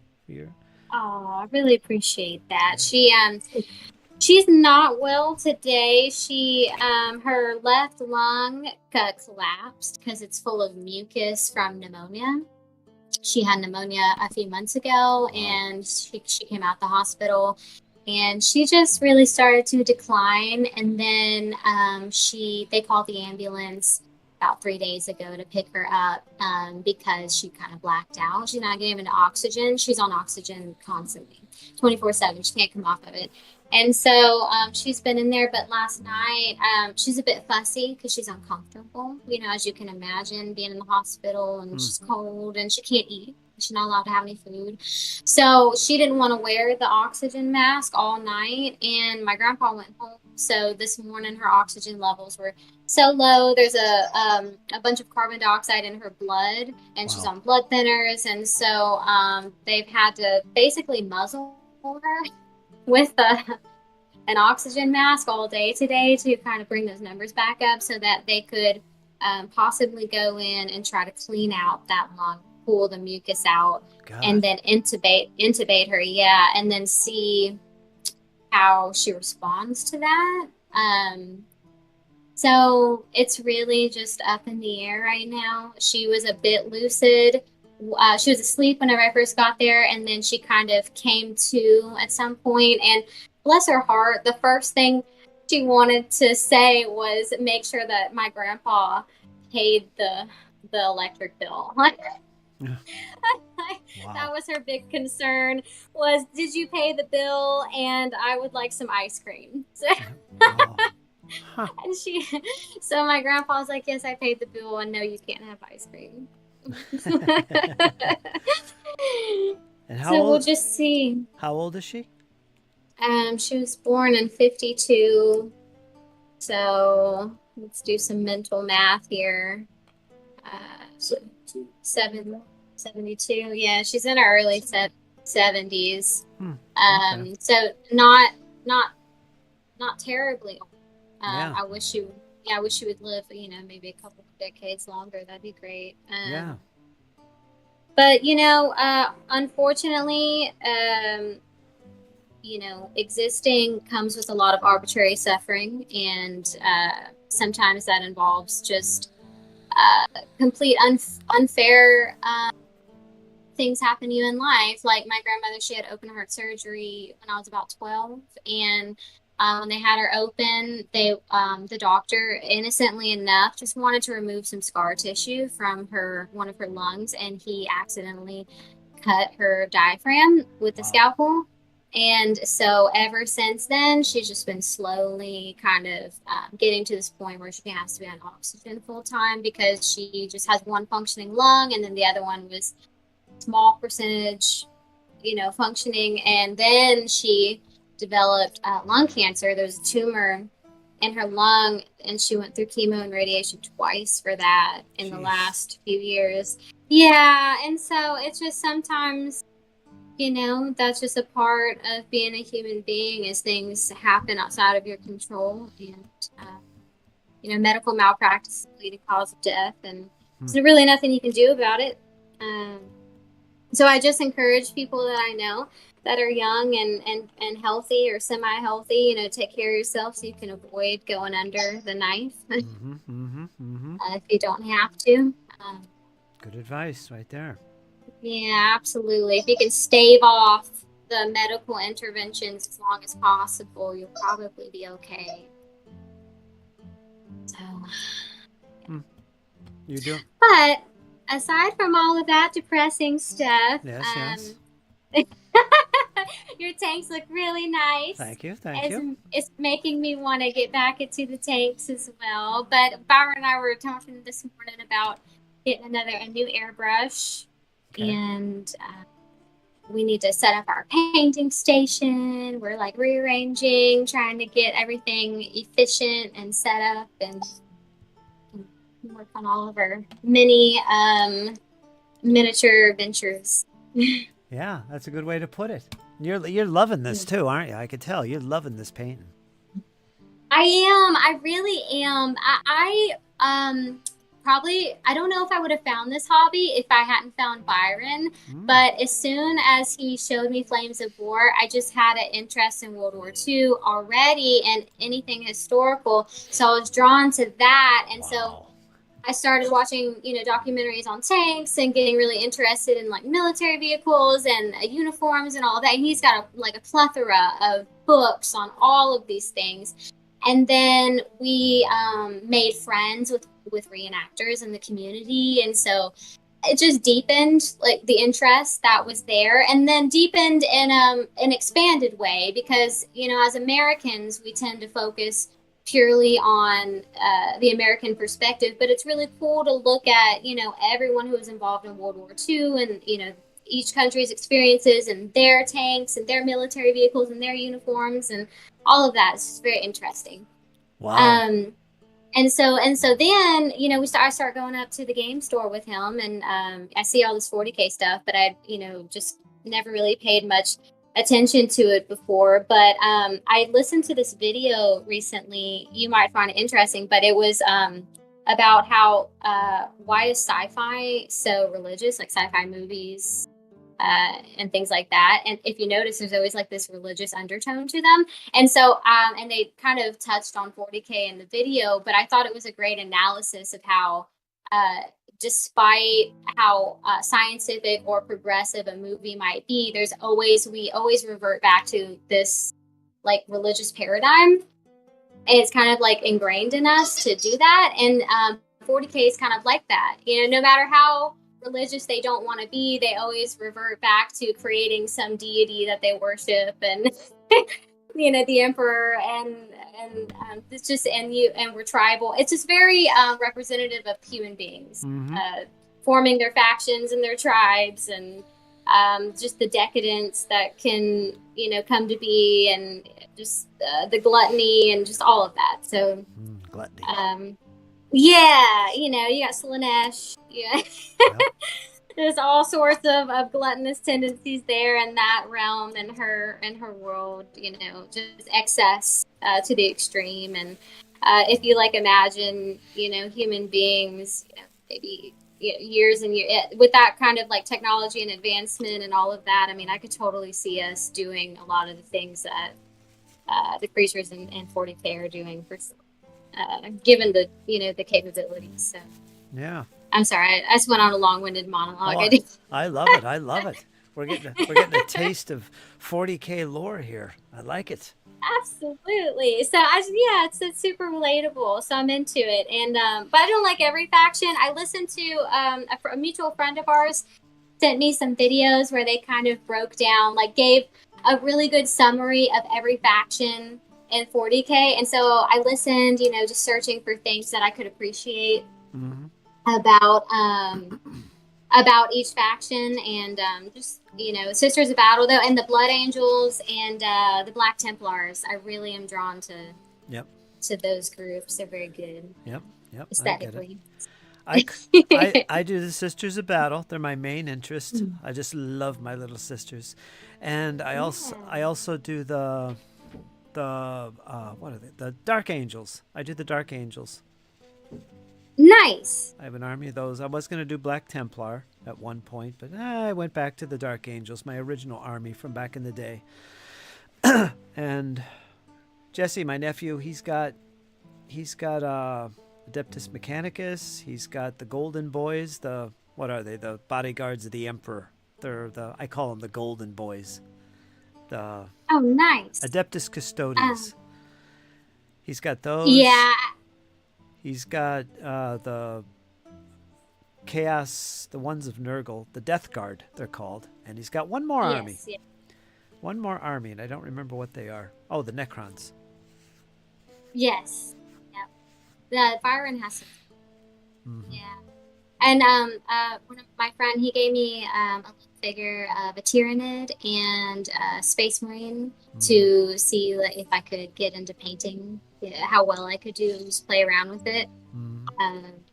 So I've got those little figures. I'm gonna play around with speed paints, and I've been playing around with the dragons. Byron's got me some dragons, and I'm trying to figure out wet blending, dry brushing, just different techniques I see people do on YouTube, and see what I do well, what I do terribly. And that's all you can do is just practice. And you're really enjoying it, the painting aspect. Oh yes, I watch videos, and watching you do it and watching people on YouTube do it, and I'm like, this is just a very cool hobby to develop, and there's a lot of skill that goes into it, and then you produce these beautiful figures that you can impress people on the game table with. So, so are you planning to eventually get out the dice and move some figures around a table and have a battle or two? Maybe. Maybe. I think the hobby aspect is most alluring, but I'm not opposed to getting together with some fun people, maybe friends that I think would be enjoyable to play with. In the game store, people can be quite competitive, so I was thinking people have pitched maybe playing some RPG games to us before, and I thought that would be really fun. Maybe Cyberpunk Red, because I actually haven't played any games like this before. But I think it would be really fun if the people you're playing with are fun. Oh boy, you're in luck. I'd welcome you into my group. You and Byron could come in and we'll have a little role playing action. Whatever's your cup of tea. Absolutely. That would be great. Absolutely. Yes, I would love to. I'm a little nervous, because I know that the RPG games probably requires a lot of creativity and on the spot wit and things like that. So it would be interesting to get into it. But Byron said that you are a great narrator, and I can tell just from listening to you that all the voices you do, and you can kind of get into character, that you would really keep the game going in a very interesting way. And so it would be very fun to play with you. Yes. Well, you'd have a good time, Jip. If you get the chance, have Byron show you some of our past episodes we've done that he's been in. And you get a gist of what it's like and what we're like in the group like that playing. And it's no stress. Just be yourself, relax. It's always a little nerve-wracking when you're first getting into it, but you quickly learn once you relax. It's like, this is great. This is easy. This is fun. And you start getting into weird voices if you choose to do so. And you just go with it. And it's good fun, Oh, wonderful. Okay, all right. Well, I would love to see Byron be, what was it, a womanizing renegade? Oh, he was terrible, terrible. Terrible. He hit I'm not even shocked. If he saw a female NPC, he would hit on her instantly. Of course. Well, one day I'll have to tell you the story about how I met Byron. Oh. And you will not be surprised by any bit of it. So. Probably not. I know Byron pretty good. I know him pretty good. Oh, Byron's wonderful though. He's good. Yeah, he is fantastic. Well, that's great. I'm so happy you got in a chance to talk with us and share your thoughts on this, especially the Sisters of Battle. That's fantastic. I'm so excited. I'm motivated now. See? Look at that. Oh, wonderful. Well, that's what we'll have to do. We'll have to motivate each other. Yeah. And totally. because Byron has so many different projects. I don't know how he keeps up with it all, but I'm just jazzed about this tank. It's so beautiful. I see he sent you the photo of what I got. Yeah. Have you built this, the Castigator? The Castigator tank? No, I don't have that one. That's a really powerful tank. That's pretty good to have in your collection, I'll tell you. Yeah. I have a Rhino. Yeah. I have a Rhino, and that's about it. That's my only transport vehicle at all. I have to buy some of these fancy tanks yet. A friend of ours has, was it the Exorcist? Is that the other tank that had? Yep. With the organ and everything? I don't know what the name of it. Yes, it was the Exorcist. He had that, and he had one fully built but not painted that he offered to me. But it was it had a lot of aftermarket resin pieces on it that were modified. Oh, Byron said it had a lot of aftermarket pieces on it, but it is beautifully put together, and I was like, that's very cool. Thank you for offering it to me. But I think that I'll try this one, and then I'll try to graduate to something like that and see if I could paint it. There's a lot of little details that I'm intimidated by, but it's a beautiful tank. There's this girl that I talked to the other day that's a very good painter, and she had some pretty terrific techniques and just pointers that she shared with me on painting, and it was really inspiring. She painted her husband's Tyranid army. Yeah, she painted her husband's Tyranid army, and they showed me photos, and it was just so impressive. And so I think, and then we went to They used the cyberpunk color gradient, what you would see in the cyberpunk. Oh yeah, they used Night City color gradient. Yeah, they use a cyberpunk color gradient.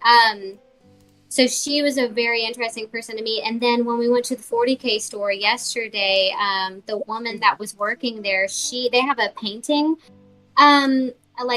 table set up where you can come in and they'll just teach you how to paint like a space marine or any figure that you may have or be interested in, and they'll just sit you down with the paints and show you how to paint it right then and there. So I thought that was fun, and I told Byron I'd love to go back up there and plan for a day to just sit with someone and paint with them for sure. So how long have you been painting? Oh, when did you get me that blue dragon? That one? I want to say 2 months ago. Maybe a couple months ago, yeah. And he got me this blue dragon. I think that turned out decent. I didn't really have a reference for it. I tried to look up a video of people painting that specific dragon. However, the video that I picked on, he was using speed paints, right? He was using speed paints, and I didn't have speed paints at the time, or I wasn't prepared to use the speed paints. So I just had the regular Citadel paint. So I watched through the video, and then I just kind of decided to wing it with regular paints and see what I could do. So I figured out the wet blending on the wings with that one. And then Byron got me a red dragon, and then I just winged it on that one too. And then he brought me home this green gargantuan dragon, and I'm just winging it. Every time, like, I'm watching videos and I'm looking at people's techniques and what they're doing, and then I'm just kind of trying to apply it to the dragons I have and figure out how to do the highlights and the shadows. And one thing that girl told me was, don't be afraid to make the highlights really bright and the shadows really dark. Don't be afraid to just kind of be flamboyant with it and really make it stand out. So that's what I'm playing around with, like whether I like that or whether I want things to blend and just, because if you go in, like with the green dragon, I went in and I was kind of highlighting and dry brushing with this like yellowish green color on the high points of the dragon. Mm-hmm. But then I kind of decided it was too bright. So then I go back in with like the green and kind of, blend it down a little bit, and just doing stuff like that and just figuring it out. I don't know. I'm just an amateur. So you've only been painting about 2 months? Yes. Wow. Have I seen some of your work? I think Byron shared a picture, maybe, or no? Did you show a picture of anything? No, I haven't posted anything. Oh, okay. Well, I'll be happy to show you something so that you could, possibly critique it, because I'm kind of. Yeah, I would love some constructive criticism, actually, so that I mean, obviously I can look at people's work and tell if it's fantastic or not. But sometimes when you're just playing around with stuff, it's hard to know if you're going in the right direction. And then it's also hard to know when to stop, because you could just keep going. It's like, how far down the rabbit hole do you want to go with it? Yep. Exactly. I have that problem all the time. I do commissions all the time for the past 4 years, and you have to remember that there's a point where you've got to say enough is enough, because you're not being paid for all this extra stuff for one thing. But that's so tempting, you just, it's so easy to go that extra layer of paint, that little extra highlighting here or there, but you can't go crazy. You just got to keep some control. But yeah, I get that all the time. Absolutely. Well, I will definitely send you some stuff, and you tell me what to work on. Yeah, no problem. No problem. Okay, well, I've monopolized the conversation for time, so I'll let you guys get back to it. But I really appreciate you talking to me. That's great, Rosemary. You're welcome to join us at any time. This whole stream is based on just painting and talking, having some good conversation. It makes the whole process go by really quick, and it's a joy. So you're always welcome to join us here whenever I'm on, which is 5 days a week. So there you go. Thanks for joining. Wonderful. Wonderful. Thank you, Curtis. You have a wonderful night. You too, Rosemary. Okay. There she is. It's Rosemary, folks. How'd you like that? Little Rosemary conversation. Nobody wants to listen to me anymore. Bring back Rosemary. Hey, folks. Right, Byron? Right? All right. Boy, that was the end of that. Yeah, I gotta get her set up with the to show her how to do all this, so she can. I'm really surprised. I thought she was painting longer than 2 months. She painted some tanks, and I helped her paint her first Panther platoon. She did a Viking SS Panther platoon, Uh-huh. and under supervision she painted it. Under supervision she built and painted. So I showed her how to do all that. Hmm. You do your brown base coat, do your brown primer coat, and your yellow base coat, camo, using putty and using the airbrush to do layers. And then she did the seal, she did decals, sealed it, did the weathering, oils, and then so yeah, she has that. She's working on she has a Flames of War army she's working on. That's great. Yeah. I don't think she was wanting to play. She just wanted to build and paint stuff. Yeah, that's okay. And that's what I do. That's what I do at the games. Just build and paint. Playing is not mandatory. It's just a cherry on the cake. That's right. You know? That's the number one complaint I get from people at the store that want me to play. That I don't play enough because I've only played like 3 or 4 games in the last 3 years. Yeah, nothing wrong with that. I don't. I've had one game of miniatures in about 6 years. Oh, it could be 6 years. Could it be 6 years? No, maybe 4 years. About 4 years. I thought you and Jesse played with your nephew. Oh yeah, that's right. We played a weekend of 40K. Yeah, I remember that. All right, twice. I've played twice in the last 4 years. There's just no time. I have no free time to spare for actually playing. I don't even have a game room right now. I'm still working on that. So it's a challenge. Role playing I could do because it's, playing online, it's easy. Mm-hmm. But painting my own miniatures and setting up a table and having the space and everything, I don't have it right now. I will next year, but so no games. Well, I kind of burned myself out on historicals this year, but I stopped. I'm going to do some more machine stuff, and when I get burned out on that, I'll go back to historical. Yeah.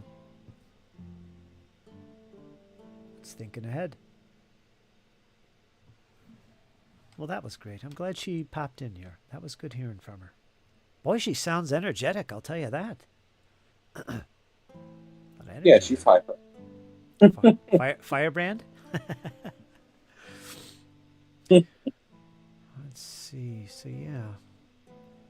Battle Pugs. Yeah, I was just showing James, because I think he mentioned that he wanted some pug arm. Yeah. Put a link to my Imperial Guard army, my battle pugs that have Acadian helmets for the command staff.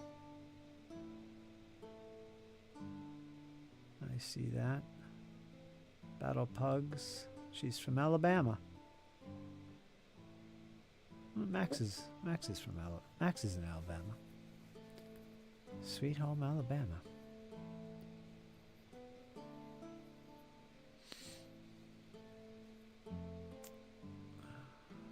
Scales.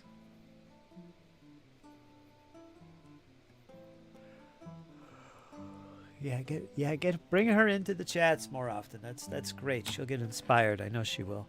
There's a lot of this, Byron. There's a lot of people in this community that join the chats, and they just have a wealth of knowledge when it comes to painting and the hobby in general. So much more than just me and you.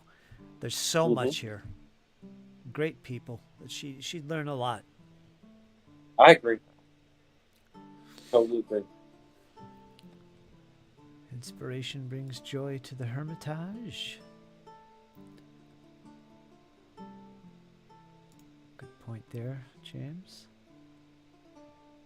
I guess. Amen, Rosemary. That is my approach to miniatures hobby, says Nordic.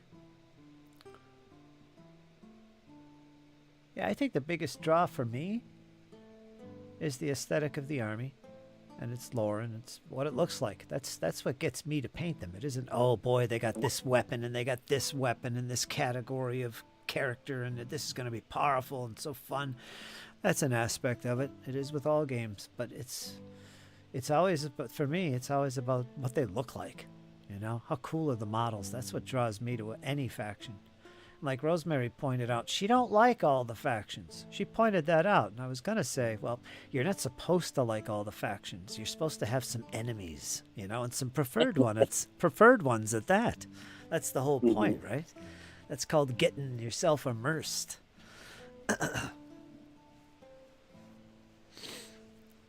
Sons of James.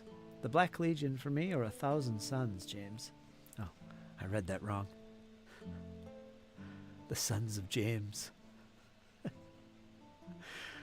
I like the Black Templar, but I haven't gone that way.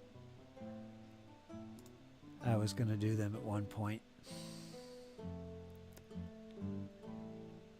I don't know why I didn't, but I decided to go back to the Dark Angels instead. Mm-hmm. And I'm glad I did. Well, they have a similar aesthetic, right? Mm-hmm. Very much so.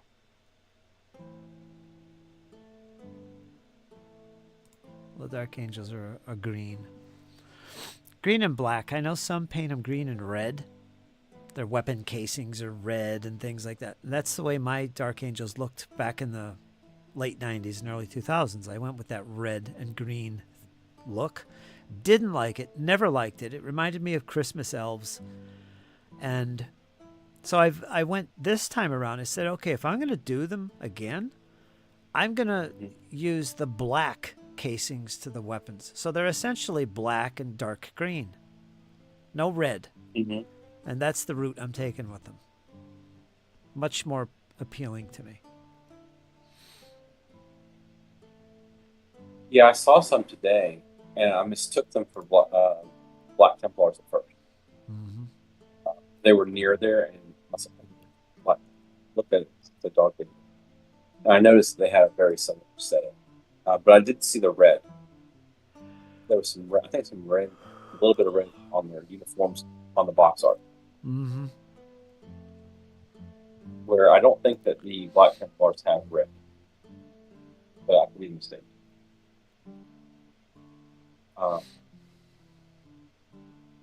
I'm not a fan of the Acadian look at all. But you did hear about the Deathcore Free plastic box coming out in the game? Yeah, I heard about them. Yeah. People are excited here. I'm not excited, but I mean, it's nice to see another Imperial infantry faction besides Acadian.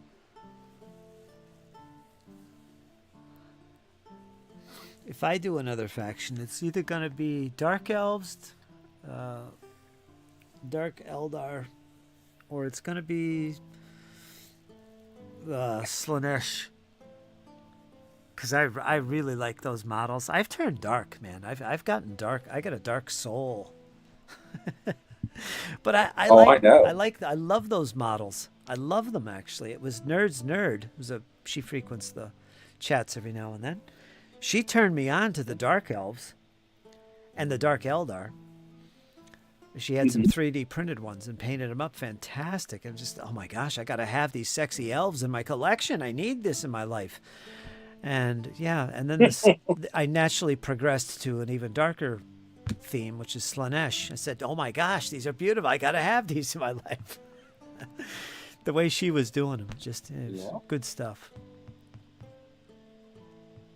I'm sorry, Curtis. All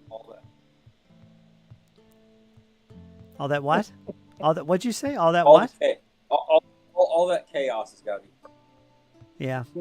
Yeah, I know. It's terrible. Send in the sisters. I'd paint the Dark Eldar. I love their Corsair ships. I think the Harlequins are part of their army as well, question mark? The Harlequins? Is there dark Harlequins? Harlequins. I don't know if there's dark ones. Maybe. I've heard the Harlequin like referred to. I'm not sure. I'm not too up on that. I'm the wrong person.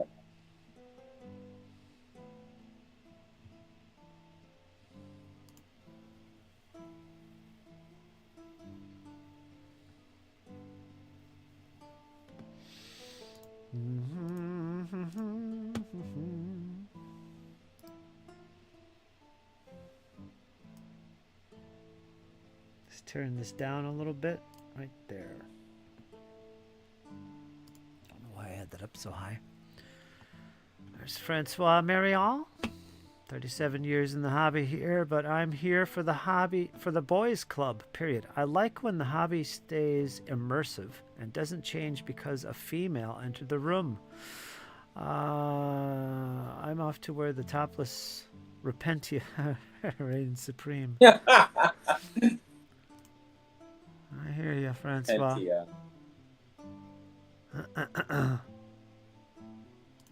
Nope, the Harlequins are part of the regular Elder Army. There's no dark Harlequins. I painted up the Harlequins. Boy, there's a lot to them.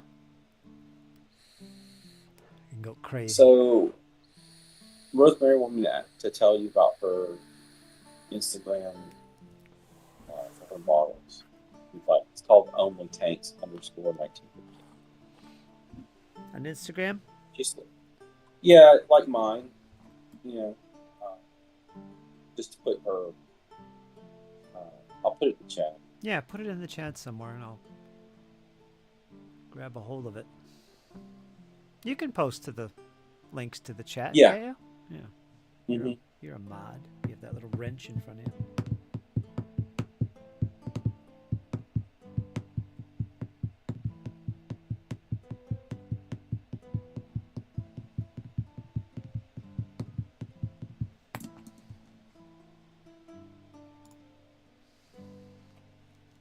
You'll see pictures of her blue dragon.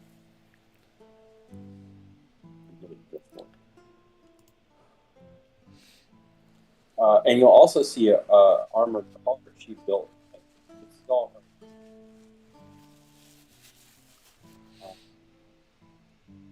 Everything is in the channel.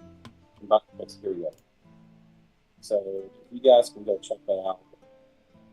Her models. Look at these pugs. Those pugs are awesome.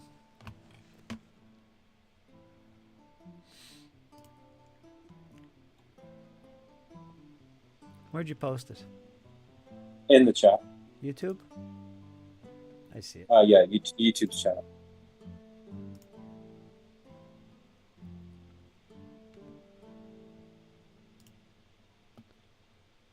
Only Tanks, 1915. That's from Beginner model builder and painter.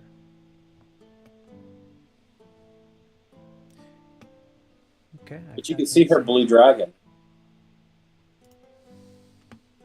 I can't look at it yet. I'll save that. It says account is private as well, says Nordic. Yeah, it does, doesn't it? I didn't. Hold on a second. Let me fix that.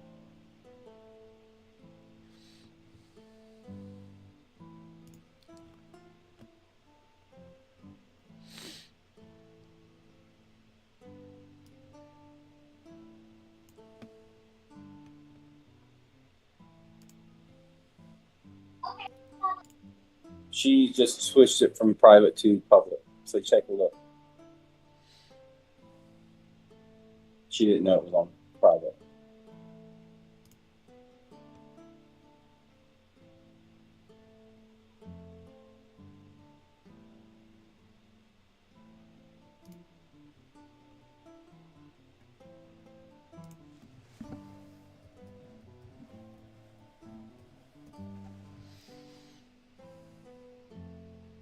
Let me know if y'all have any issues seeing it. Yeah, James. Easy way to share your work. And you know, when you're out in public and just, you know, if you're at the game store, just say, hey, just look up my Instagram here.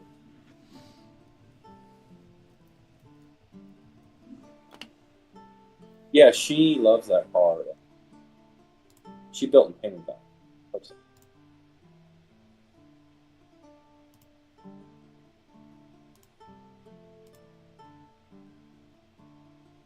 Yeah, right now we're doing some, um, and so we're kind of in the middle of that.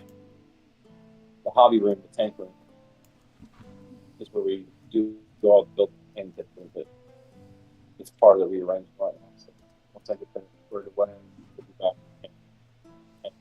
Um, so that's why we really have to post a lot recently. But I've been swamped with rearranging stuff.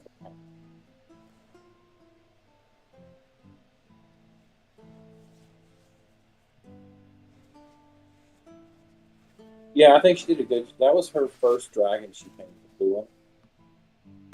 But I got her that dragon, and then she found the name of the dragon on YouTube tutorial, but she didn't realize he was using speed paint. And I have army painted speed paint, but I didn't realize that she was washing the speed paint. Anyway, long story short, she had to kind of switch gears when she didn't understand why it was using cinnamon. But then she corrected and she got it. Basically, she, you know, to get the look that she was trying to apply. But she caught on really quick.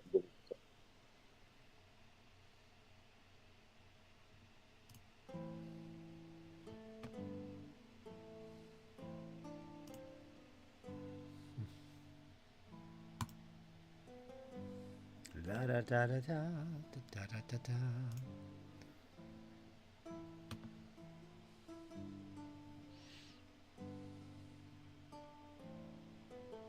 Now, if you look at the picture of the infantry, the Flames of War infantry, Wendell, I built the infantry in the bases. Those are Flames of War infantry. I believe they're Volks Grenadiers with XP-44s. I built the base work. Wendell painted the figures for me. Good old Wendell. And those are from my Berlin campaign. And I put one of her tanks there in the photos to give it some scale. She did a really good job.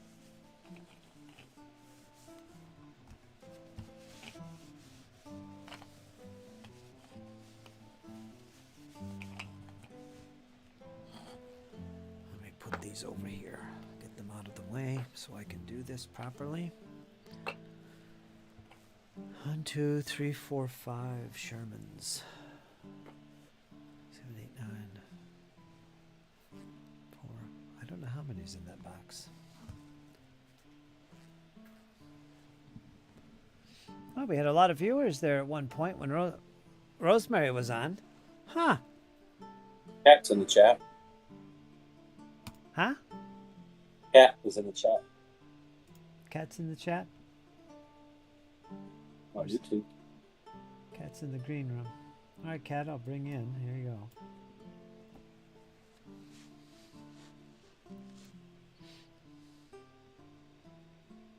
Hello? Hey, Cat. Hello. Hello, hello. What are you doing, Cat? Oh, not much. Just finished making Christmas cookies. Ah, good, good, good. I was blasting Christmas music while I did so. Excellent, excellent. I'm so happy. I think I drove my grandfather insane with it. My grandmother liked it though. Good, good. Mm-hmm. So, and I know I said this before, and I probably said it on the live, but I have everything to make Christmas dinner. So, I'm pretty pumped.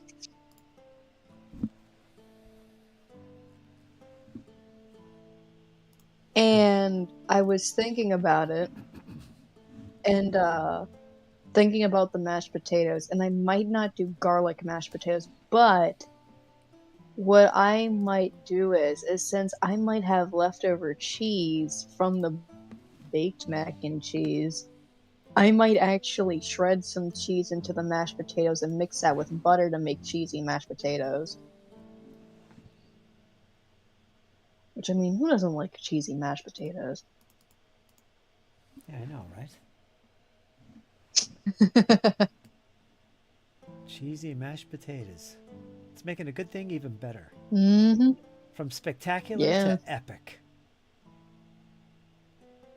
From fantastic, fantastic to fantasticals. Sorry, Kat. Exactly. No. It's fine.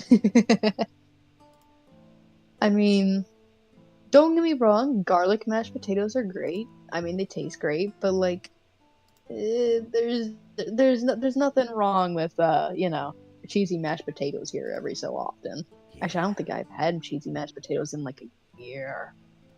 What kind of potato? Brown potatoes, like rusted potatoes. Okay, Yeah. those are good. Also, the red one. Yeah.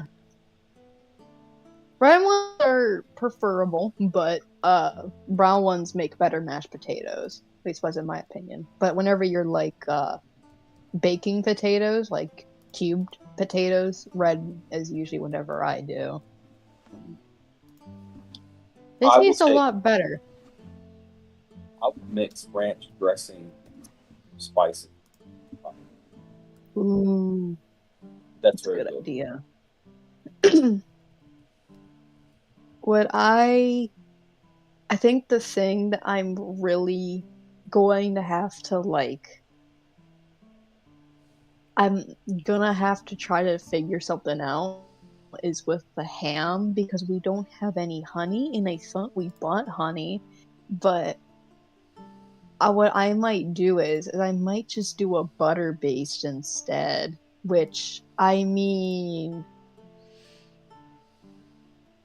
butter basted ham doesn't sound all that bad.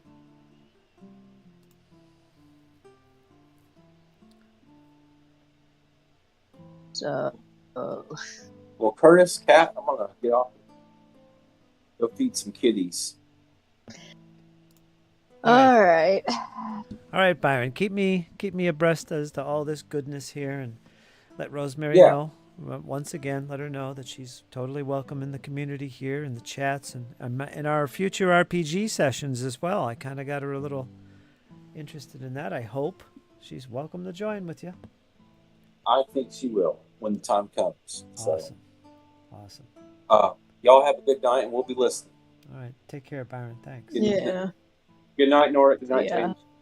Good night, Squirrel. Toodles. Let me check my email here as I'm doing something here. Grabbing a code. Little code. Little copy and a paste. Confirmation code. Ka-chink. Chopped green onion and spinach. Green onion and spinach and mashed potatoes? I never heard that before. You know what? Let me turn these volumes. I mean, everybody's Discord volume is really loud. Hmm. So let me turn this down. I must have it up too high. Say something. Is that any better? Let me turn this down as well. Say something again. I can't say anything on command. Boy, that's still too loud. What the heck's going on? I think it's just the fact that I'm loud. No, it's my I volumes. think it's just the fact that I'm loud. No, it's my volumes. Or wait, hold on. Let me check something. It's my volumes. Okay, if you say so. I got it up too high for some reason. Discord, Googleage, OBS. Yeah. Turn the raster down a little bit. That should be okay.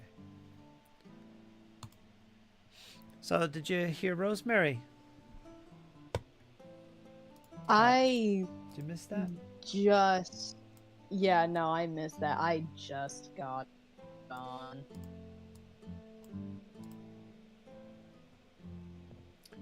She's a good painter for just starting out. I mostly got on because I would still be baking cookies right about now. But I kind of started getting a funny feeling in my head, like lightheadedness, like I'm about to hit the floor. I almost did hit the floor. So that's why I stopped. Where the body's hitting the floor? Surprisingly, no. Alright, let's go look at these miniatures that she painted.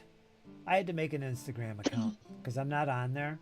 I was gonna get on here, so I did it now. So let me go to Instagram and see this painting. Let me find the link. Oh. Da, da, da, da, da, da, da.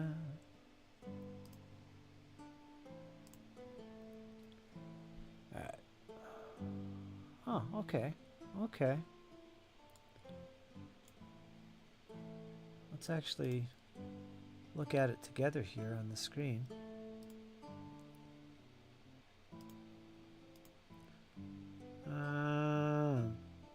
Oh-ee-oh. Oh-oh.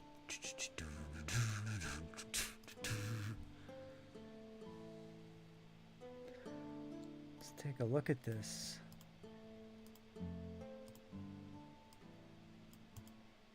Why is it so giant? Stop being so giant. Let's put it down there like that. Boy, my screen is crowded. Boy, look at that. Ooh. Oh, wow.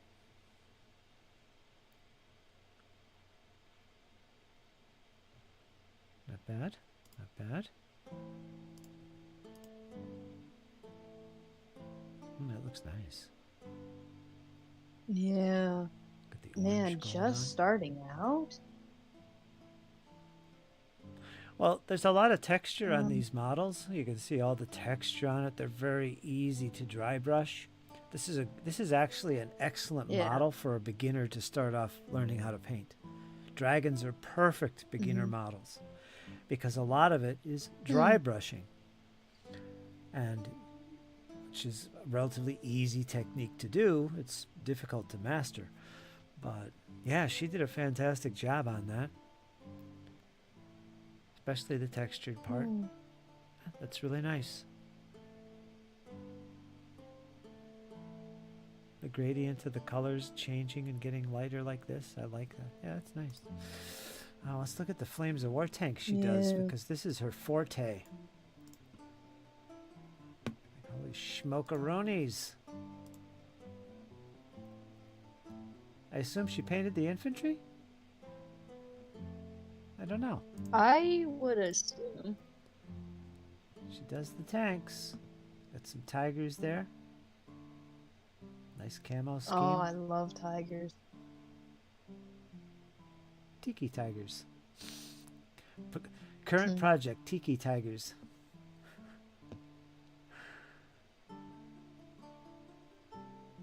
They're nice. Yeah, she did a good job on the camo. I could see that.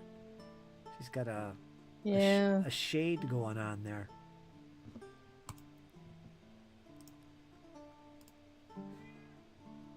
I guess I'm supposed to love these things. Very nice, clean. Wonder what she's using to get the straight like that. That's honestly a really good, like, notice to like the detail of the camo.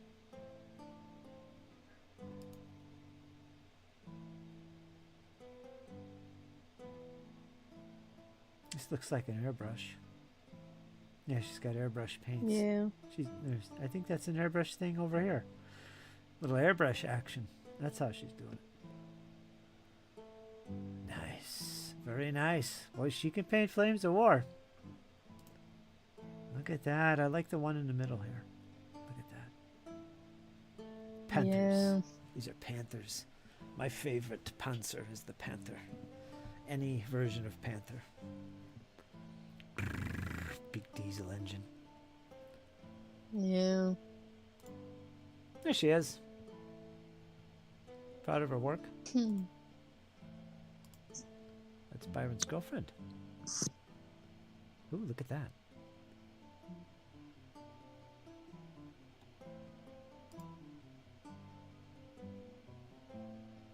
Early war. The Panzer Gray. This looks like a bigger model. 232 Panzer. No, 148 scale. That's what it is. Nice. Very good. Well, there you go. I got myself an Instagram account just to look at those. So yeah, now I'm on Instagram. I'll look at that later and get it all set up. A lot of folks have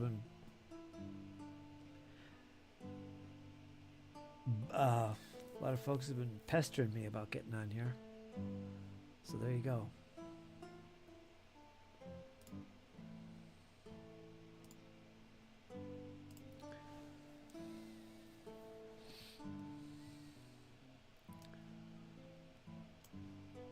What happened to the chat? Everybody went quiet.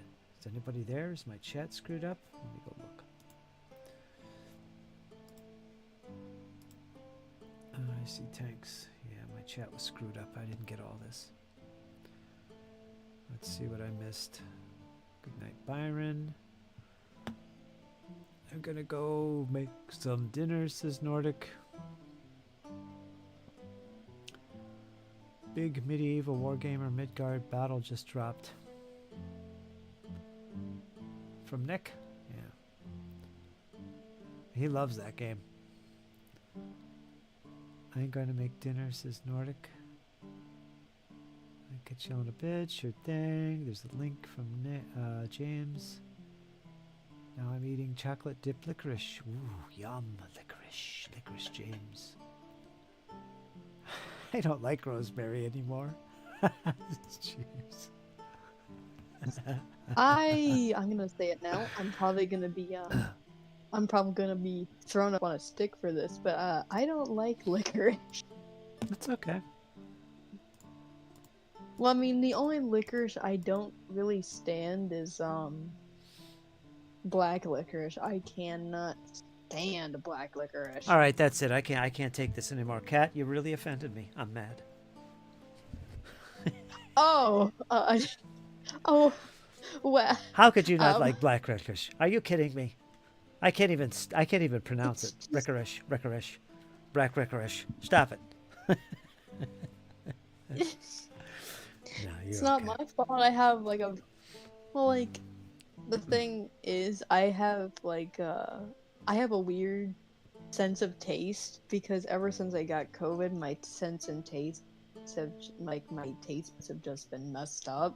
Okay. So everything I didn't like before, I like now. Okay. I mean, I still like stuff that I used to like and everything, but you know. Okay, I forgive you. I can't forgive James for chocolate it in. Well, dipping it in chocolate, though, I'm not going to forgive him for that. That's how you disrespect chocolate. I used to put licorice root in my joints. Jeez. Joints? And mugwort. Mugworts. Oh, man. I'll leave it at that.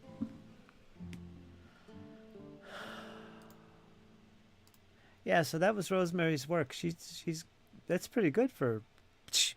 What did you say? 2 months she's been painting? That's all? I can't believe that. Yeah. I can't believe that. I thought she was painting longer than that. I thought he told me, but I guess I was wrong. Yeah, she's annoying. I think I Oh, jeez. James, don't be mean. James is upset today. He's been upset. Chocolate dipped I know, licorice. like, not.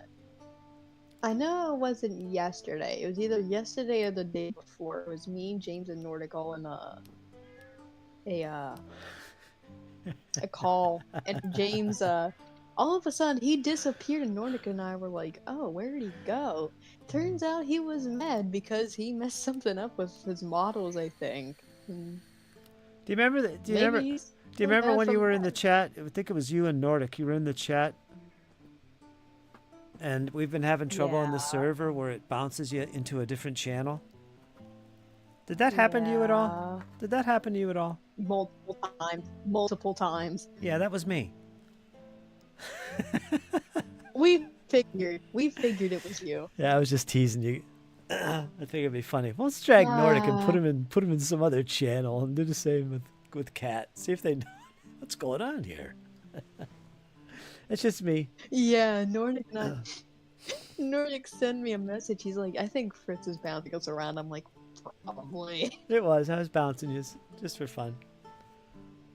Oh. Let everybody know that my presence is known. I am there. Keeping an eye on everybody. You're plentifully aware of our existence. Moving people around to different chats. Walter, stop it. Gotta feed him again. One of the perks of being the admin, I could do all kinds of funky things. Actually, speaking of that chat, while I was actually in that chat, I actually got something done. Let me see if I can find it. Did you? Good. I'll post it in the Winter Warmer Pink Challenge thing.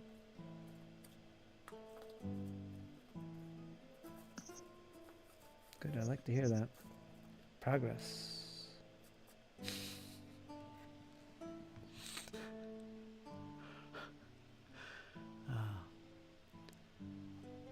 I'm roaring with laughter, by the way, says Yams.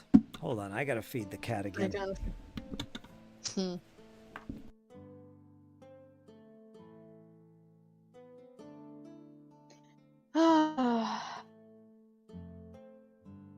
Well, while he's off feeding the cat, how are y'all doing tonight? Or morning, or afternoon? Looking at you, James.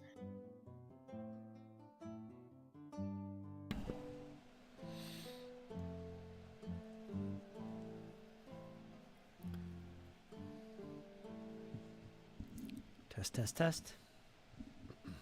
I can hear you loud and clear.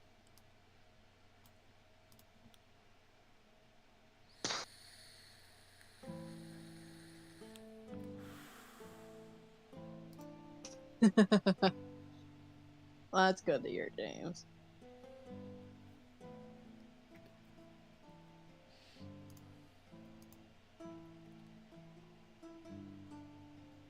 My organs feel like they're doing loops. So you got your Christmas dinner all planned and you're gonna get this going and happening, right? Mm-hmm. Good, Cat. I'm happy. Yeah. I know my grandfather was not happy. Ah, he's a Scrooge.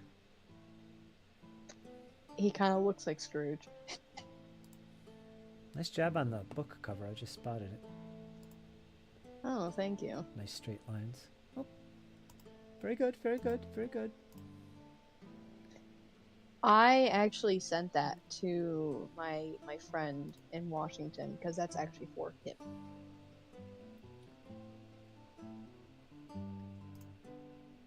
Mostly because I wanted to do something for him for Christmas. So I have one. It's the one with the stripes and everything. And that one is more polished, and that one's for him. It's kind of like a pen pal. Yeah. Nice. Pen pal action. Yup. I also send him a couple other things for Christmas. I forget what else I sent him.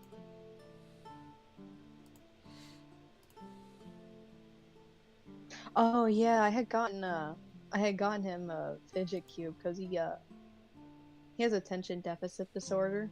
Okay. Well, yeah. And so, since I know from experience, because I have a friend who has that, like, fidgeting with stuff usually is, like, it kind of helps. I figured, oh, hey, he'd probably like this, and voila. So I'm going to send that along with the notebook. You guys, I have it all packed up and everything. if you guys want to paint tonight, because I know James is going to do some painting, feel free to jump in. I probably will. Feel free to jump into one of the other channels there and get things going once the stream's over. Keep hope alive. Keep hope alive. Doesn't have to end with my stream, folks. You can keep things going. Knowing James, Nordic, and probably Matt and I, we're probably all gonna go over there and BS about something. Yeah, till 4 a.m. in the morning. I think it's so funny. Surprisingly, hearing them talk is actually kind of like it's entertaining. It's entertaining as much as it is informative. Mm-hmm. You like because they, yeah. Good. Shoot, I consider them my uncles at this point. There you go. It's all family here. You know that. Yeah. We're watching Even if out they for all you. tease me. Well, that's what uncles do. That's true. Of course, my uncle doesn't. Well, my real uncle doesn't really tease me that much. Well, actually, no, he does. Now that I think about it, yeah. Yeah, in my time zone, I usually have an extended breakfast during Fritz's stream. The three wise men.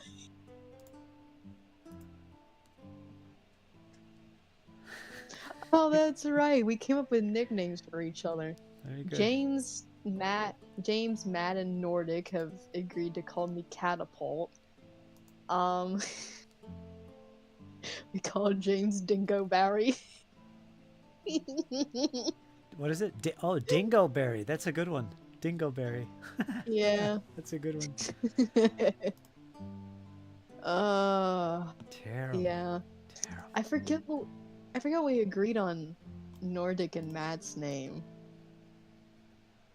I know we just kept teasing James with Dingoberry. He was getting so mad about it.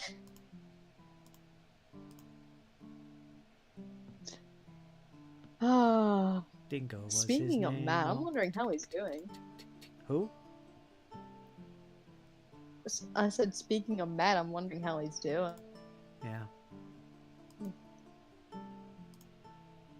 You like him? Matt's a good guy. I've known him a long time. Yeah.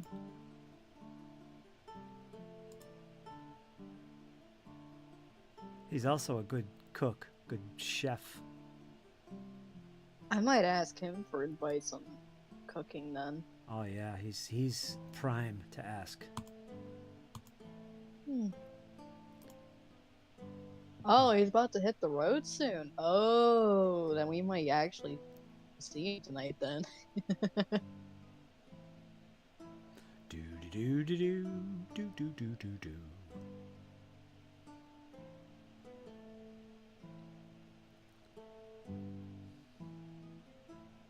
Very enthusiastic. Oh, he also.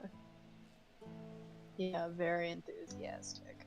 And actually, in that same chat, I think maybe it was the day after that chat. I don't remember, but Nerdy had showed up, and we were. You know what you should do? Get nerds. Get nerds nerd to join the chat with you. Get a chance. Get nerds nerd in there. True. She'd be great to talk to, but we seldom get a chance to see her.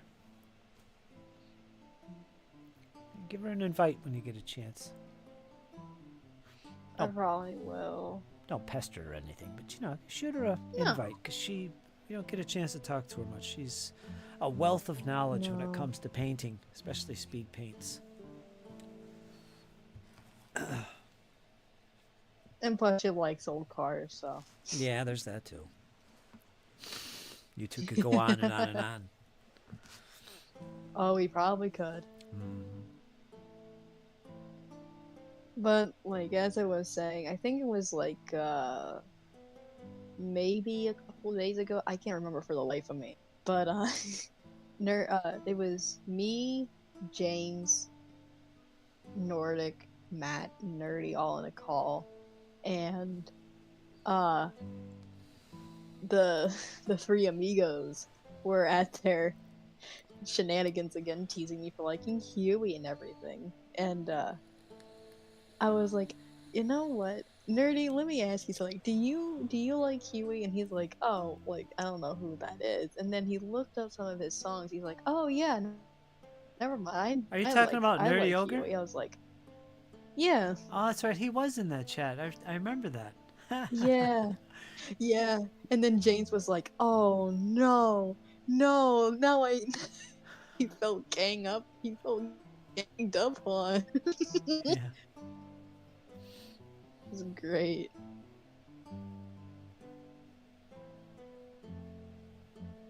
He probably still feels ganged up on, actually. Oh, that's true. It probably did get too weird. Well, I mean, it wasn't that we. I think it was mostly Nordic and Matt's fault. I think. Things getting wild. Yeah. I blame Nordic.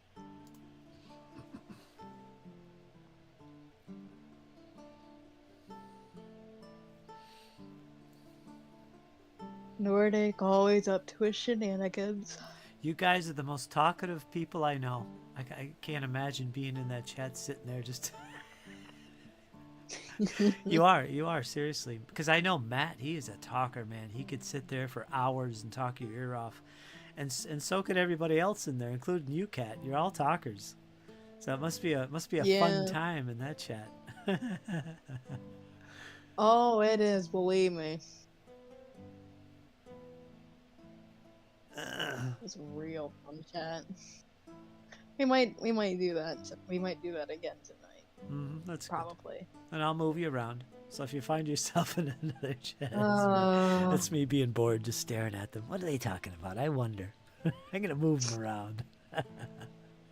You're gonna sneak Brussels sprouts in a Christmas dinner over my dead body, James. That's tasty. Buttered Brussels sprouts are a different story, though. Mm-hmm.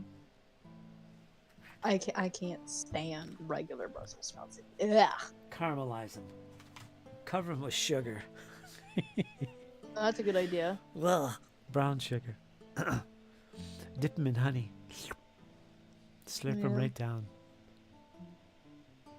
So I've got a bread maker now. I've got a slow cooker. Oh. I've got a blender, and I've got these are all brand new, and I've got a juicer now. All these fun things I'm going to be using next year. I can't wait. Well, I need honestly, recipes. you know what? Now thinking about it, if I do end up like being a YouTuber and everything, what I might actually do is like bake stuff and cook, and while I do that, just ramble on about like cars and such. Kat, I'll tell you right now, you would be pretty good at YouTubing. But you have to be aware. Yeah. Because you're young. You have to be aware you will get a lot of followers and fans and stuff. A lot of them will be dudes, not all of them. But you got to remember you're putting yourself out there in public, right in the public eye. You got to monitor what you say and what you do, because once it's on there forever. But the thing is, I think you'd actually be good at it. You have a nice presence. You're very likable. You got a good voice. And you've got a lot of interesting topics that people, I think, would enjoy listening to. I mean, you would be surprised how many people listen to my streams and my videos, and the only reason is because of my voice. Hmm. It's it. A lot of folks are like that. And then of course there's people who like the actual content and what's being put out there. But I think you would do pretty darn good. You might be surprised. Just, be aware. Yeah. I think you do pretty good. I'd subscribe to you. Everybody in this community would subscribe to you right off the bat. And but I think you'd be a fast-growing channel. I'd promote you everywhere I could, and whatever topics you can think of would be open season. And then see what sticks. See what people really enjoy. Maybe it's cars. Yeah. Maybe it's cooking. Cooking would be great. I'd love that. I know I really want to get into cooking. I mean, I have a passion for cooking because, I mean, I've made like chicken fettuccine alfredo that was mostly homemade. I've made Christmas cookies that are 90% homemade. The only reason that they're 90% homemade is because the reason they're like 90% homemade is because I was a little skeptical about the dough, so I was like, So I had bought a batch of like store-bought cookie dough and chucked some in there. I was like, okay, this should be fine. And it was fine. It actually tasted really good. And then comes Christmas dinner, which actually I am going to make dinner rolls, like the fluffy ones. Yes. Like the ones that you have at like buffets and everything, like those fluffy dinner rolls. Oh man, that's gonna be good. Yeah. Those, probably put some light butter on them. If we ever have a get together with our little community and with our role playing group, which you're part of, you got to make sure you do some good cooking and share that stuff. Oh, I will. You'd be a one to do some cooking. Jesse's he's another really good cook. Oh, he's got some tricks up his sleeve when it comes to cooking. Matt Schreiber, if we ever see him, he's out in Missouri, but he'd be another one to do some cooking for us and share the love of these meals. But yeah, you'd be in there, Kat. Honestly, Gotta try some of your creations for sure. I think the thing that y'all would probably like is my breakfast platter. I can make very good flapjacks, and I can also make very, very good scrambled eggs. I don't just like scramble the eggs. No. I hope not. What I do is what that's what my grandfather does. What I do is I mix the scrambled eggs with a bit of milk, fluffy, and also salt. Yeah, and also put some salt like in the mix. Have to. And pepper. While I scramble, some pepper typically. Like, depends on the mood. Like, I'm not usually the one who puts a lot of pepper on my food, mostly because salts usually does it. But sometimes I'll put the pepper on after. But whenever I actually scramble the eggs, I don't just like scramble it all over. What I do is I actually go in like a grid pattern and like pull it into the middle. It works flawlessly and fluffs it all up. And it tastes really, really good. I can make, not only that, but I can make very good bacon. So, if we were to have a get-together, I call dibs on making breakfast. Okay. Or dessert. Both. By the way, James says, I actually think the talent Kat has that stands out above all others is her painting. I would love to see her cultivate her art, and I would agree. You're really talented with the brush. I love painting. My sister was an artist, and when I saw that picture you did with the trees and the snow scene, very reminiscent of my sister and how she painted. You got a lot of potential there. That's something maybe you want to investigate. Yeah. Maybe I'll send you some books and some supplies because I have all my sister's stuff that, you know, have never been really used. You'd be in heaven. Ooh. Yeah. Oh, it sounds like heaven. Scrambled eggs for me. Real butter, orange zest juice, cracked pepper. Yeah, I think whenever oh, that's another thing with my scrambled eggs. What I'll do is put butter in the pan. Not a whole lot of butter, just enough to coat the bottom, and then I'll put the scrambled eggs on top. Full of calories, Works lots of and butter. tastes a whole lot better. Mm-hmm. Honestly, it's a lot better than the flat scrambled eggs my grandfather serves me, so I mean, you gotta make do. I remember the fondest memory I have of scrambled eggs was whenever I was, like, growing up in elementary. It was either elementary school or middle school.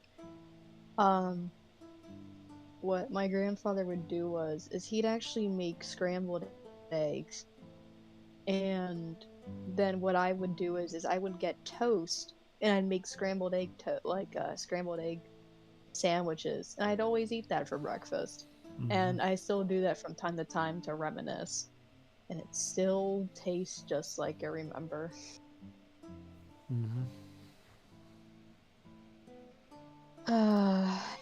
It's oddly therapeutic sometimes. Ooh, rye toast. Funny enough, I was never a big rye person, but then I got introduced to soft rye, seedless. I'm like, oh, give me.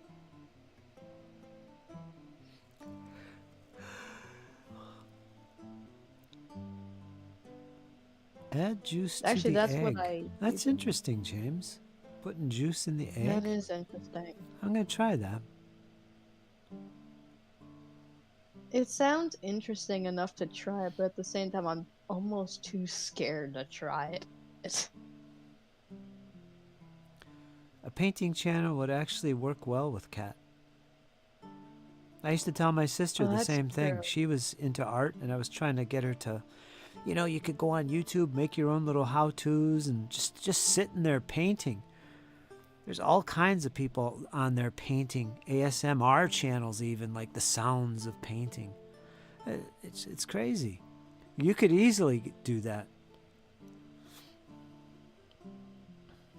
Yeah. What's what I might do? I might have like 2 separate channels. So like one's for like in general stuff and like cooking and such, and then have like a painting channel where I just paint. Mm-hmm. Probably invite like Nordic and James and y'all on there and Who's sit y'all? there and Who is paint. this y'all? You keep mentioning y'all.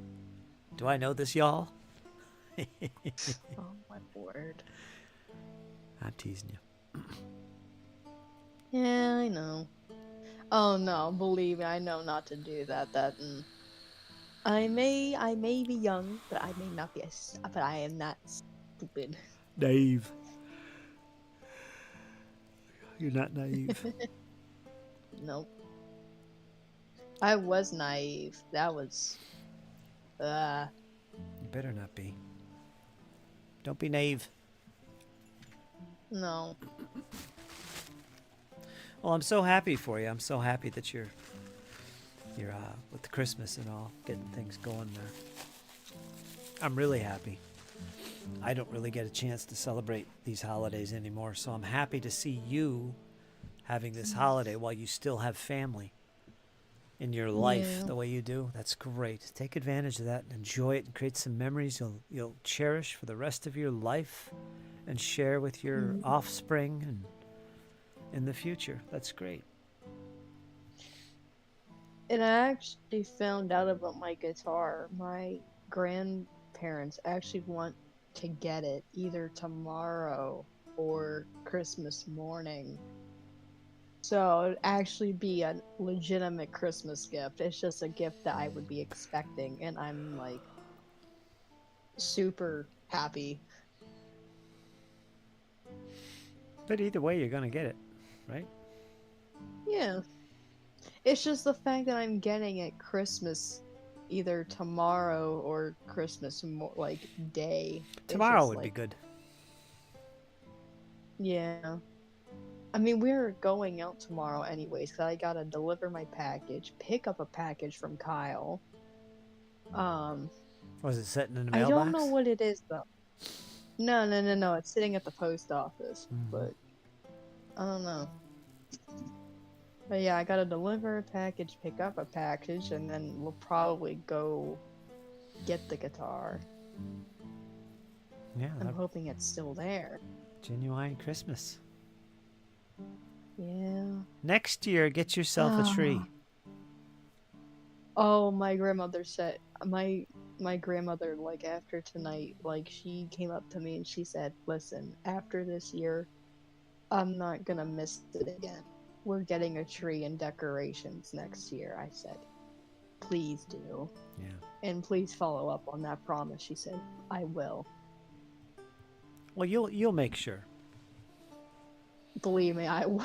Yeah, you'll make sure that Even if I happens. have her at even if I have her at candy cane gunpoint. Mhm. I haven't started decorating yet. I've got some evergreens set to the side, but I haven't. It's too cold. I haven't been able to really do much. But I think this tomorrow and then I'm gonna start doing some stuff and bringing it in. Evergreens and hollies and what's that ground cover called? Oh, I can't remember. I mentioned it to you yesterday. It's an evergreen ground cover. What is it called? They climb up trees and stuff. What is that called? I can't remember. But I'm gonna get some of I that. can't remember either. It's a big leafy green thing. Oh, a wreath? No. It's a leaf. They usually Ollie? not holly. That's a bush or a shrub rather. It's ground cover. It's basically a vine. They tend to grow up your house and grow up on trees. Oh, ivy. Ivy. That's what it is. Yeah, ivy. I'm gonna bring some of that in too. Any kind of evergreen.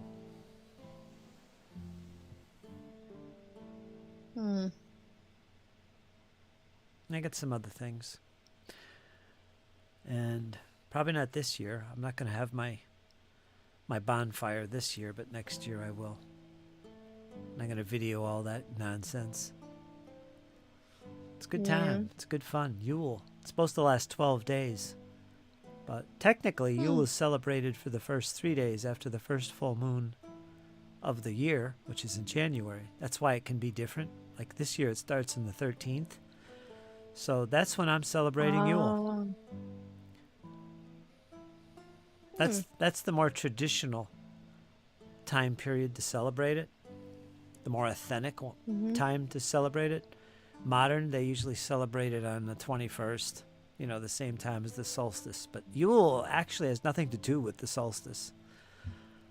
It actually takes place after the solstice. But anyway, so that's what I'm going to do. And it's gift giving, which I don't have much of. It's the gift giving is involved with it, making oaths. And this year I'm going to make at least a couple oaths to myself. And this is where they get the New Year's resolution from. It's coming from the oaths of Yule. But yeah, I've got a couple there, but you got to stick with them. You can't break these. These are very important oaths for your life. So I've got a couple I'm contemplating that I'm going to make. I didn't make any last year. And it's also a time traditionally that involves some heavy drinking. Because the Scandinavian, Nordic, Norse cultures, drinking was more like a ritual thing, literally a ritual, a spiritual activity. It really was. So that's an aspect to it, but I don't drink anymore, really. But anyway, that's what I'm going to be doing.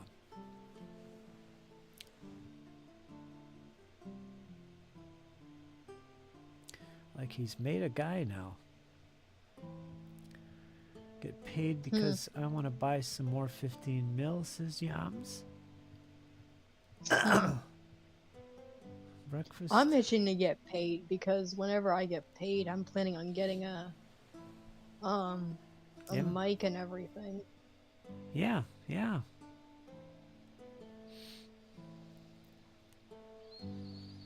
There you go. Yeah. The shamans. The neat thing about the amp I'm gonna be getting is it can also work as a speaker. So if I happen to get the record player, I'll set it up next to my amp so I can use it Yep. as a speaker for the record player. So I can be down here blasting Huey Oh. and driving my grandfather Wow. insane. Yikes. I'll hear it from where I am. You'll have it so loud. I used to have 100-watt amps, and that's loud for just, recreational use, we'll say. And I used to do the Mine's a same thing. 20 amp. I used to do well, mine were hundreds. I had a 60-watt bass amp, a Fender bass amp. I think it was 60 watts, but I had a 100-watt as well, and 100 watt. that's what you take to concerts. That's what you take to rehearsals, and that's loud. But man, I used to play my music through that because you could do that. Man. Yeah. And there's usually separate jacks on your amp. Like you could have your guitar plugged into one, and then if you got the connector, you could also plug your headset into the other amp hookup. Yeah, that's So that when you're playing the guitar, when you're playing the guitar, you can hear it through your headset, and no one else in the house can hear it. Oh. To do that, though, you need the little attachment. You'd have to look for it, but it's the size that fits an amp, right? But instead of it being an amp cord that goes in it, it's actually got a fitting that accepts a headset, like you do with your computer. So you plug that into that, and there you go. There's your headset plugged into your amp, so you can hear your music without anyone else hearing it. That's how you practice at night and stuff. You got to find one of those. It'd be really handy. You could crank it and everything. Get some distortion. And then there's things like foot pedals and stomp boxes that you could get that also can hook into your amplifier or your amp that also hook into it, and your guitar would hook into your foot pedals and stuff, like a wah pedal and things like that. You could eventually get into that. Yeah.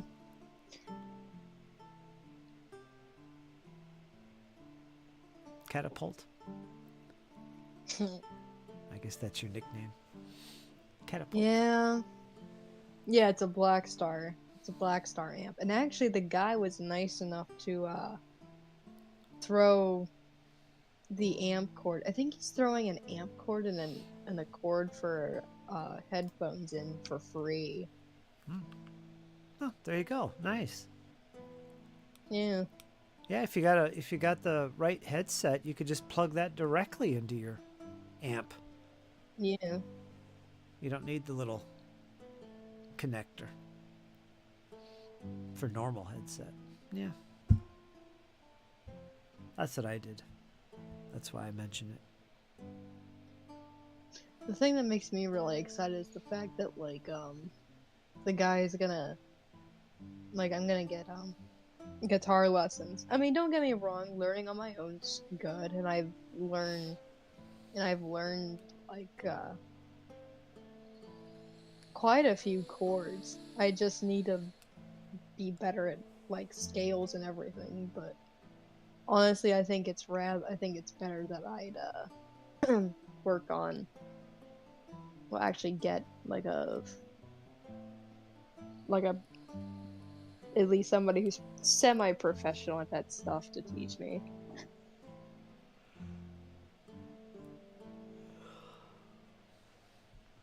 Kat, I would have killed for a music lessons as a kid.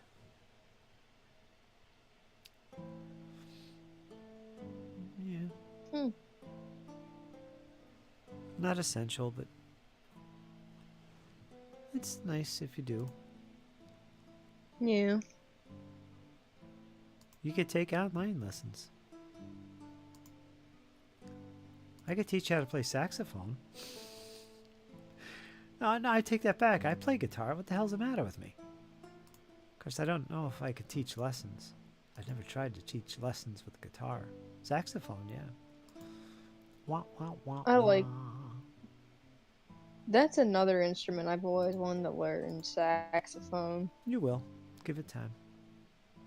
Yeah. Do do do do do do do do.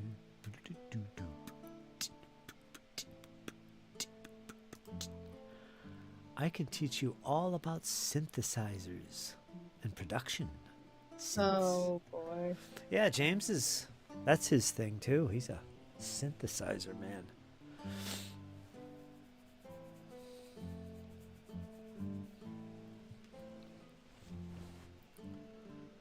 Ree has her own setup with experimental drone synths and stuff. Wish I had kept my gear. Ah, Ree's into music too, is she? Huh. If you need help recording. Yeah, James is a good one. He's a good one to know.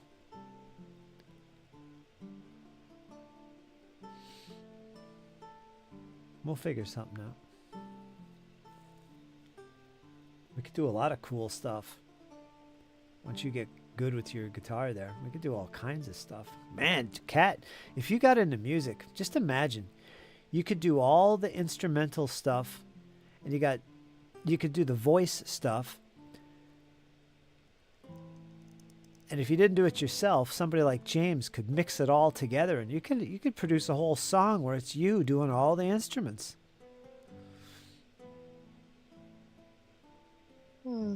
That would be pretty cool, pretty fun. Yeah. If it takes off and you really get good and want to do that kind of thing. Yeah, you could do so much. Ree's main instrument is a synth called a Lyra 8.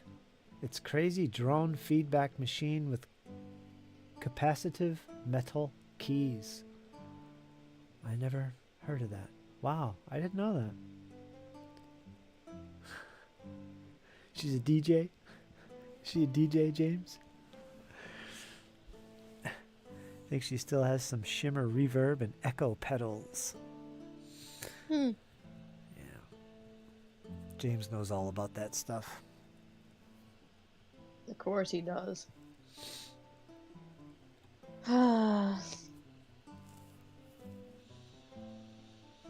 She has helped me put sets together. Oh, okay. She's in the know.